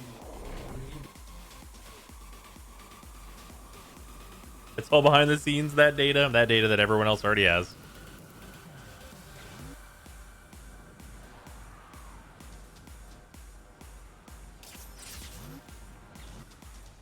Oh no, my data, our data. God damn it. VIP and take them down. Do not let the target escape.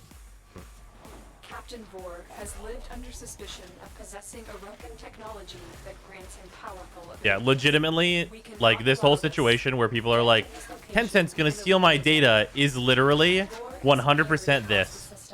It's you looking at Tencent, taking your data, and going, oh no, not my data, and then Google putting his hand on your shoulder and going, our data. I see you.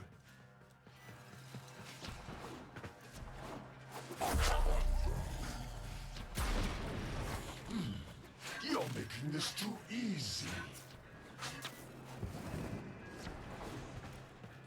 Vor has a tendency to play with his prey. Do not let yourself become distracted by this tactic.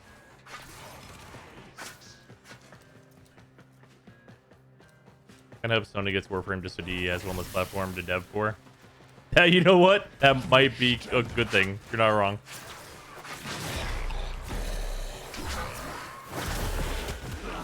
Your corpse will serve us well. You've located the VIP. Time to go to work.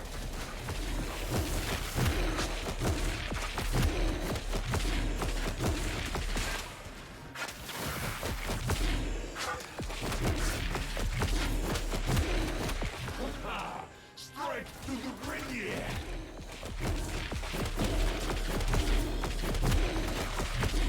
It's like a weird feeling knowing you've effectively mastered a game. This is not over. They just come back at any time and be able to fight and defeat Pure Vessel or Nightmare King without having to die. Nice.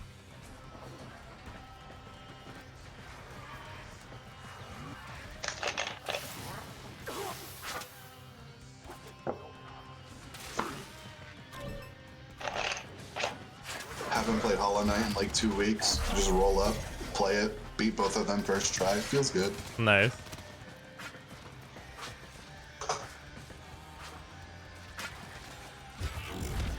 The deal isn't final and they have 3 months to decide. Yeah, you know.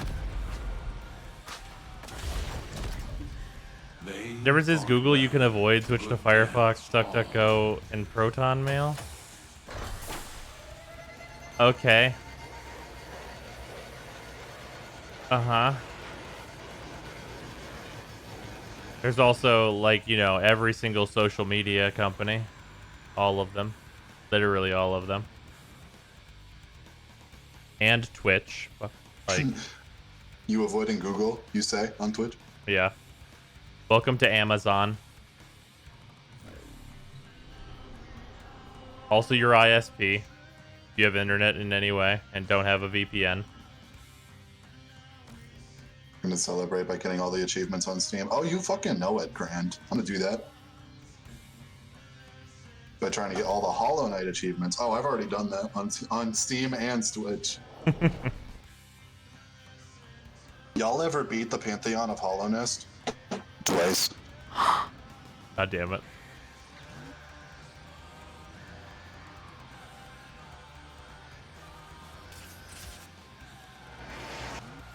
These are worthy foes. Underestimate them. The first time is for completion. The second time is for that good god-killing feeling. Nice.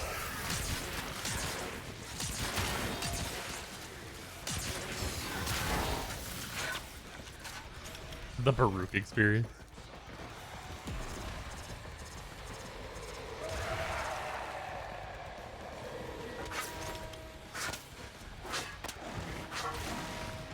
Was this where all the enemies went?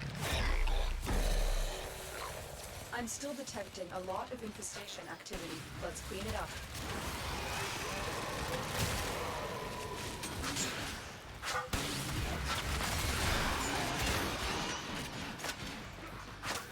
You need to give us a glaive skin. There's just a random coin we can throw at people.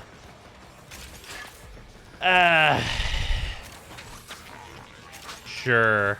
I mean, why not? No, we haven't heard in a while. What's that?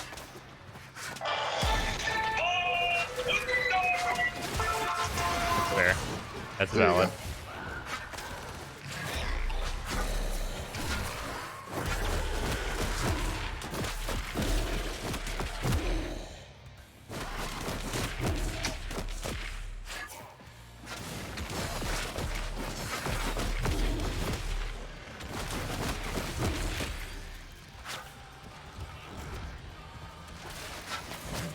God, this boy is so squishy when you have fucking in-game shit. Well, yeah. He's just dead.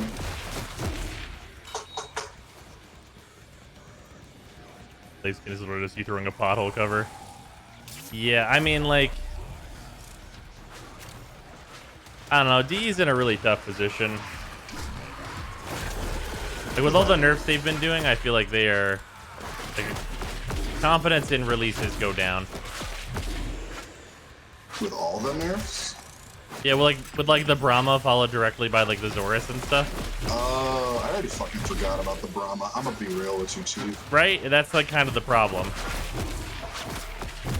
Like, I didn't even use it when it was, like, the peak thing. Yeah. I mean, I used it as just a change of pace for melee, and then they were like, we nerfed it, and I'm like, okay, back to melee. Like, I don't think I've been as on the meta zeitgeist as I usually am.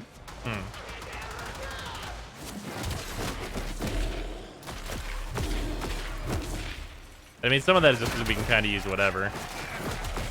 Like, I've been mostly just been using, like, the various melees, and then for primaries, as far as that's concerned, I've mostly just been going back and forth between the Baza Prime and the Vacor Heck. Yeah, that's fair. The enemy is broken. Well done. Now get to extraction. I feel like D's burned out all their goodwill. I don't know about that. Like, they released the Protea update, and that was really good. It's just like, I don't know, man. I don't know. And, like, being completely fair, like, even before the Protea update, the Railjack fixes did fix most of it. Yeah, that's true. That was a good-ass update. It's just it's easy to be clouded by, like, a recent negativity, so it kind of clouds out all the goodwill that they did. Okay, here, I want to point out a thing in chat that I hate. What do you think about if they reverse the nerf on the Zorus, but cap its multiplier for Warframe abilities? That's not reversing the nerf on the Zorus. Why? Okay, so if they're nerfing something for absolutely no reason, and the stated reason that they gave is a complete and total lie, why nerf it at all?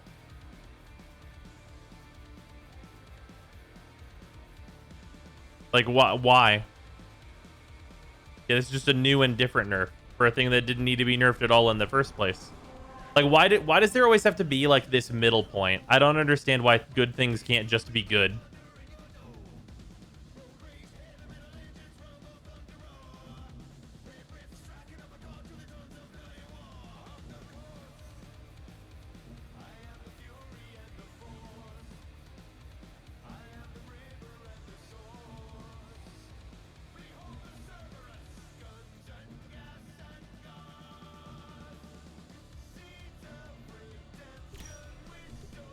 Z's boss or CEO? I have no idea. Thing is, I feel like if they wanted to just fix some of the issues, would honestly come from fixing exalted weapons and just giving all the frames that benefit from the Zorus an exalted weapon. Well, you mean just like a moddable thing. Obviously, you wouldn't change Korra's abilities. But yeah, you're right. But like, that's not what they chose to do. And that's also not what they chose to say they were planning to do. Like, saying your real intent matters a lot.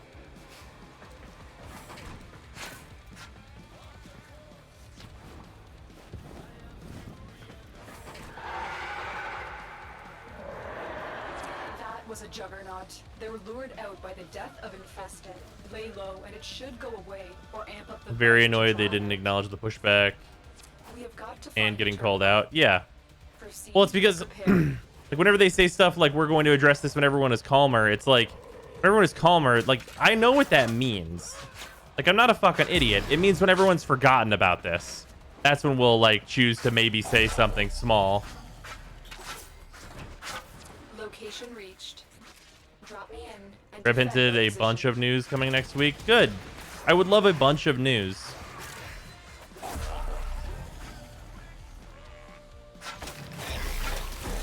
The Juggernaut has moved on. It's safe to proceed.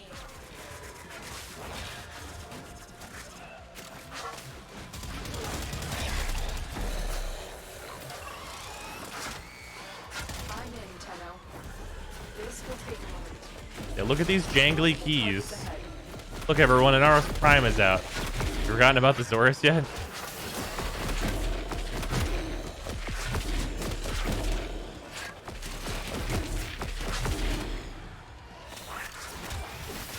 Yeah, but honestly, for the, like, for a lot of people, I would hope for a lot of people, watching DE just, like, blatantly lie and then continue to, like, not answer when told they were lying is, like, why would you buy Inaros' Prime Access after that? Like, for all those people, like, why? Why would you do it?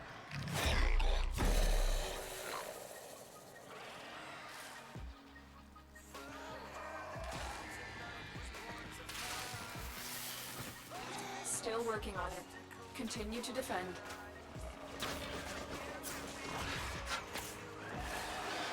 What do they lie about? The reason they nerfed the Zorus and just, like, all the stuff surrounding the Zorus in general.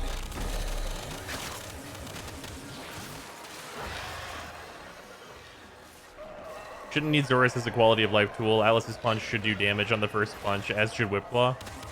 Well, I think it's fine for them to have mechanics where they build up to that amount of damage. I don't think that's bad at all. Like, I think that, like, with the Zorus, like, you build up and, like, once you're built up, then you do the thing. I think that's, like, valuable as a system. But, like, giving the Warframes that do melee stuff as it stands now an ability to stack up, like, some, like, Nidus similar type thing would be a much better way to go about it.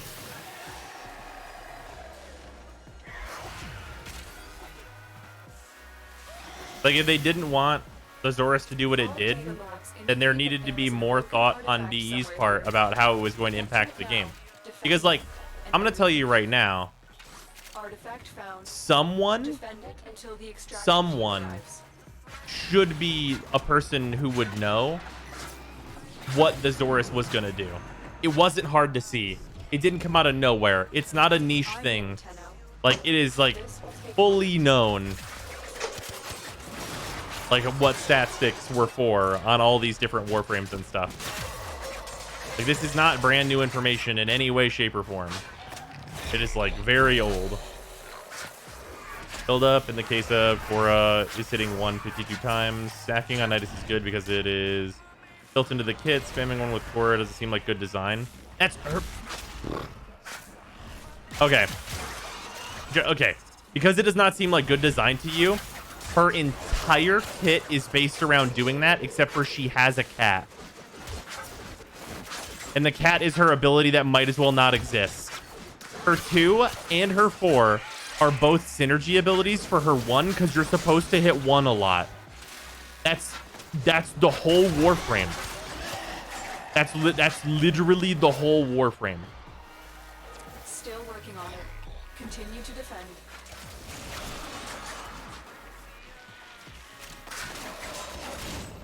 Like, if that's not supposed to be what you're supposed to do as Korra, then they didn't design the Warframe they thought they did. She also literally has an augment for hitting 1 a lot. Yep, also that.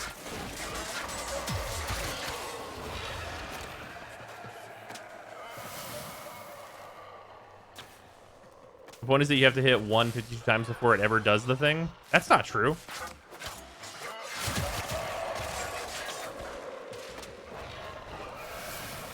Oh, excuse me. For very high leveled enemies, you do.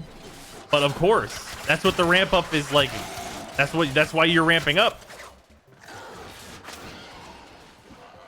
Her augment was added because she was underperforming. That's also true. Or, well, that should be the reason it was added. Some augments get added for seemingly absolutely no reason. So it's hard to know exactly.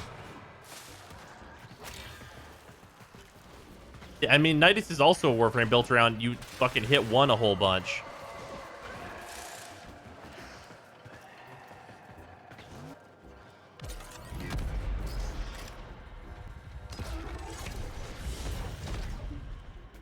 Wasn't the whip meant to be her 4 anyways, and then they changed it? I think it's what people wanted. I don't know if that was always the original intent. What's up, Archer? I mean, you look at something like Sonar. Sonar was clearly designed for you to mark a specific spot and then shoot that specific spot. But then turns out you spam Sonar and mark the entire thing.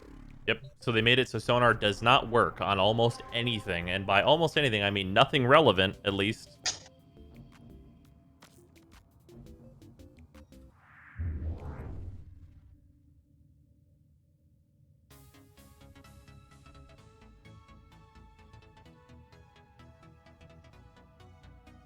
The original set was going to be an Exalted Whip, but that was during the damage 2.5 fiasco. Also around the time when they nerfed Maiming Strike. Ah.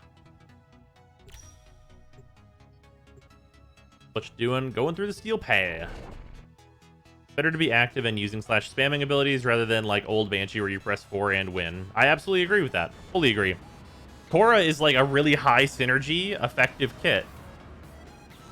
At the very least, I feel like one way to at least make it more interesting is I feel like Korra would have been like a lot more interesting to at least look at if she had like a 1-2-3 to her 1. Oh, you mean like 3 different swings? Yeah, because like her 1 just being the same animation over and over and over and over and over can be a little just odd to the eye. It's like, yep, whip crack.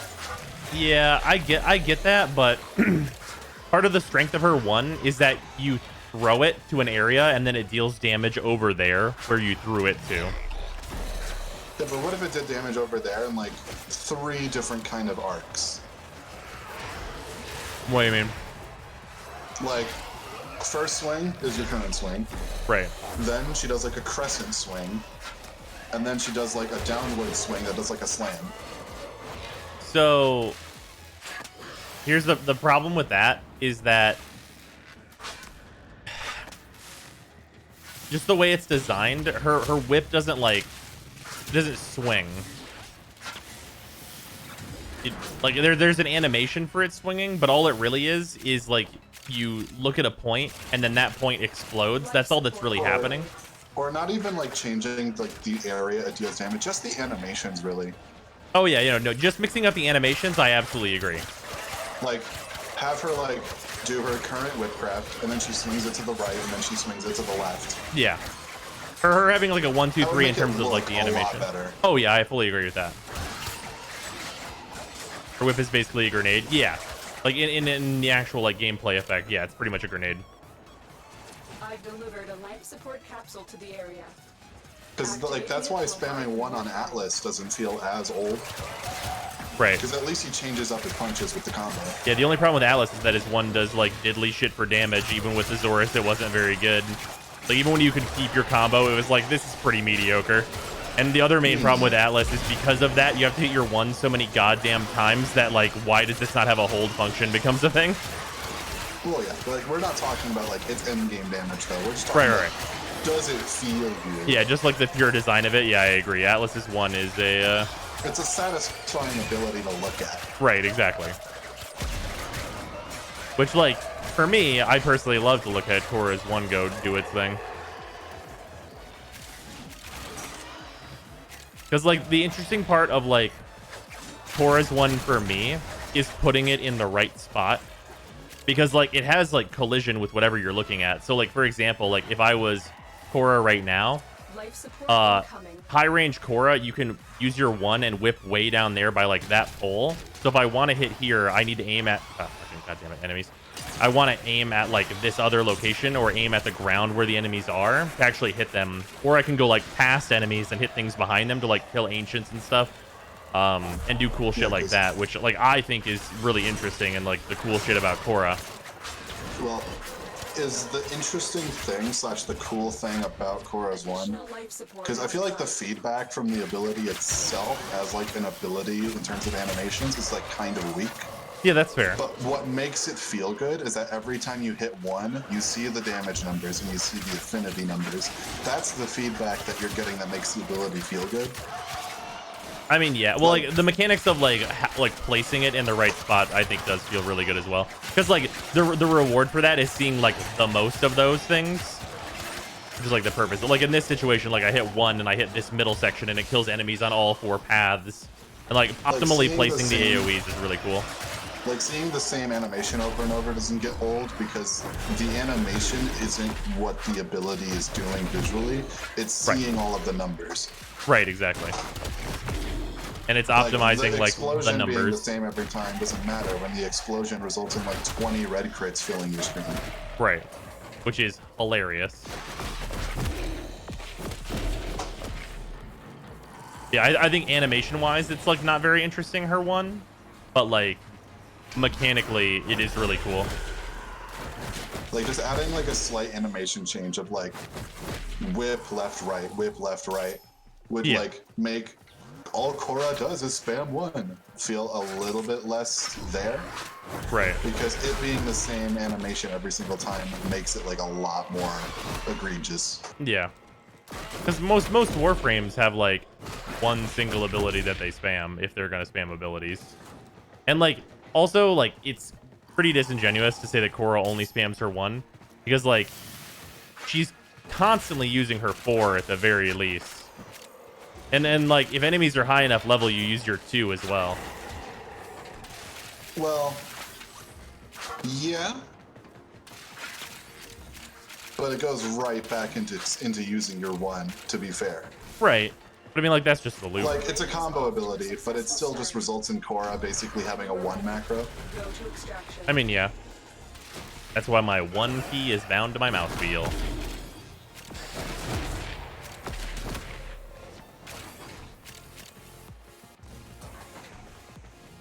Is not the right way, apparently. Thank you, map, for breaking.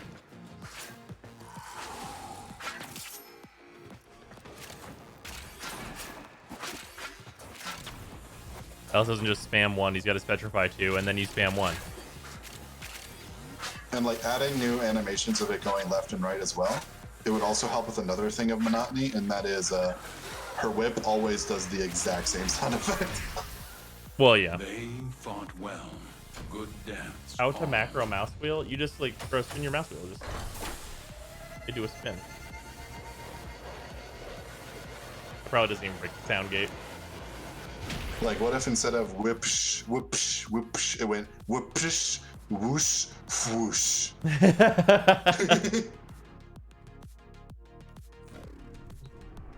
How long are we going tonight, Zyme? A while. How long has the stream been? We'll probably just go like a little while more. We'll do like we'll finish up this planet and then do one more, and then we'll probably call it there. Also, Digital Extremes, if you want to hire me for your sound, man, I will. God damn it.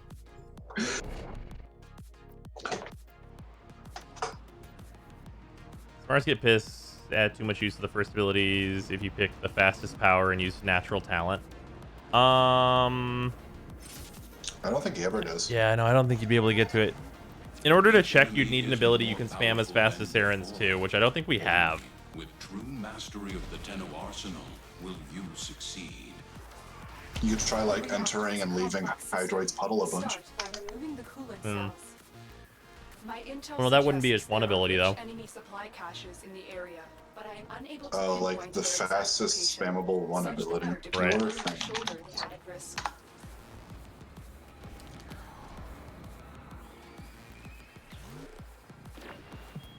Eyes open. There's glass resonance in The runs one? Nah. Needs a target. Thank you, Nagato. Glad you're enjoying yourself. Whatever these cephalites have become, there's no going back.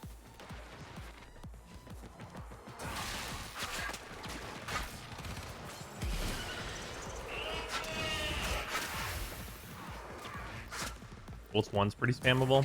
Eh. Ashes 1, that's the fastest I've heard so far. Titus is 1 against a wall. Maybe. Security has locked down the clearance cells. We have no choice but to destroy them. Aces 1, nah, it's the animation's too long. Goss.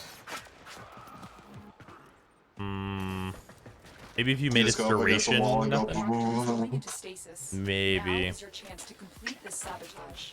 Use whatever you can to make sure it never works again.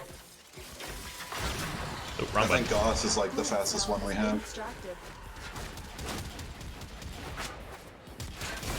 Fuel cell being inserted. When the reactor is restarted, this will trigger a meltdown. Lotus, you are very far behind. Destroy the fuel injectors.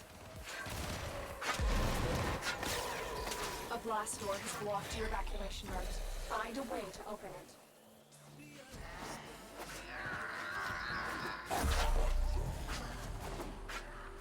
This Ash is faster than Goss. Maybe. God Loki damn, 1 just- spam? Maybe with natural talents. Nah, even then, probably not. That just made me think about Loki's 1 and how just hilarious it is in this modern setting. Oh yeah, how absolutely terrible it is. Just, woo, decoy. Yep. Shoot over there.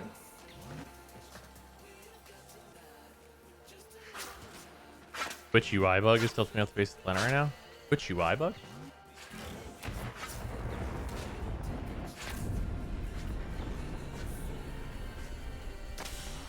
God, I remember when, like, not having mods, decoy was so useful. Yeah. Go over there, and enemies are too tough. Remember whenever decoy was used for LOR? In this one mission. Yeah. Good rewards. Ah, shit, dude. But Nova was the fastest? Not for her 1 casting. We're just talking about the fastest 1 you can cast.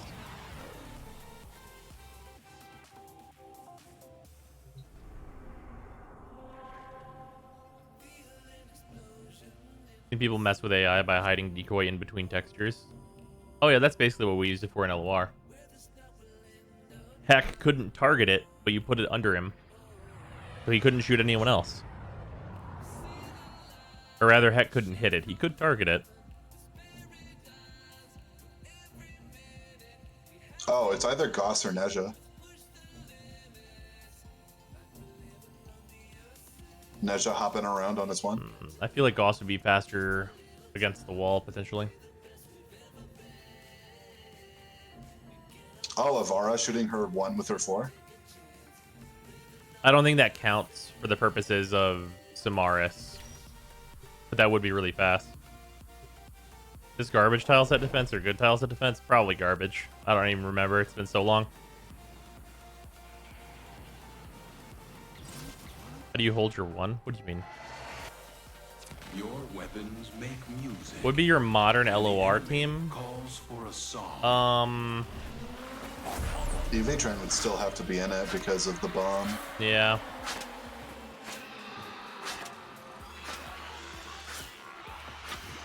Wisp only has so many motes, so you probably still use Blessed Trim. Yeah.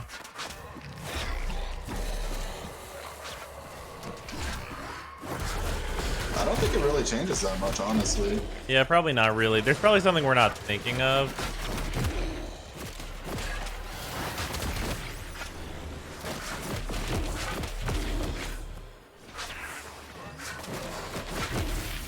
You might bring Wisp just for the speed boost in some cases. Like it's speed boost plus CC and all that stuff. I could see bringing a Wisp still.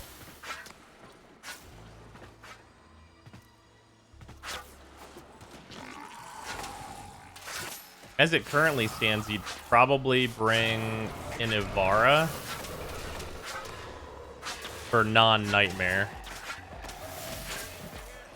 As for crowd control purposes, that's like hilarious. You can have one Ivara be in like the middle of the map and just sleep everything for button phase.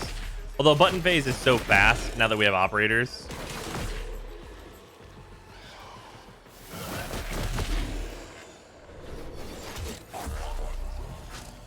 Current Baruch build. It is in my most recent Steel Path Impressions video. Impressions and builds. You wouldn't take Korra to LOR. Killing enemies in LOR is a bad thing. Yeah, it's really not a thing that really mattered at all. Like, you could do it. Oh, you know what you would bring Korra for? Nightmare LOR. Just for her 4? Oh, for her 1 and her 4. For killing drones and shit? She'd be amazing at killing drones. I feel like with our modern snipers, drones are not a problem. I mean, the old solution was just to bring Mesa because she can target them. Was that a solution, or was that you just wanting to play Mesa in LOR? It's really both. I feel like Mesa was never like the optimal choice. It's just something you could do because that was the role that you just said she could do. Yeah, but to, I mean, like, justify. That's pretty good though. No drones. That's basically turns Nightmare LOR into regular LOR.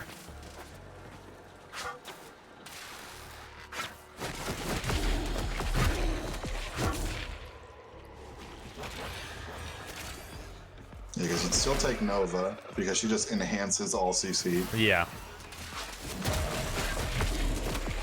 And plus, she's just the bomb carrier. Yep.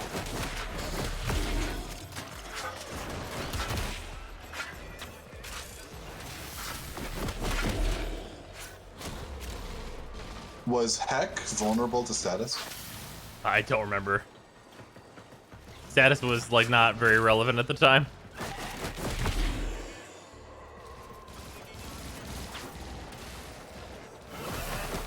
Man, remember taking the Lex Prime to LOR? Feel old yet? I am 1 year older. It's 5 days. Fuck. Heck could be Bansheed. Bansheed is very different from status. Yeah.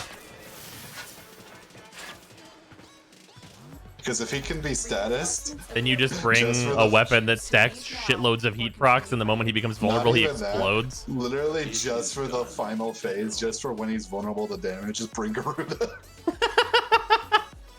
Just hit him with a bajillion damage slash proc. God damn it.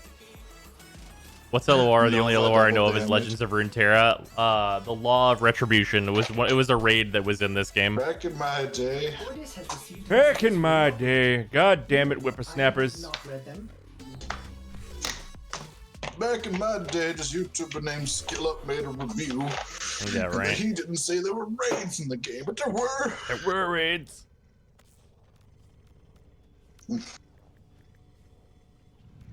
And then they took him out just to make the review accurate. These are some pretty fucking light rings, bro.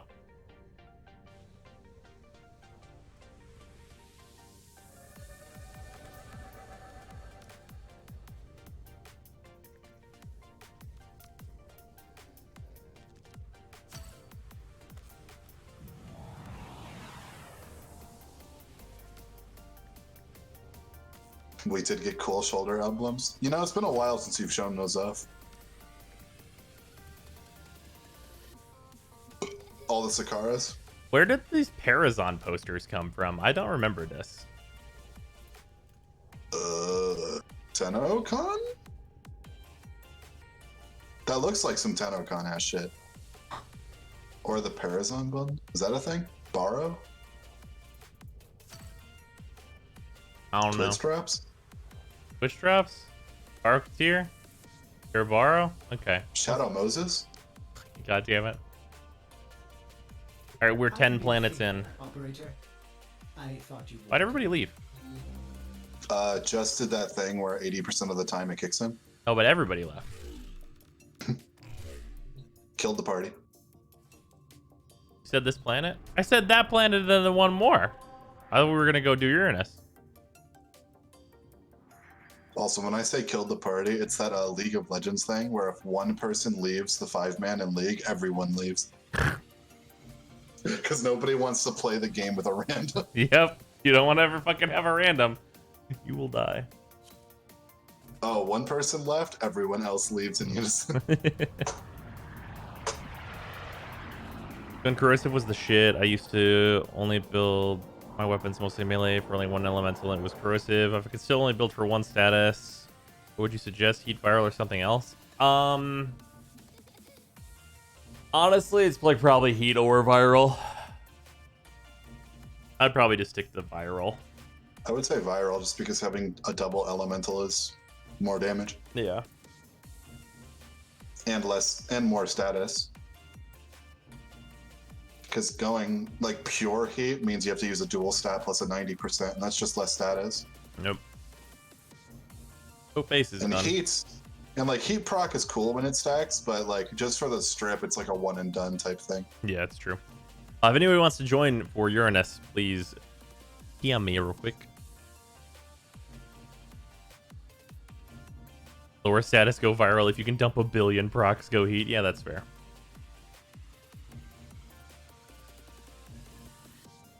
Are you able to redo all the missions but in hard? When are you able to redo all the missions but in hard mode? Right now, we're doing that currently. Nah, you just didn't finish Uranus yet.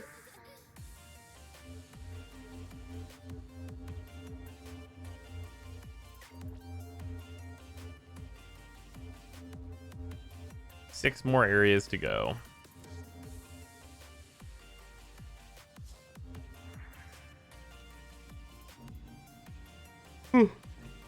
Okay, I will show the Desert Wind build, yes. Sorry, I meant the cinematic quest that we have. I don't even know if they're gonna do hard mode that. Maybe. Maybe someday. The War Within hard mode. Yeah, the War Within hard mode, it's just a pain in the ass. Behold the ravenous level 200 golden maw. Yeah, right. Fucking press E, bro. E.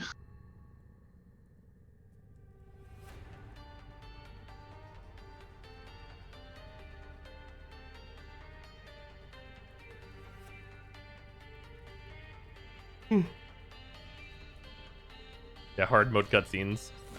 Hard mode new War Within is just like you get to the fucking Queen's chamber and she just doesn't even like let you go into Teshin shit. She's just like, fuck you, you're dead, bitch. Get fucking destroyed. Yeah. Are any arcane helmets you still use? No, they're not worth using at all anymore.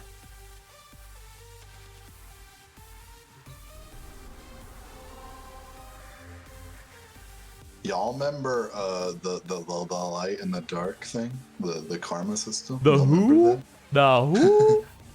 Y'all remember that? I have pure white karma. I'm a goody boy. I'm on fire. I got that 50-50.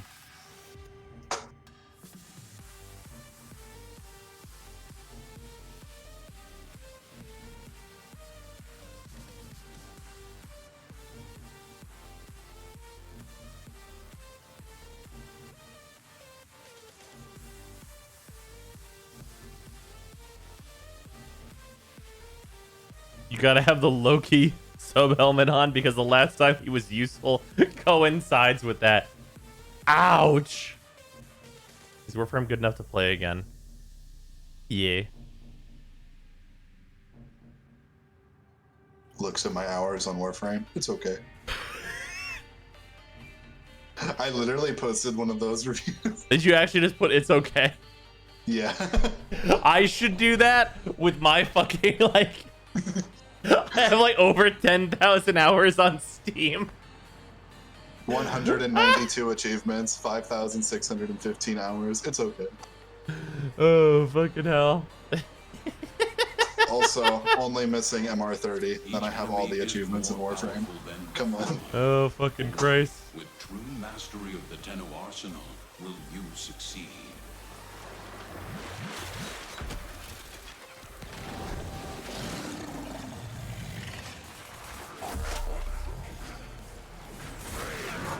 It's alright.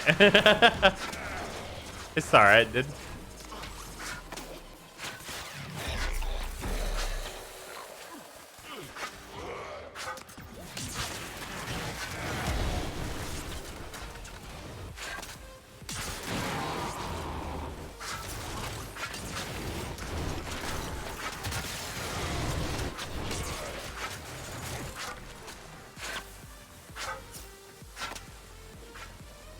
The game's all right. Brozyme playtime at time of review, 300,000 hours.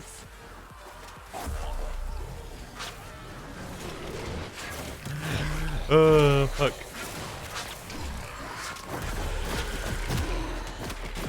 If there was like a way to fuck up my Steam hours by like having Warframe open on like 6 different computers, I would legitimately be like, I'm gonna figure out a way to run this shit on like 40 systems and just get my hours to like a completely unrealistic height.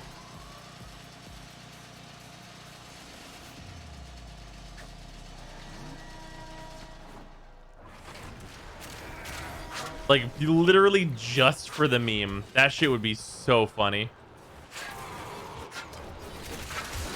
Honestly, though, at 10,000, like, that's pretty good. That's just fine. That's 5 digits. 69,000 hours. Or 6,900 hours. 69,000's a bit much. Yeah, that's fair.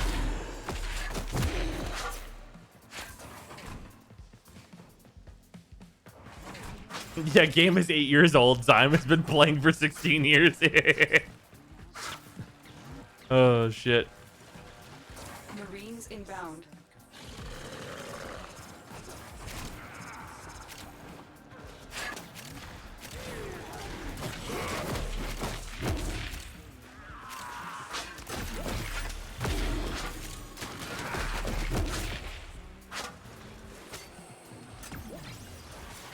One orange star, a rarity to be sure.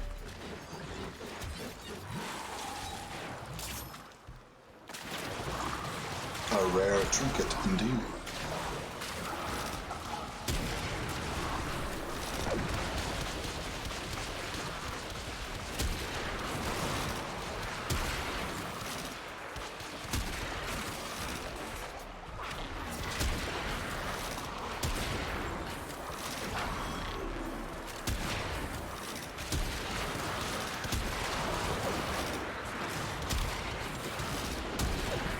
Aren't you glad you formed your arc gun? I am now. It means this won't take 6.5 years.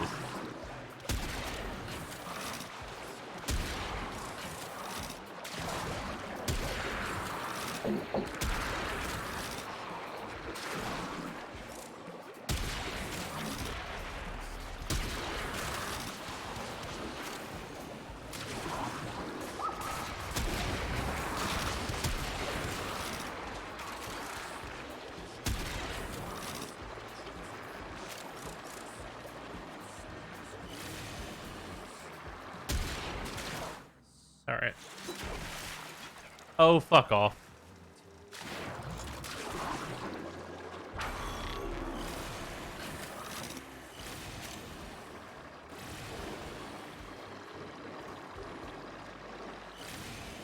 The enemy is broken.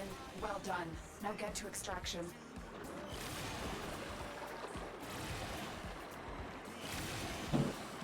Oh, is it that big long tube?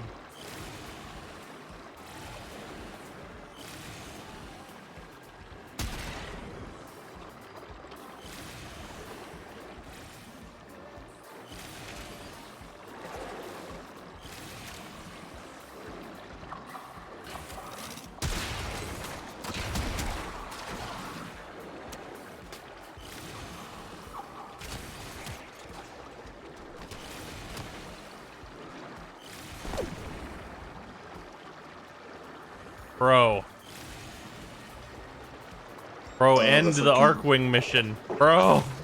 I've just been scrolling through Twitter this whole time, and I just found the thing where it's like, post you have the best game from the year you hit 18. Oh, yeah. That shit, that was rough. Turns out 2010 fucking slaps. I appreciate the New Vegas, though. I mean, yeah, it's just fucking unfortunate for all the other games.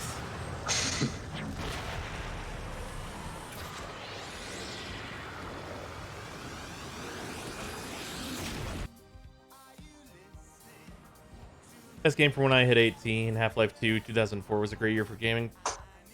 Fair.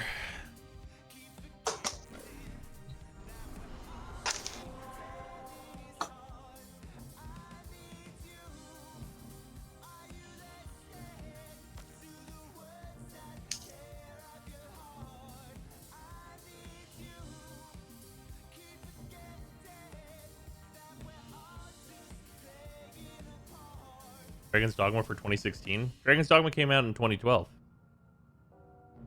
Let's see. I turned 18 in 2017. Hollow Knight. 2017 was fucked up.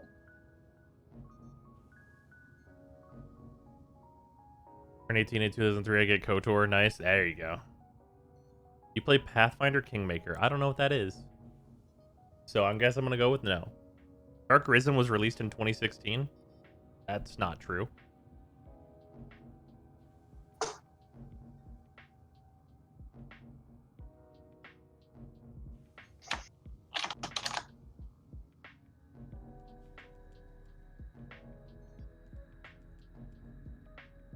I think it was released on Steam in 2016.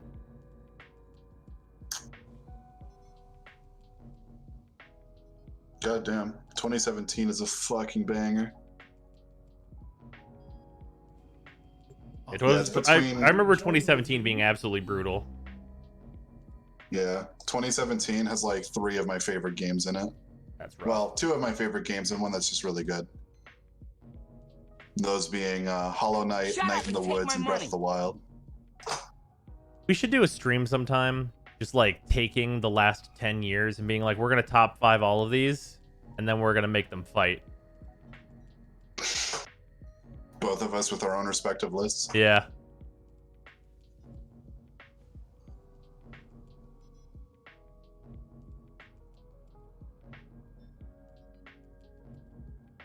$50 games versus 50 games. I don't know. I have like large gaps because there was like a long period of time where I couldn't really buy too many games. That's fair. Like 2019 is just fucking void. Like, I didn't play shit that was released in 2019. Call it a battle royale. Yeah, 100 games enter. 10 may leave.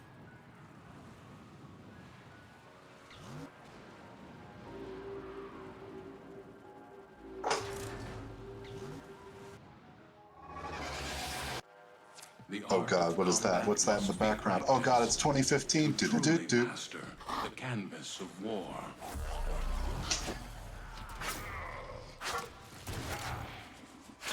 My ear could throw darts and land good. Last of Us, Grand Theft Auto 5, Metal Gear Rising, Tomb Raider, Hotline Miami. That's pretty strong.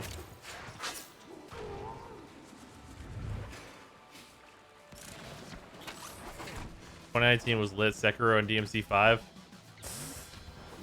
That doesn't sound very lit. Sekiro is like a super mixed bag. Granted, I've not played Devil May Cry 5. I need to, still.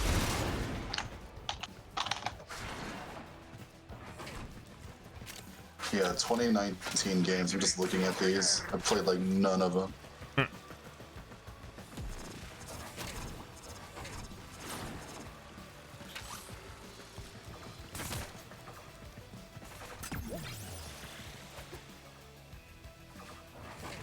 I mean, if you had to pick a 2019 game, I would just assume you would have picked Monster Hunter World, because that's on there. Yeah, I mean, that's... I tend to forget what year things happened. That's why going back on those is always like, whoa, wait a minute, hold up. I mean, just looking at games you played and seem to enjoy from 2019, you have Control, Resident Evil 2. Yeah, see, that's where things become very hard, because those games are also Luigi's absolutely Mansion fucking... 3. Luigi Mansion! That one doesn't belong against the others, unfortunately. God, I wish that was as good as the first game. Thank you. Metro Exodus was amazing. Monster Hunter World, I just said. Let's see too many others that you played. Which Brookskin is that? This is the... Bidwin? I think that's how I'm supposed to say it. Apex Legends, but I don't think that counts for anything. Yeah, I mean, Apex Legends is really cool. It's like fine. Like if I was gonna make a top 10, it might go on there. Battle Royale is just so middling to me. Yeah. I just don't feel it. I'm much more of a fan of like fast-paced Call of Duty Unga Bunga. That's fair. If I'm gonna play a shooter. Metro Exodus was the best Fallout game, but the worst Metro game. Fuck, I hate that you're right. But it's so fucking good, though. Exodus was so good. God, I loved that game so much. Titanfall 2 was in 2019, I think. Titanfall 2 was... It is done. 2016? What? Wait, what was 2016? Titanfall 2? Oh yeah, fuck. Fuck. What difficulty did you play Exodus at? I think like normal or just above? I don't remember. People who play games on the hardest difficulty right out the box scare me. Why? Just weird. It's like y'all into that shit. What the fuck?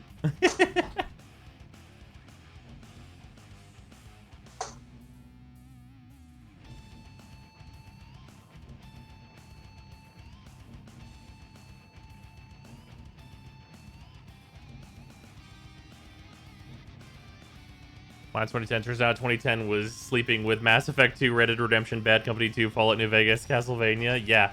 2010 was pretty... There's some killers in there. 2010 games. What do we got? I'm Pathfinder, Kingmaker. Seems suitable for your epic min-maxing skills. Oh, Fair. fuck. What kind of video game is it, though? Mass Effect 2 or Fallout New Vegas for top place. Definitely New Vegas. Trust in your I legitimately don't like Mass Effect 2 as much as I like Mass Effect 1. Copy. Chat, look what's in 2010. What is it? You'll know. The instant chat starts typing, you'll know. God damn it. You son of a bitch. You son of a bitch. Pathfinder Kingmaker is a much more complicated version of Divinity Original Sin 2. Is it turn-based? It's 2010. Ah, not turn-based. God,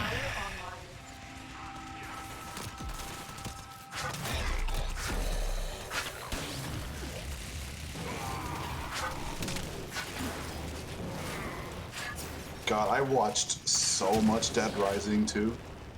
Dead Rising 2 is good. Of all four towers. 1998 here, Ocarina of Time and Myth 2 both that year, so tough call for me. Ocarina of Time, though. That game fucking annihilates. 1998 games. That's not something I thought I would type. 1998 is... Oh my fuck. That year is fucking some shit up. I see a lot of games that get a lot of accolades that I just haven't played, but I just acknowledge they're holy fuck. There's so much. What the fuck? Yo, right? You start going down the list and you're like, wait a minute. Ocarina of Time, Baldur's Gate, Grim Fandango, fucking Banjo Kazooie, yeah. Fallout 2. Oh, Spyro 1. Holy fuck. Yeah, 1998 was like, oh, you need series. Nintendo Did y'all say y'all need video games?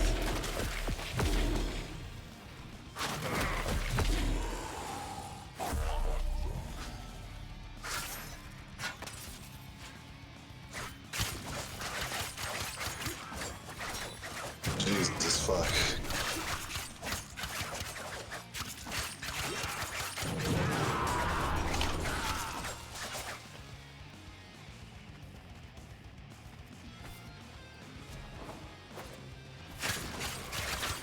The 1998 is wild style.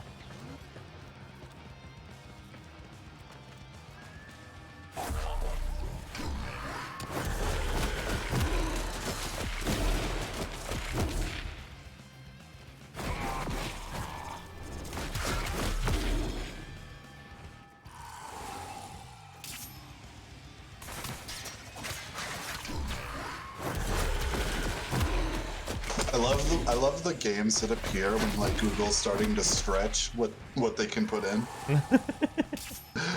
Like in 2011. Y'all play Thor: God of Thunder for the Nintendo DS? Who? Literally who?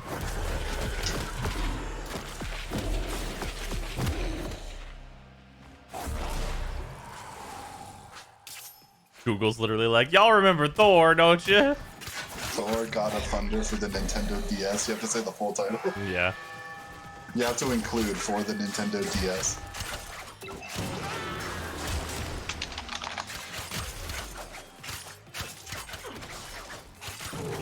Just like how, but that's all the time I have left. I have to get back to playing Animal Crossing New Leaf on my Nintendo 3DS. How many years do you think it's gonna be before people assume that Superman 64 came out in 1964? No. No. Freezer's just angry now. You deserve it. No.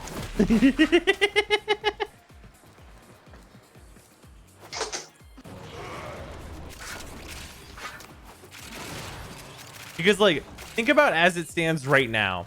We have, like, no concept of how recently certain things were, like, invented.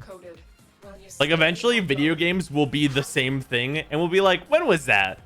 That must have been, like, the year what? Like, 200? Like, fucking toilet paper. Toilet paper is, like, I'm pretty sure toilet paper is somehow within, like, the last 300 years. And it's like, fuck off. Are you kidding me?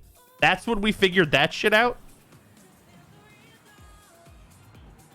Joseph Anderson kind of roasts that concept in like his Fallout video because he's like, does Bethesda not know how long 200 years is? Toilet paper is mid 1800s. 1857 was toilet paper. This is exactly what I mean. This is like fucking 1857 is toilet paper. That's like the most basic shit for us right now.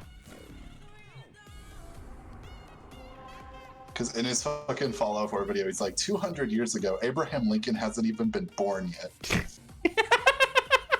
Yeah, it's been 200 years, and this kid is still locked in the fridge. Because Bethesda just forgot that ghouls still need food and water. They are still alive.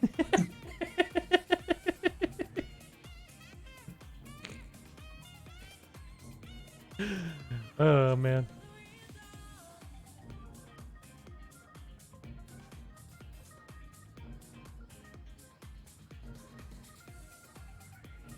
No, I know Trace.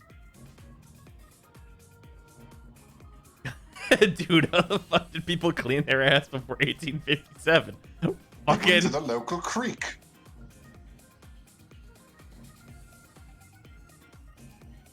Fun fact, sliced bread was invented after Betty White was born. See, shit like that is fucked up.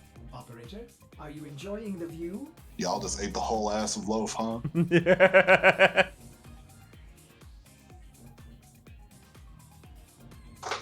And then, you know what the most fucked up part is? Shit that you, like, wouldn't even think would be, like, a big priority gets invented, like, immediately.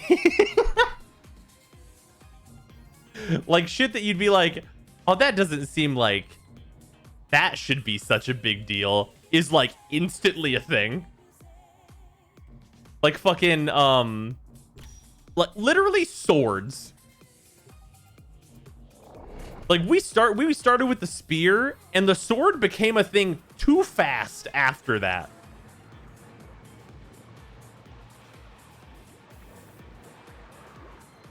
What's wrong with swords? We already had spears.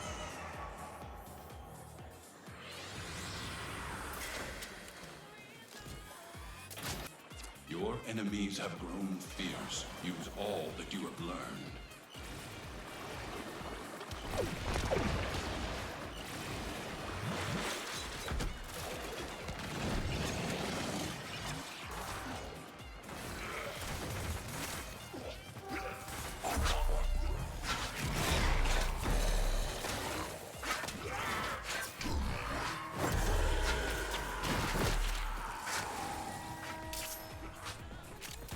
This is an exterminator. Okay, good.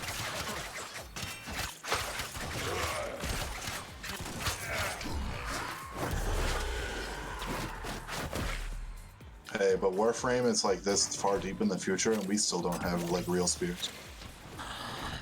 Shit. So who's advanced now? Damn it. Unga Bunga Caveman more advanced and more free.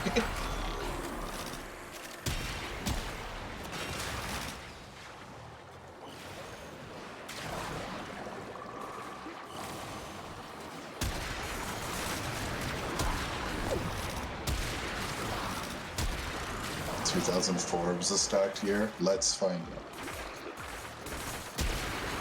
People have been saying that, but I do not know what all was in it. 2004 games. We have Half-Life 2, San Andreas. Fuck. World of Warcraft. Okay. All right. Far Cry 1, I guess. Oh, that game's good. Fable. I know a lot of people like Fable. Yep, that game's great. Super Mario 64 DS, baby. Oh, shit. Katamari Damacy gets a lot. Thousand Year Door. Fuck. Paper Mario, the 1000-Year Door. Fuck.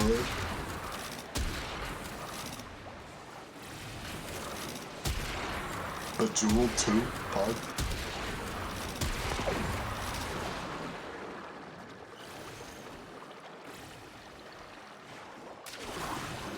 Bonifer doing this really made this go a lot faster. That's a good punch through. I love how my absolute I did not absorb like anything Halo, so I just glossed right over Halo 2 and didn't pay it any Holy mind. shit! But you missed Halo fucking 2. I just scrolled right past 2K4 that. was My when I brain, turned 18. like, Yeah, fucking Halo 2 I literally slaps. didn't even see Halo 2. I just pay it so little mind. Halo 2 is like big destruction. I didn't even acknowledge it with my sight. Like, I'm sorry, I do not see it. You have broken their ranks and they are on the run. Another successful mission. Find extraction. Play Halo 2 on stream with Freezer. No, that game was all about the PvP. It's over now.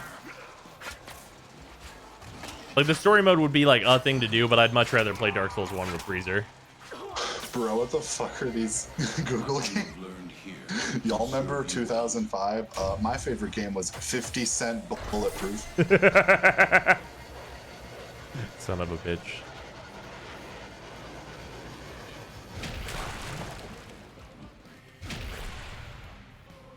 Yeah, literally my only exposure to anything Halo was when I was like 8. This kid had a OG old-ass, bitch-ass, not 360, Xbox in his garage, attached to a TV in his garage. So we played with, and I was a kid used to the Wii. So I was like dual analog. How the fuck do I move the camera in the garage?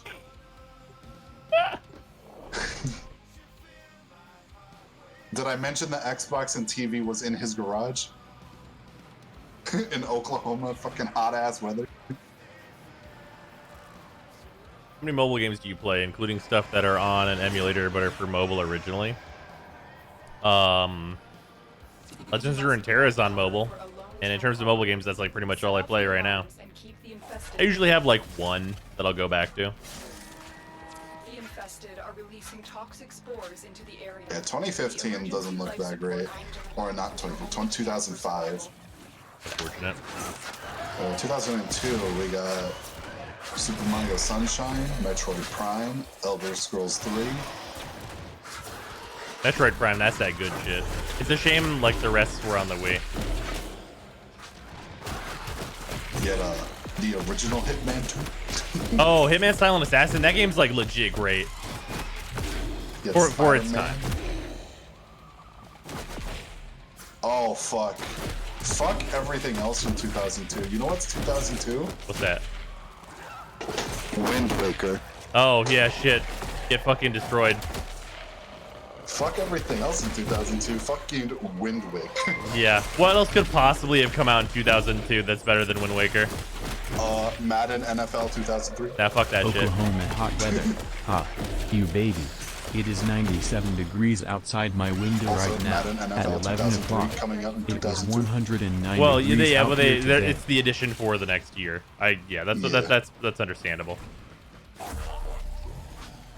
Crash Bandicoot: The Huge Adventure. for Okay, the Game well, Boy hold on a Advance. minute. Super Mario Sunshine is better than Wind Waker. I completely disagree with this. I love Super Mario Sunshine. That game is fantastic. It is not better than Wind Waker. It ain't no fucking Wind Waker.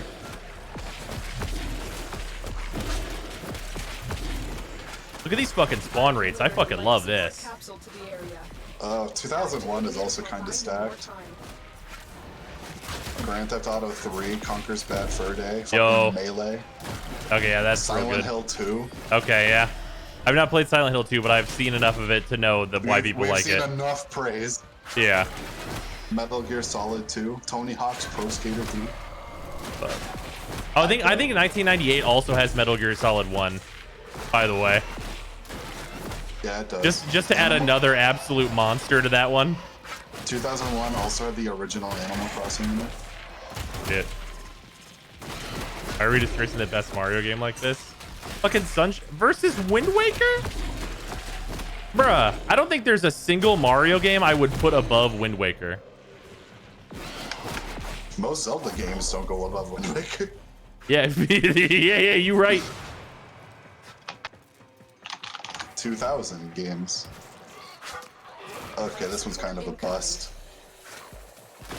There's not much in 2000. Original Paper Mario. Majora's Mask. Banjo-Tooie, I guess. Banjo-Tooie. We love a Disney's sequel. 102 Dalmatians. God damn it. I just gotta throw in one Google tier game in every year. One game that Google would mention. Y'all play Little Nicky for 2000? What about Daikatana? Wait, fucking Lil Nicky has a game? It's just a game called Little Nicky. I don't know anything about it. It's just that. Is that based on the fucking Adam Sandler movie? Is it? Little Nicky. I need you to click on that. Wikipedia. You and It's a don't video tell me game based nothing. on the- Don't tell me nothing about it except for if it's the Adam Sandler movie thing. Okay. 1, it's the Adam Sandler. 2, guess the platform right now. The Wii. 2000, the Wii. Oh wait, 2000. Oh, never mind.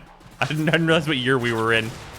Yeah, the Game Boy GBA? Advance. Yeah, You wish it's for the Game Boy Color. bro.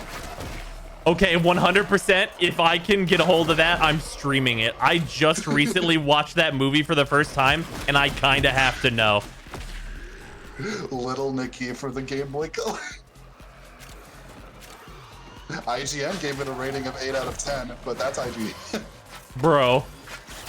That's 2000 AG, but GameSpot gave it a 4 out of 10. Yeah, Oh, I just recently saw that movie for the first time, and I am extremely morbidly curious.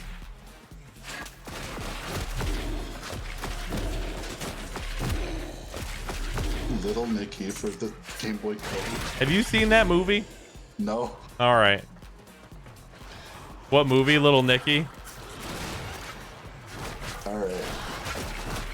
A fucking Adam Sandler joint. 2003. What do we got? I Sleep. Mario Kart Double Dash. That game's great. Did people like Devil May Cry 2? No one liked Devil May Cry. No, Silent Hill 3, that's a good one. nobody liked Devil May Cry 2. We pretend Devil May Cry 2 does not exist. Silent Hill 3, that's a winner. Fair. That goes in there. Oh, Superstar Saga, that's a good one. I don't even remember that one. Mario and Luigi Superstar Saga for the GBA. Oh, that thing. I never played that. Yeah, that's a good old one. Let's see, what's the Google game for this one? Finding Nemo for the Game Boy Advance. Is that even really the Google one? I bet there are a lot of people that played that actually.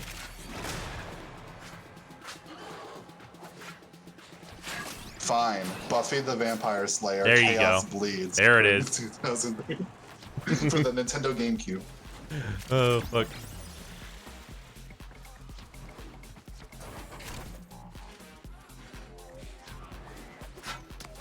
Oh, Castlevania Aria of Sorrow was pretty good. We're just forgetting all the Pokemon games. Pokemon came out. We know. We just know. Yeah, like in 2010 it was Heart Gold and Soul Silver, and I was like, I'm just gonna skip over that. We don't need to revisit that. Those games are great. Obviously, Gold and Silver are like the premium. 2006, Oblivion, Twilight Princess. Two good starts here.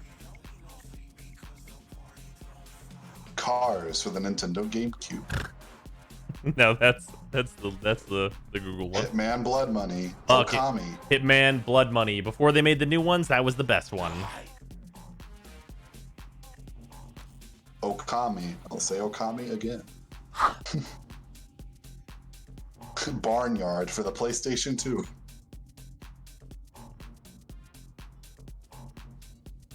Gold, Soul Silver are literally the best Pokemon games objectively. They're not my favorite, but definitely give it a shot. No, I know. I'm aware. Gold and Silver are fucking aces.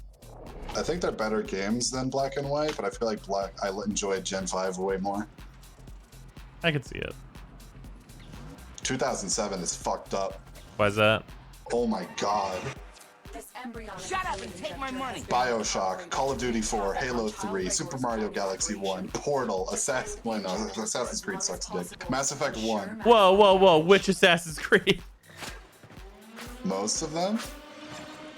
Would know which one came out. The first one. That game's good. Team Fortress 2. I know a lot of people like Team Fortress 2. I hate it. When did you first play it, though? Okay, I don't know at this point. TF2 got fucking ruined. TF2, like, a pretty similar thing to Overwatch happened to TF2. Overwatch copied the whole thing from TF2, including fucking it up in the end. Oh shit. Okay, every other game from 2007 sucks compared to the B-movie game. God damn it. What platform is the B-movie game? Yes, I'm pretty sure the answer is uh-huh. 90% liked this video game. GameStop, 3.8 out of 5. Platforms, Wii, Xbox 360, PlayStation 2, Nintendo DS. Thought I was right. Who out here playing the B-movie game on the Nintendo DS? I'm gonna need you to stop talking about the B-movie game. I have a feeling some people here actually played the B-movie game. God fucking damn it. Super Paper Mario.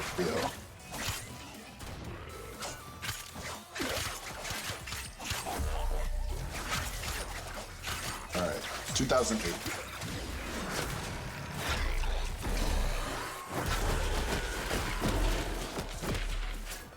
Eh?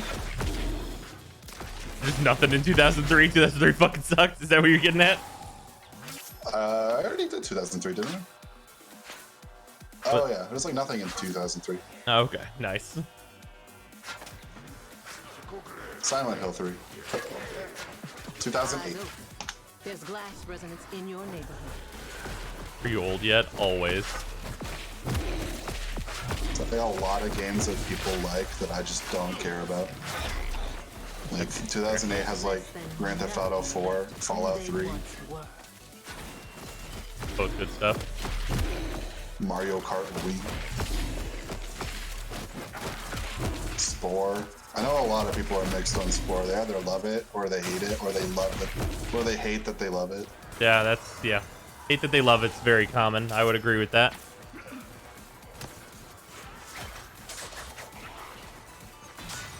I found Spore to be engaging right up until it becomes a 4X game, and then I'm like, I'm out. Goodbye. Yeah, 2008's looking like the weakest I've seen so far.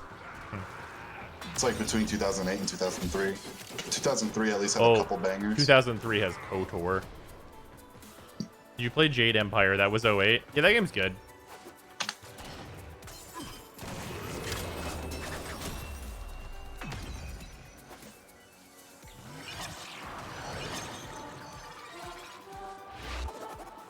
Warcraft TFT, KOTOR, Silent Hill 3, Double Dash. Jade Empire was 08, apparently. It's one of those things that feels like only yesterday. Welcome to hell. Okay, why did it take 3 scrolls for Google to tell me that 2009 was Minecraft? Yeah, that ain't right. That's not okay. Yeah, hold on. Wait a fucking minute.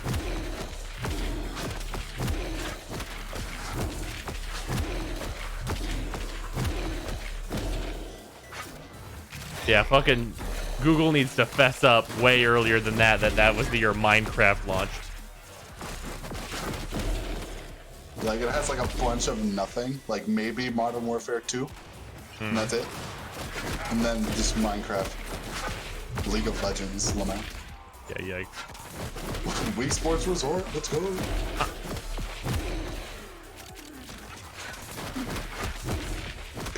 People like Prototype, right? Oh yeah, Prototype's great. Okay. Prototype 1 more so than 2, I think.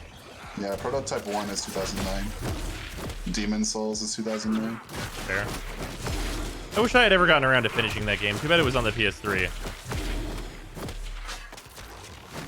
Also, next generation, it might be too bad it's on the PS5 if it costs too much.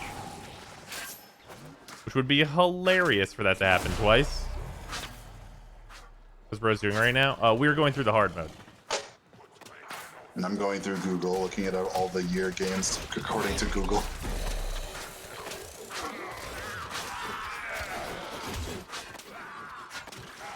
When did Minecraft technically come out, though? When it first launched, it was nothing and only had creative mode. Minecraft 1.0 launch date.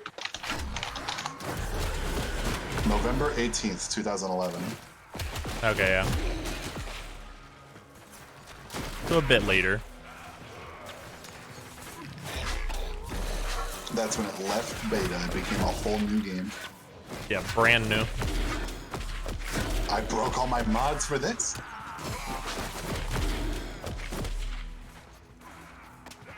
Back in your day, Minecraft was only in browser?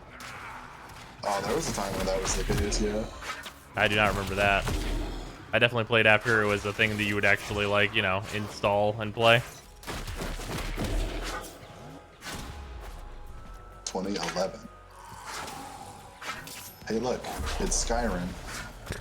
Yep. How many years in a row did that release? How many times did Skyrim get re-released? It's about to be like 9. One for every year.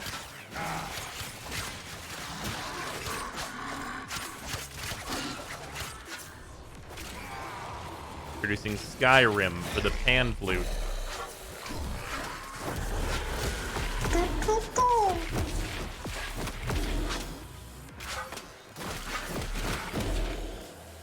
How many times has Doom been released? Yeah.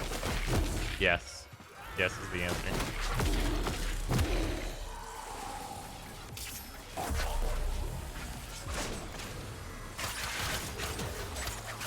How people also ask, how many Skyrims are there? How many Skyrims are there is just inappropriate enough a question for me to hate it. Does Skyrim ever end? Is Skyrim 2 coming out? Skyrim 2? Fucking hell. Now I know why they keep re-releasing it. Introducing Skyrim for your school calculator. Let's see, but real talk, 2011, it had Portal 2, Dark Souls, Dead Space 2, Saints Row the Third. Do good things. Skyrim wasn't even good, fight me. It was okay. Skyrim's okay, it's no Oblivion.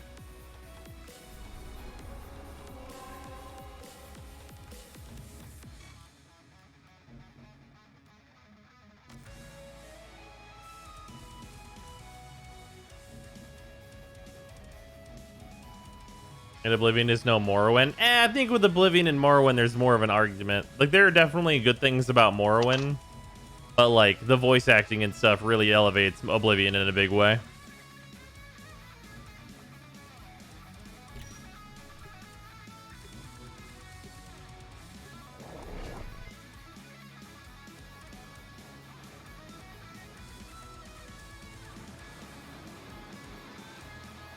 Oblivion is better than Morrowind because of the loading alone.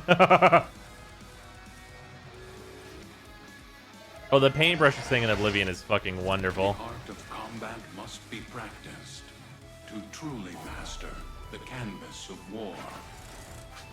I like the part in Oblivion where I walked fast, so because I walked so fast, I leveled up my walk fast, so I walked faster. Yeah, now the leveling system in Oblivion may not be the best. I liked jumping to raise my agility. I don't remember. I played it for like 9 hours, then I kind of fell off hard. Unfortunate. The capture target has vital information. Like, I just found it hard to get invested in anything. I don't know. You found the target. Capture them quickly before they escape. Something just about the way it just zooms in hard into their face and all the music cuts out. It's real hard to like get invested in the story when everything feels kind of sealed off.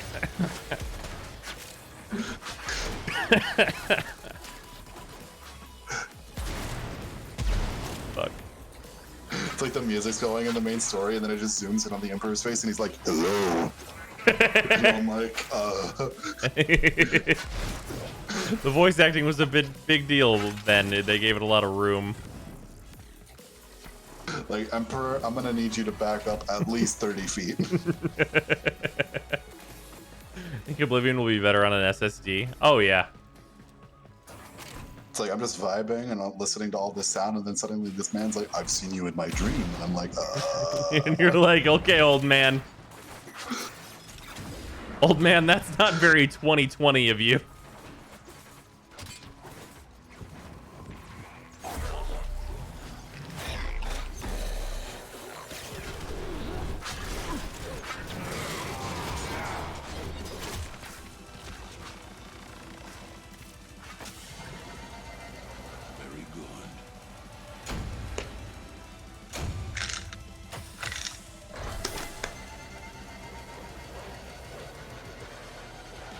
You mean the one role Sean Bean didn't die in?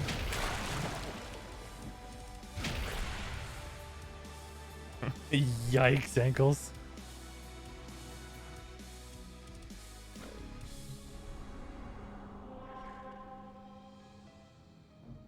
Clearly didn't play the same game I did if your Sean Bean didn't die. Fuck. Every questline in Oblivion was better than its equivalent in Skyrim. Yes. Yes, that is true. Are there any exceptions to that?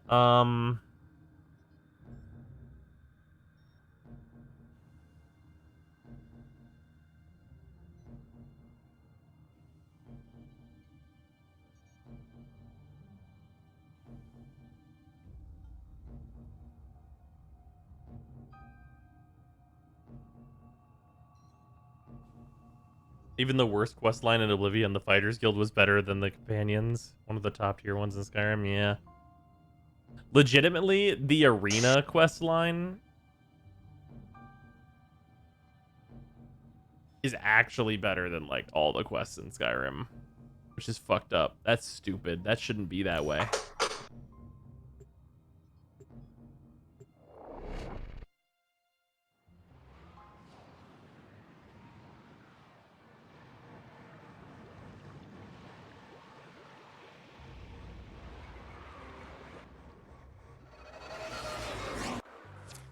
Oh, no, I did not mean the Elder Scrolls 1 Arena. No. I mean the arena in, Oblivion. He's a mage. Just stab him a few times. Life support has been cut off. They're trying to choke you out. Hold on. I'm sending auxiliary life support. Daedric quests in Oblivion kind of just suck. Skyrim didn't do them better necessarily, but it is what it is. Some Daedric quests? I feel like I really enjoyed the Daedric quests in Oblivion. Don't quite remember all of them, though. I was waiting for a fucking reaction to that. Just post a fucking image in the shitpost image in the chat, and it's like, just immediately, why are you the way you are? Or are you fighting Star Trek enemies that are over level 100? Oh, this is the new hard mode thing. That's pretty much what's going on.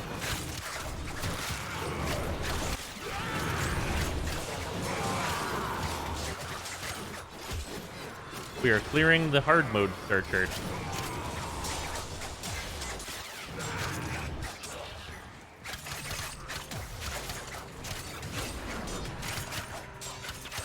Life support on the way. Hard mode, Hey, yeah, to be heavy fair, quotes. I deserve to be the Grand Mage. I could cast a Novice Warrior.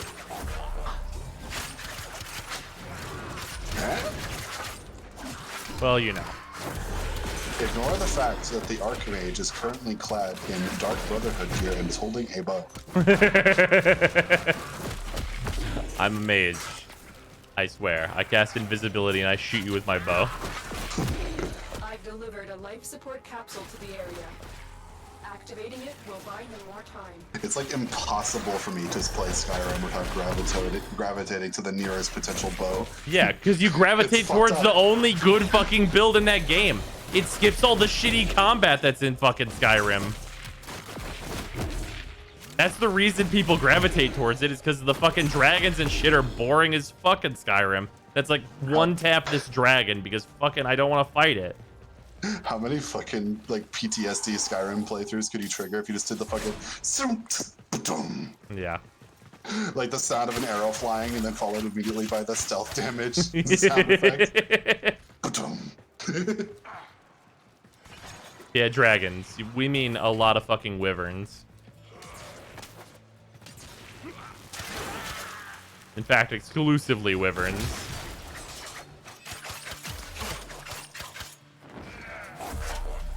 Tenno, prepare for life support.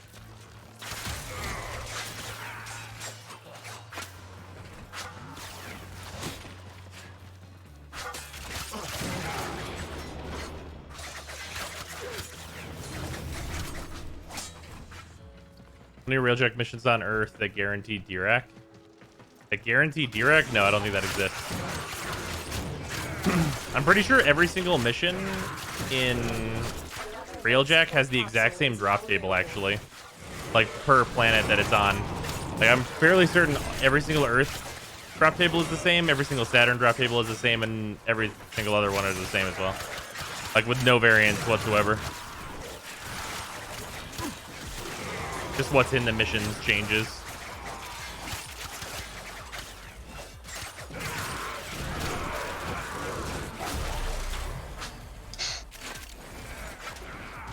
These fucking Swedes.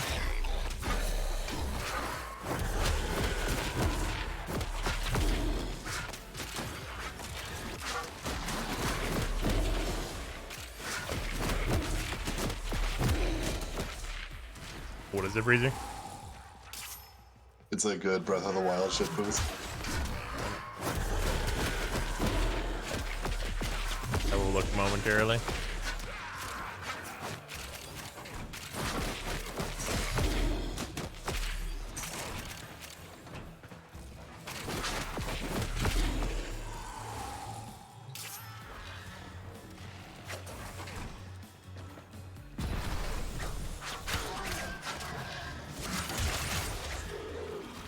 In favor of Skyrim, its small DLC and Dawnguard is significantly better than Knights of the Nine.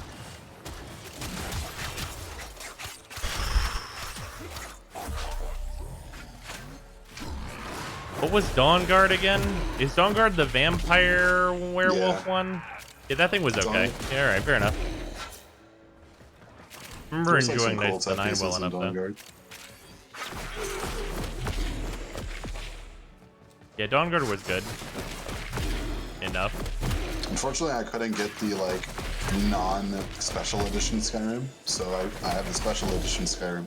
So I load into Riverwood, and my PC is like, "Holy fuck, that's a lot of grass," and it starts to chill.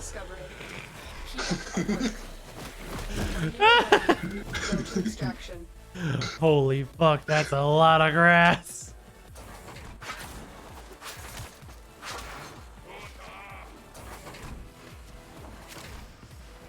Ah, the crossbow, different flavor of bow.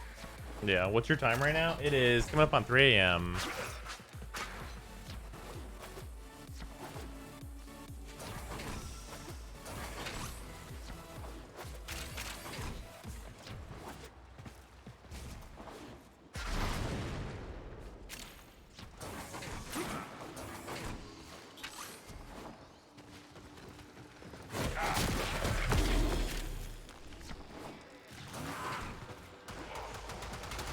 Tonight was already mainly just an advanced fetch quest with a good boss fight at the end. Yeah. Will was greater. What do you want on a Baruch stat stick? The Venka with all the gladiator mods and all the combo duration mods.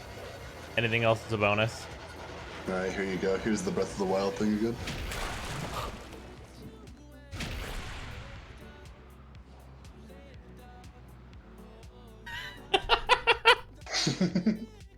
Jesus Christ. Holy shit. Gregor good for Baruch. I mean, yeah, it starts at a higher combo, so there's that. Better than nothing. If you want a stat stick that you're like never gonna try and upkeep at all, then the Fragor is as good as it's gonna get, pretty much without a ribbon.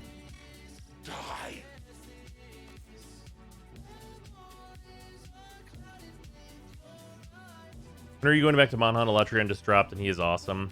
I heard some stuff about Elatreon that made me not really want to do it, honestly. Like, I built up all like the stuff that I have in that game, and it sounds like I would have to go back and build completely different sets for specific elements and stuff. And I don't really want to do that. I kind of just wanted to like have a stream, like fight Elatreon and stuff, and maybe do a couple other things and just kind of chill. But like, if I have to like redo builds and stuff, I kind of don't wanna.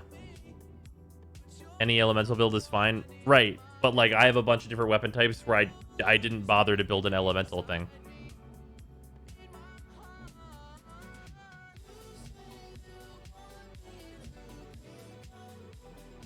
Like, I really like Monhunt, but like, yeah, the elementals and stuff, like, I don't have the charms or anything else you would put into an elemental build. Oh, you know what? I do have that one ice charge blade build, though.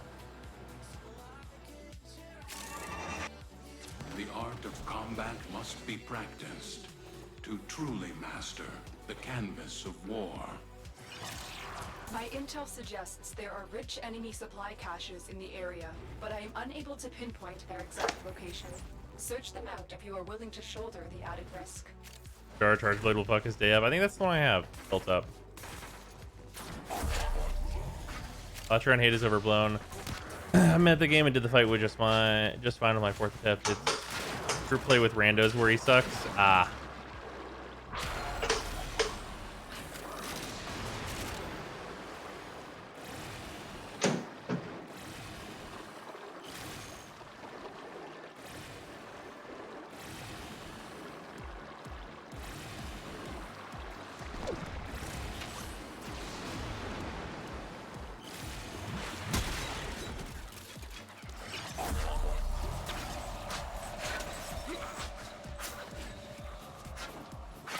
Original Steel Path, I pitched you Total Steel Essence, big sad.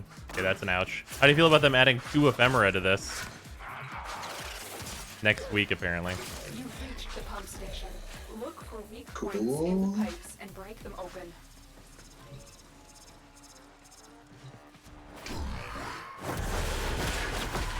Good.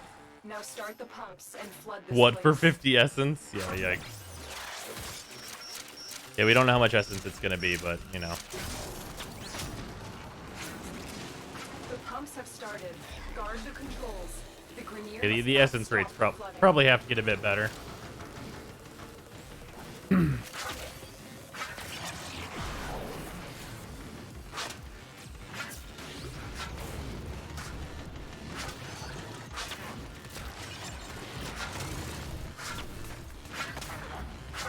The only thing I've seen of Elatreon is someone trying to flex a solo clear only for someone to call him out for going offline as they killed it. Go offline as they killed it? I don't understand.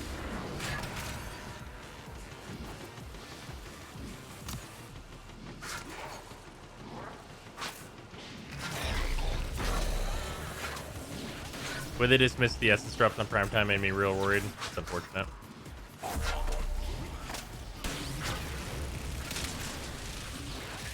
Flooding complete. Proceed to the caves below.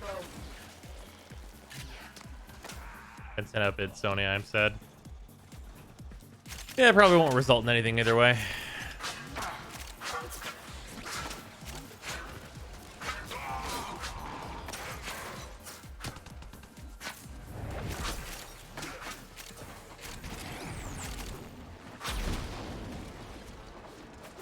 When they were in a party and left, so it looked like they soloed it.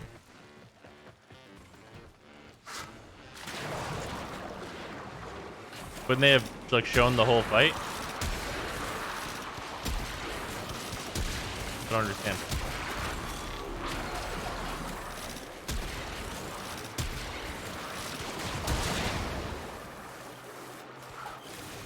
Just realized I don't actually have to do like kill these enemies. It's just a sabotage. Wait, you touch your phage while reloading makes me worry. Find a way to sabotage this lab. Does this concern you?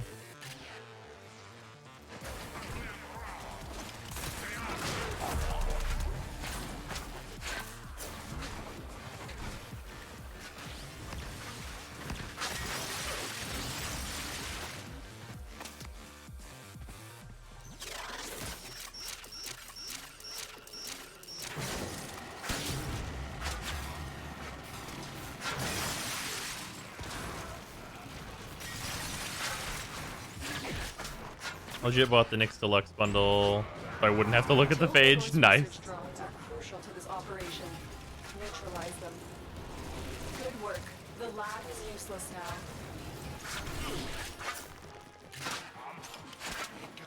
What about the noise that the phage makes? Has anyone ever listened to it really closely? Here, 1 second. Pause the music. Put the shit on. Gotta get away from these enemies.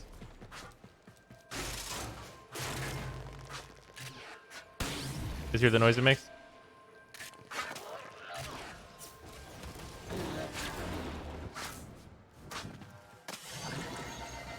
It is done, Tenno.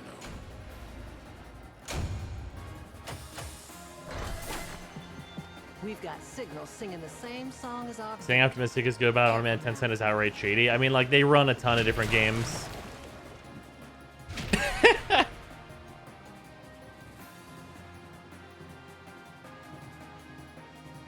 All here is Baruch huffing on his blowgun. Ah, damn it.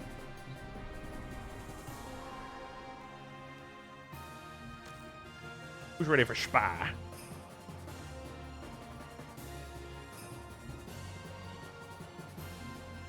What elements are good against railjack enemies for the arc gun? Oh, what was it? It's like radiation something.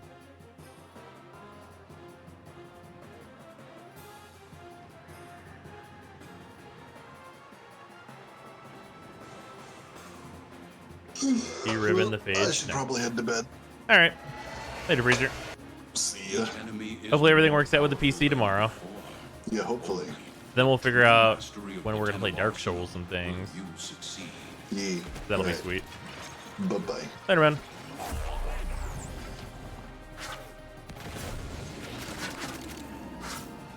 Is the radiation cold? Might be that.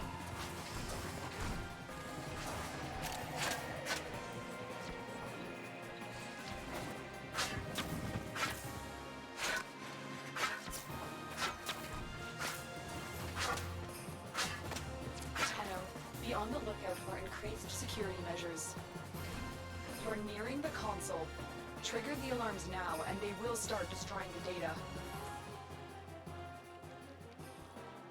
How many times do you need to fold the steel path to have a useful sword? 1,000 times. Over 1,000 times.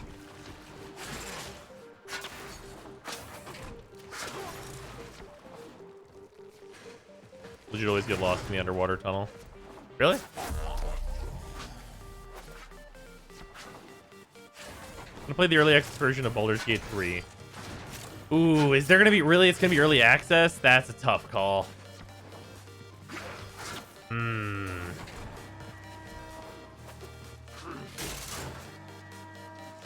Oh.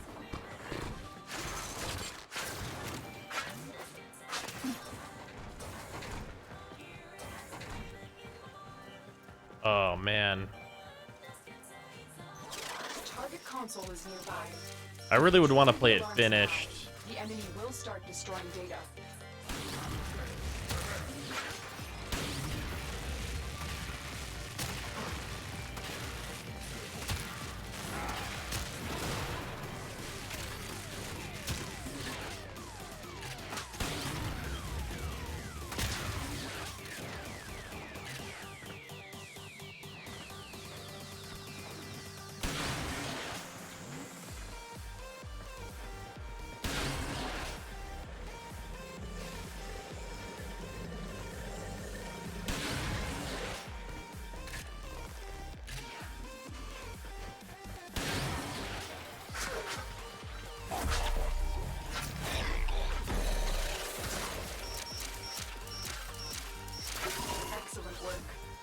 Maintain extraction with no alarms. So I played Ocean Spy was the last time it was a sortie, and the time before that was when it wasn't the sortie before that. That seems correct.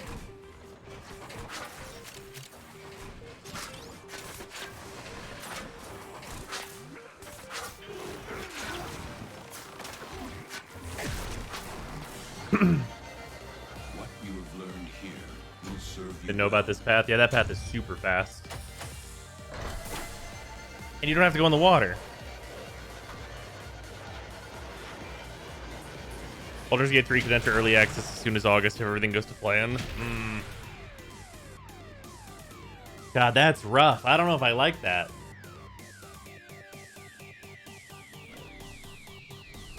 Yeah, God, that is...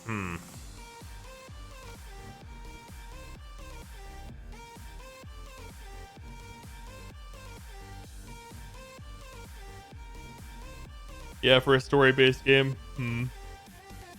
Maybe it's not a story-heavy early access and focusing on gameplay.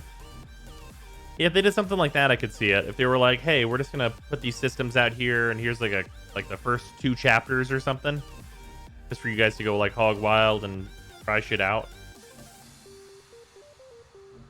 I could see that.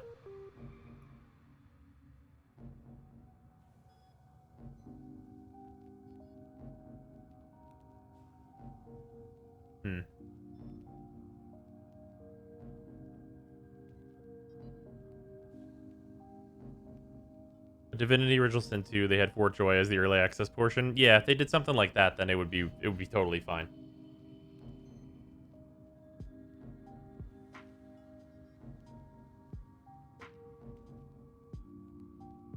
Rather than drop some scenario type gameplay that has nothing to do with the story. I mean, if they did like a Fort Joy type thing, I think it would work out fine.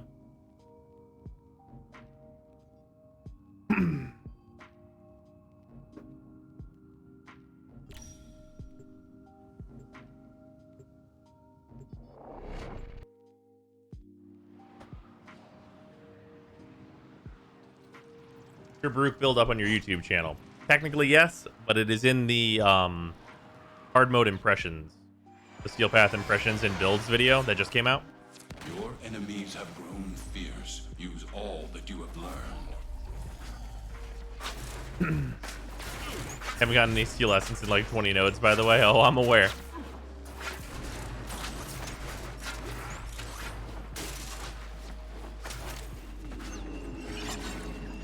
Terminal spotted.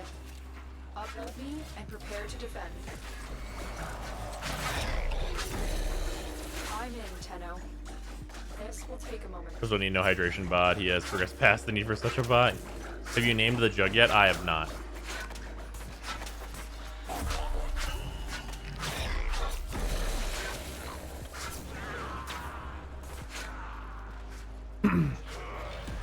Massive fucking cub.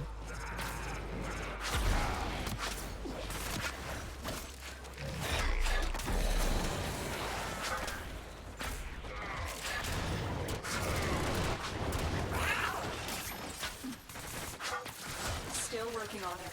Continue to defend.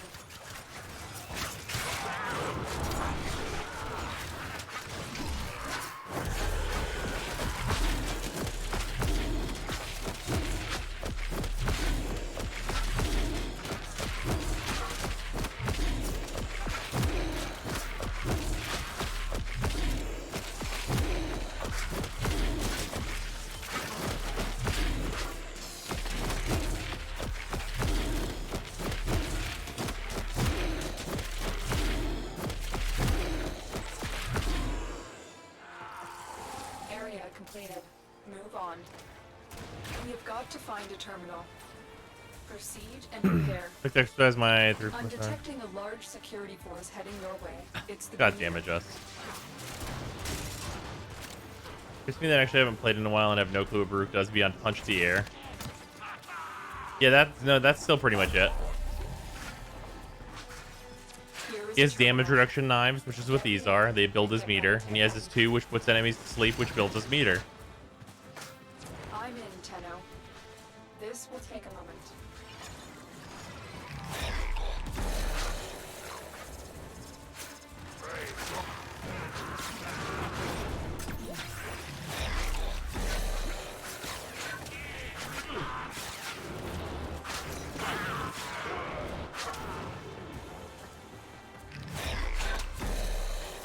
Go sleep. It does open them for finishers. I forgot. Still working on it. Continue to defend.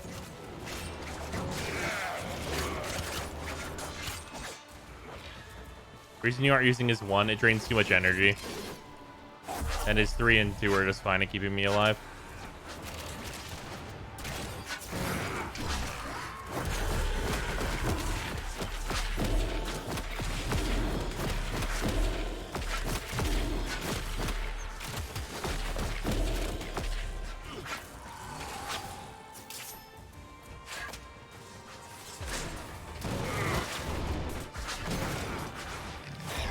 Terminal hack. Keep moving. If he's not Grendel, I mean, what is the point of Grendel? He's a slightly more offensive take on a Naros, basically. Main problem with Grendel is that his 4 doesn't scale. If his 4 scaled, he would be extremely, extremely potent.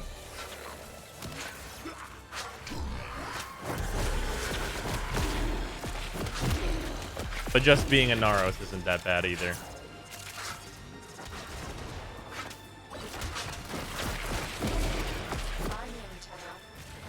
This will take a moment.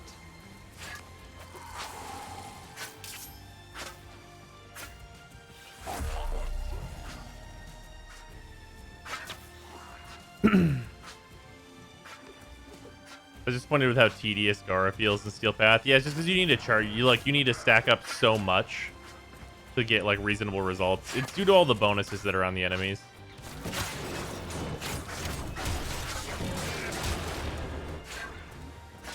Turns out whenever they get like 250% of all relevant stats,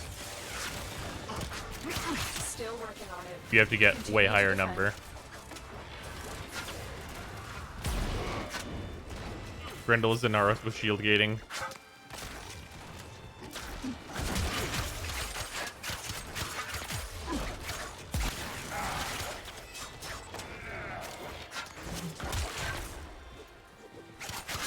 When you phrase that certain ways, like in Naros, but he cannot be instant killed under any circumstances, pretty good. Outside of the toxin circumstance, that is. Can you get a shield on a Naros? I don't think so. Would you prefer Sony or Tencent? I don't really prefer either one. I think the Sony way would be more interesting.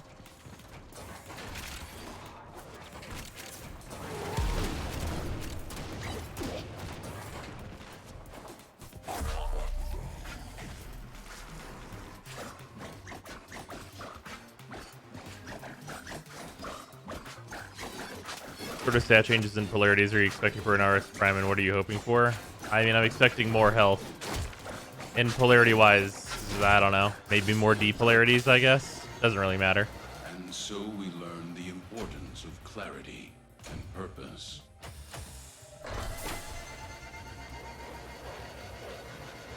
Oh.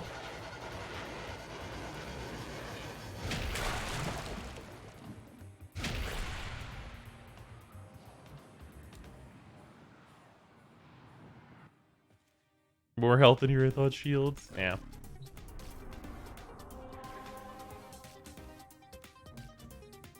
Oh, Arcwing Interception, my favorite.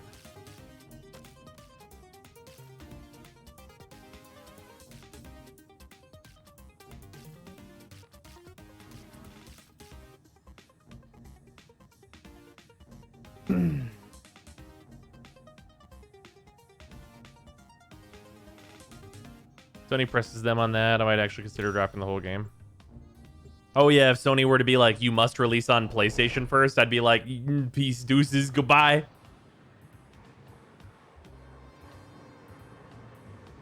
That would be a fucking nightmare. The art of combat must be practiced to truly master the canvas of war.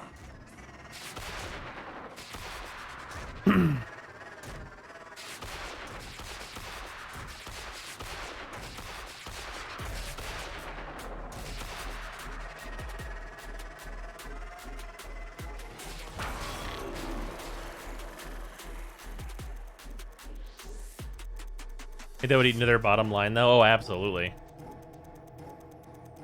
I mean, hopefully Sony would see that as a no-go. But it could happen, you know. Stupid decisions get made all the time.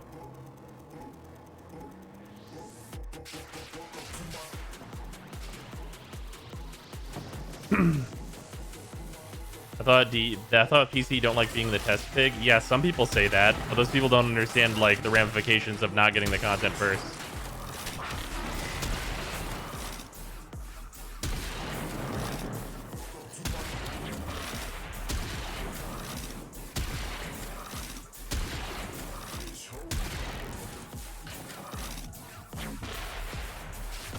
Like, it's first and best on PC, and then the consoles get it. So the consoles get to be excited for what they see on PC. If you make it be like, here's the PS4 thing, it's like, oh good, the PS4 thing's out. That's adorable. That's not the Warframe that I want to play, because it's at like fucking barely 30 frames per second and shit. So like, I guess I'll look at that from over here, and then by the time it's out on PC, I'll have forgotten.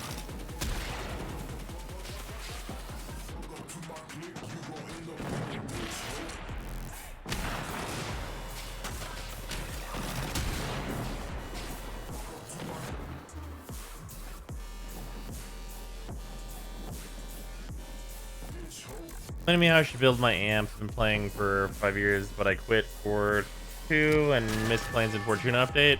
Oh, generally what you want to go for, I use a 427, but a 477 is also good. And 4 is just my preferred prism. It doesn't actually matter what front of the gun you use.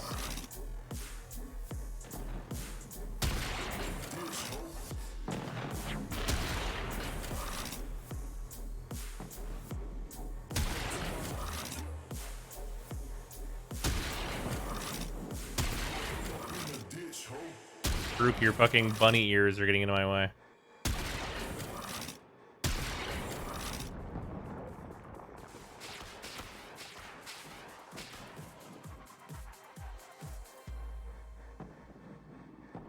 The test picks got the glaive nerfed. We got the glaive nerfed?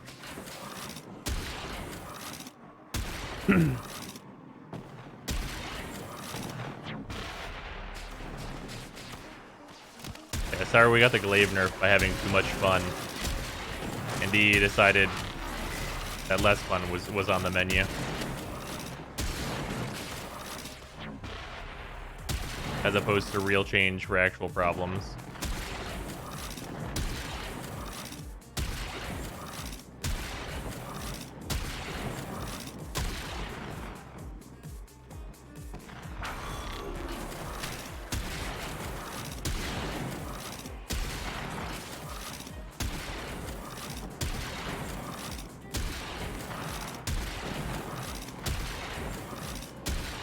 I'm pretty sure if this was actually test cluster stats with like the hugely boosted stats and additional 50 levels, I don't even think I would bother with the Steel Path on the planets that have Arcwing missions. 100%. I'm pretty sure I'd just be like, nah, dog, I don't wanna.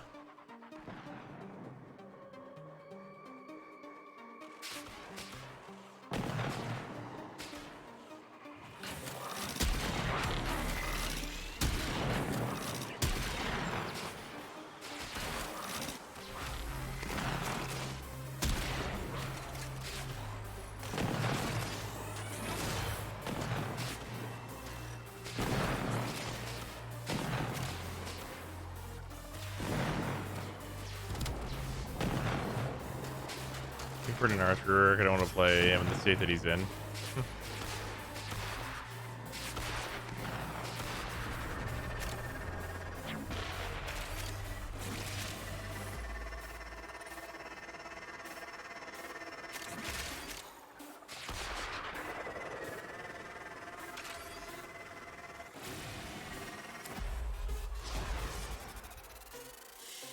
But instead of the Zoroark nerf,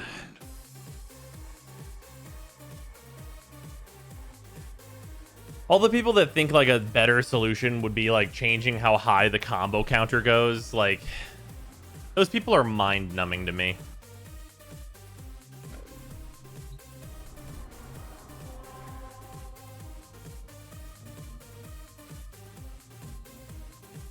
I will switch to Wisp. Where's my Wisp build? Here we are.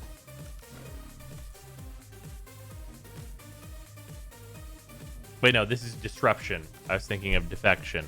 Not the same thing. Very different. Who do I want to go?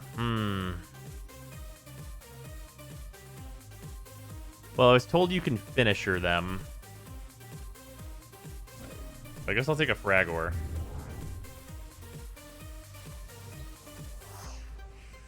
We'll do this build and see how good it is.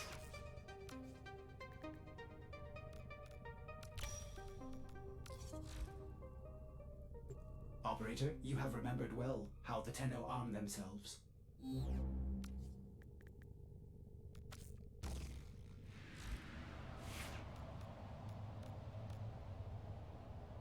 Maybe Wisp?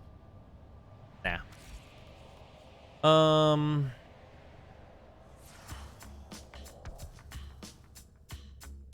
Not good. Oh man, what is the Cronin Prime has pretty decent finishers, right?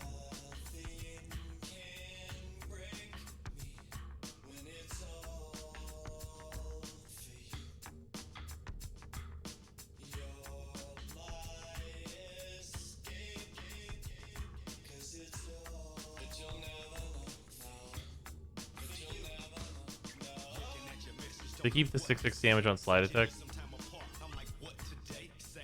Cronin Prime has finishers. Oh, you know what? This actually might not have like complete sets of finishers. It does if you use the same thing as in. What is this? Jesus, that's some nonsense.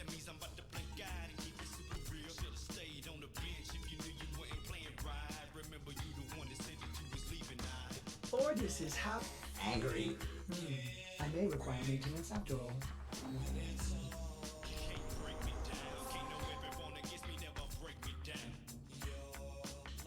Do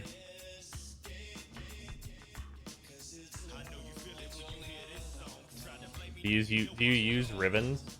I do on Korra. They tried Korra Deluxe. I have. We'll throw that on for the mission. Well, shit, no.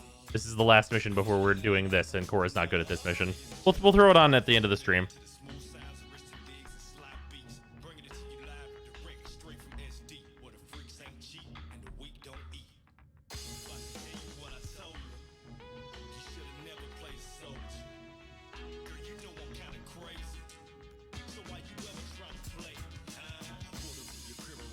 They're bad.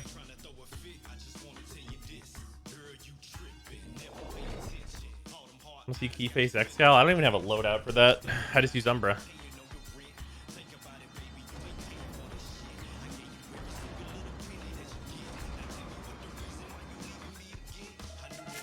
Where's not good at Disruption? Oh no, I could play her for this, but I'm already deciding to test out the Bronco thing here.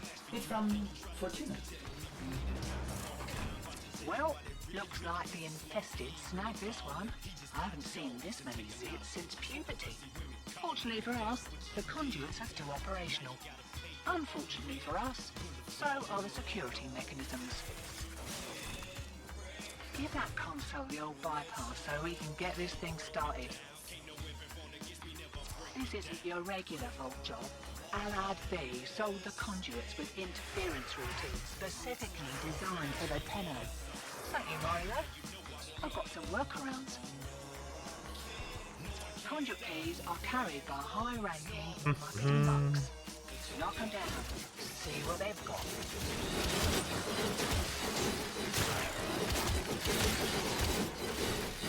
First key.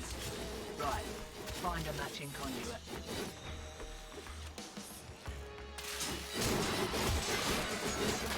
Demo unit looking to depart this mortal coil and take you with it. Keep it clear of that conduit.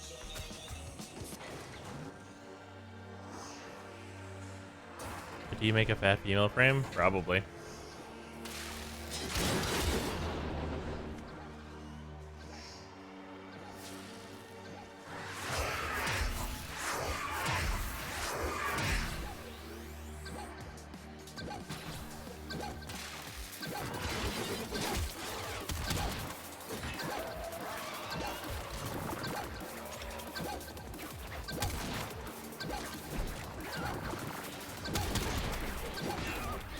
That's it?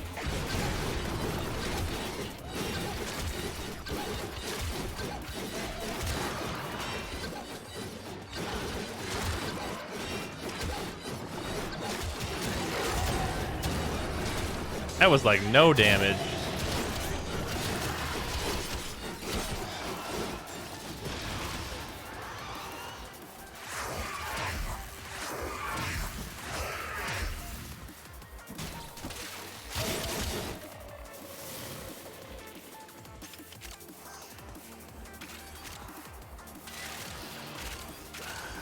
Routine subverted and you're juiced. Nice. Should have been a boffin. This be calling. Hold up.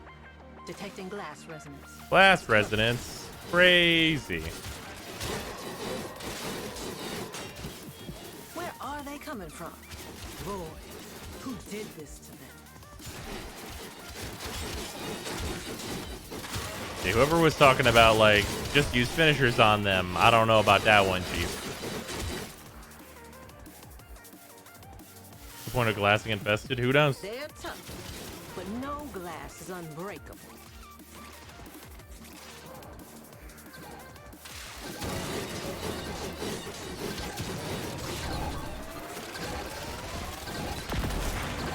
That mucker's got past you, and now the conduit's blown. Move on. Move on.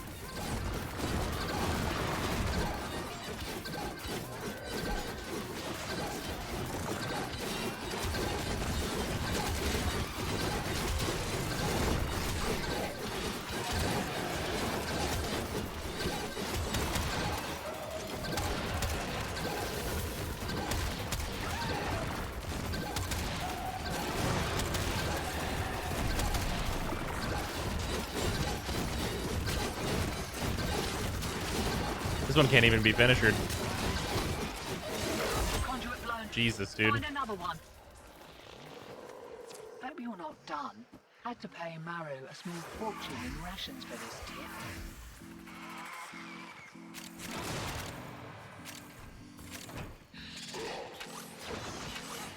Thank you, boy. Yeah, very.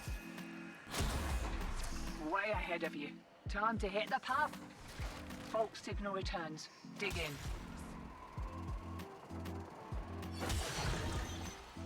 A valuable lesson.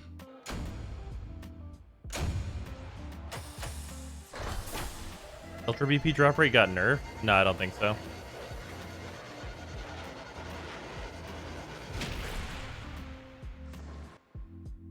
Okay, let's find out what the Exultra BP drop rate is. I know it hasn't changed.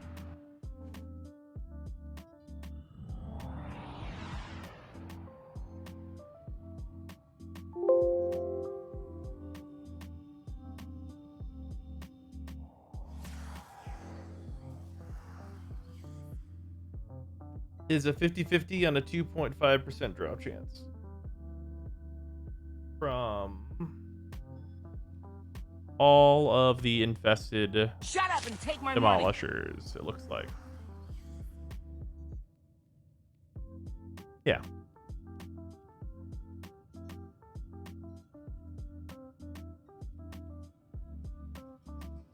Lucioma, pretty good.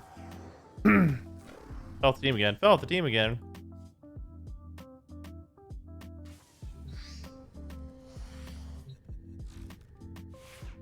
Do you think a D gets bought, they would prioritize cross save? No.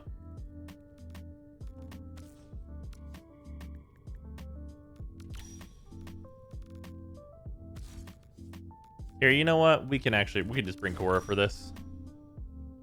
This is how I have the Lux looking. I think it looks pretty nice. They fixed the bug with it as well.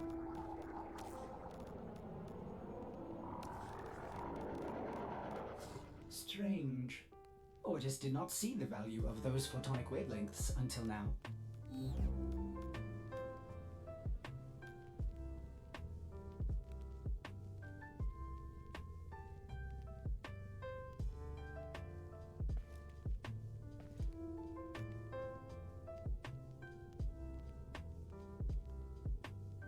Would you recommend I get from Borrow to make Plat the 6060 electrics or something else? Nah, probably not the 6060 electrics. Probably just prime mods. Prime mods that you don't think are going to be around that people are going to want. That's pretty much how it goes. I don't know how good I'm going to be. How well I'm going to be able to survive in this mission, but whatever.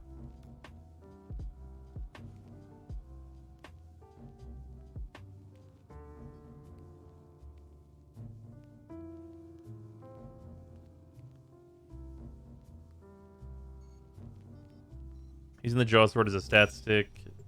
How would I build it for Baruch and Korra and the other Warframes? I would not use the Jaw Sword as a stat stick for Baruch.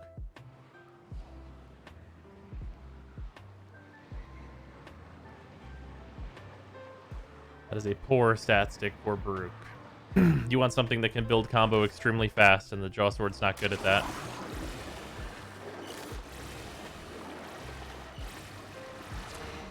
Researcher Tile Reger has made alarming strides in the field of gene repair.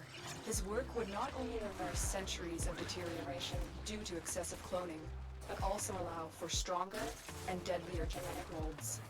Eliminate Regor and put a stop to his work. We get the Borrow Relay for TennoCon tomorrow. And then again, whenever TennoCon actually happens. Anticipation. Whenever they delayed TennoCon, they just made it so that TennoCon Borrow is going to show up twice. Live dissection.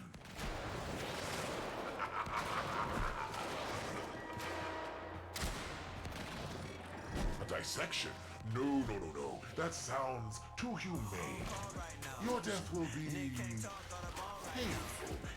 Wow, that works, huh? Keep going. Nobody knows you're here. You must be feeling guilty. Need to atone. I'll oblige. Let my gavel ring justice off your thin tin skull. Would you look at you? Worthless, ugly freaks! Gonna pull this ocean down on us if I have to! Wait, Revenant's ability works on this? That's hilarious.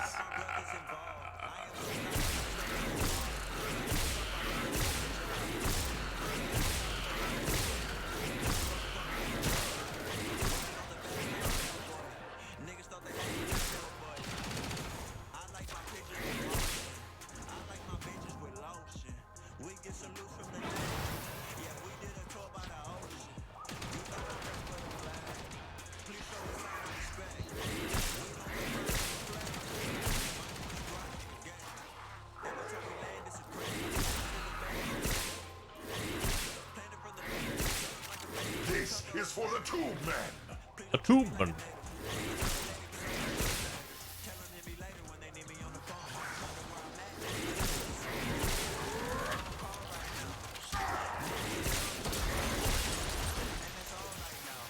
Nowhere left to hide. Nowhere left to run.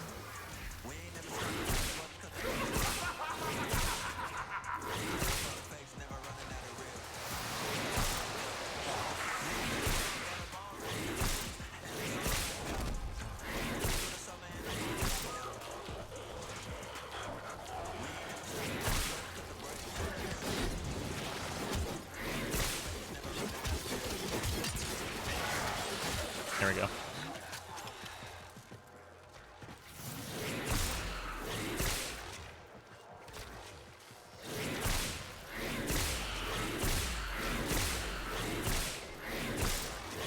Come near me, and I'll pound you into a tiny Imagine farming Equinox. Yeah.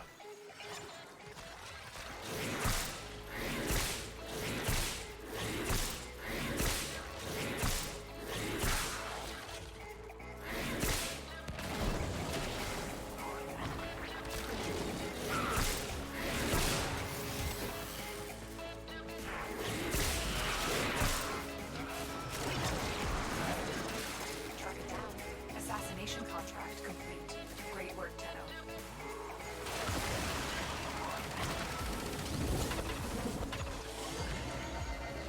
A valuable lesson. Does it know about an ability that could be used to make the game easier? What heresy is this? On fucking Tile Regor? Do you know how long it's been since I bought this boss? Ages.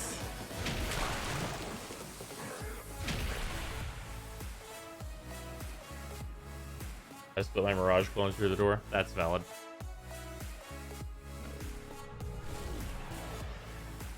Alright, Uranus is done. Inbox messages await the operator. I wonder what they say.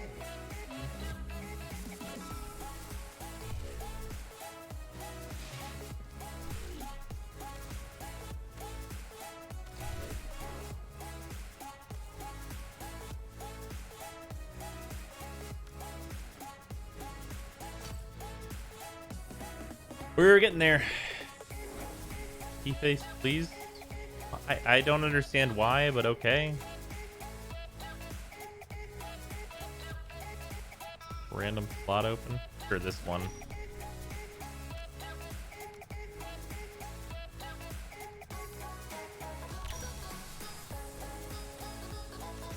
There you go.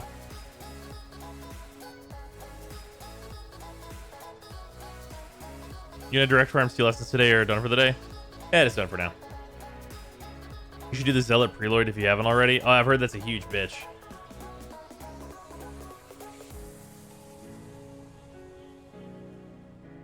Probably save that one for last, honestly.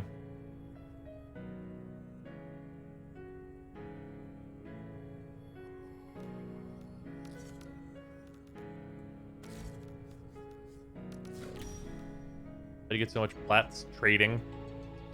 Mostly. Some of it is from Prime Accesses. Operator, the system needs you. Will you begin another mission?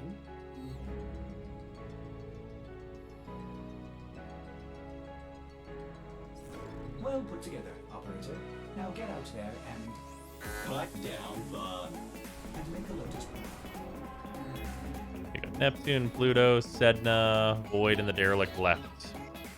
Oh, and the Kuba Fortress. Forgot about that one. But yeah, that is going to do it for today. He puked flat on Zyme? No. That is not the case. Don't forget to go kill Loki in the junction. Oh yeah, we can do that. Yeah, we're going to do the meme.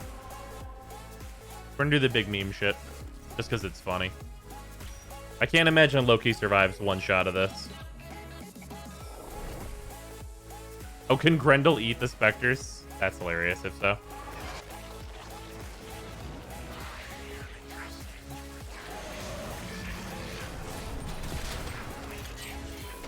Oh, the animation takes so long.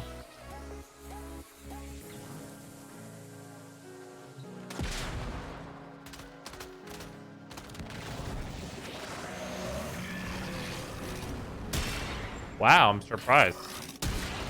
Ooh. There we go.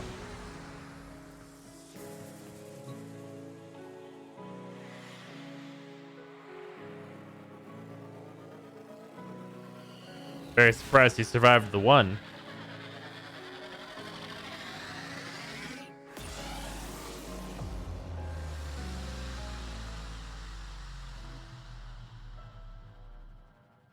Surprised he killed you? Why is that? He's got level 130 damage. And I'm no defense mods Rhino. If I'd hit 2, I'd have been fine.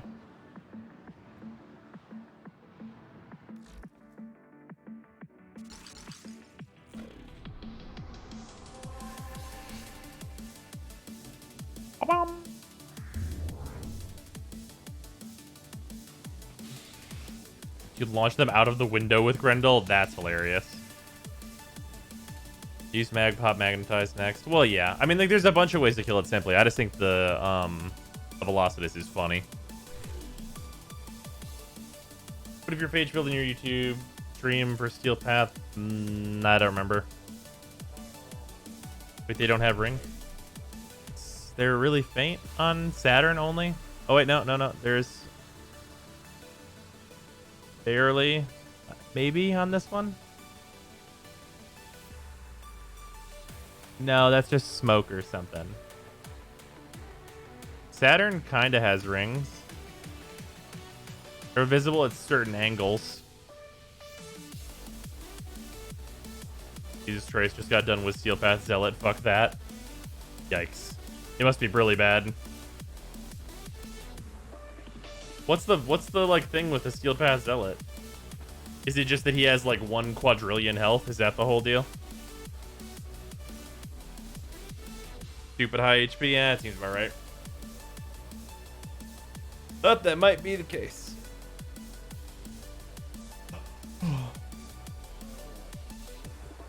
disappointed? Or just wonders, what are you thinking? Weak to gas, tanky is fucking immune to viral. It just takes too long. He can regen as well. Yikes. Fastest method seems to be gas Mesa right now. That's super hilarious.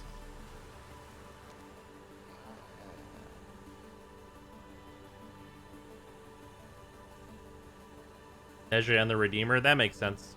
Redeemer's quite good. A gas Redeemer seems like it would be probably pretty solid.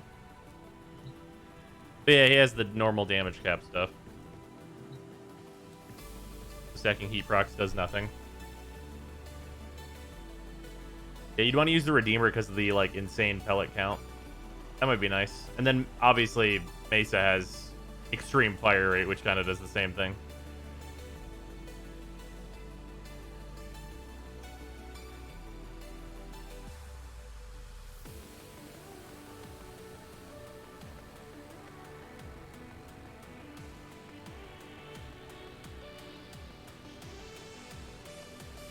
Right over here in gas Mesa. Yes, you are. That is true.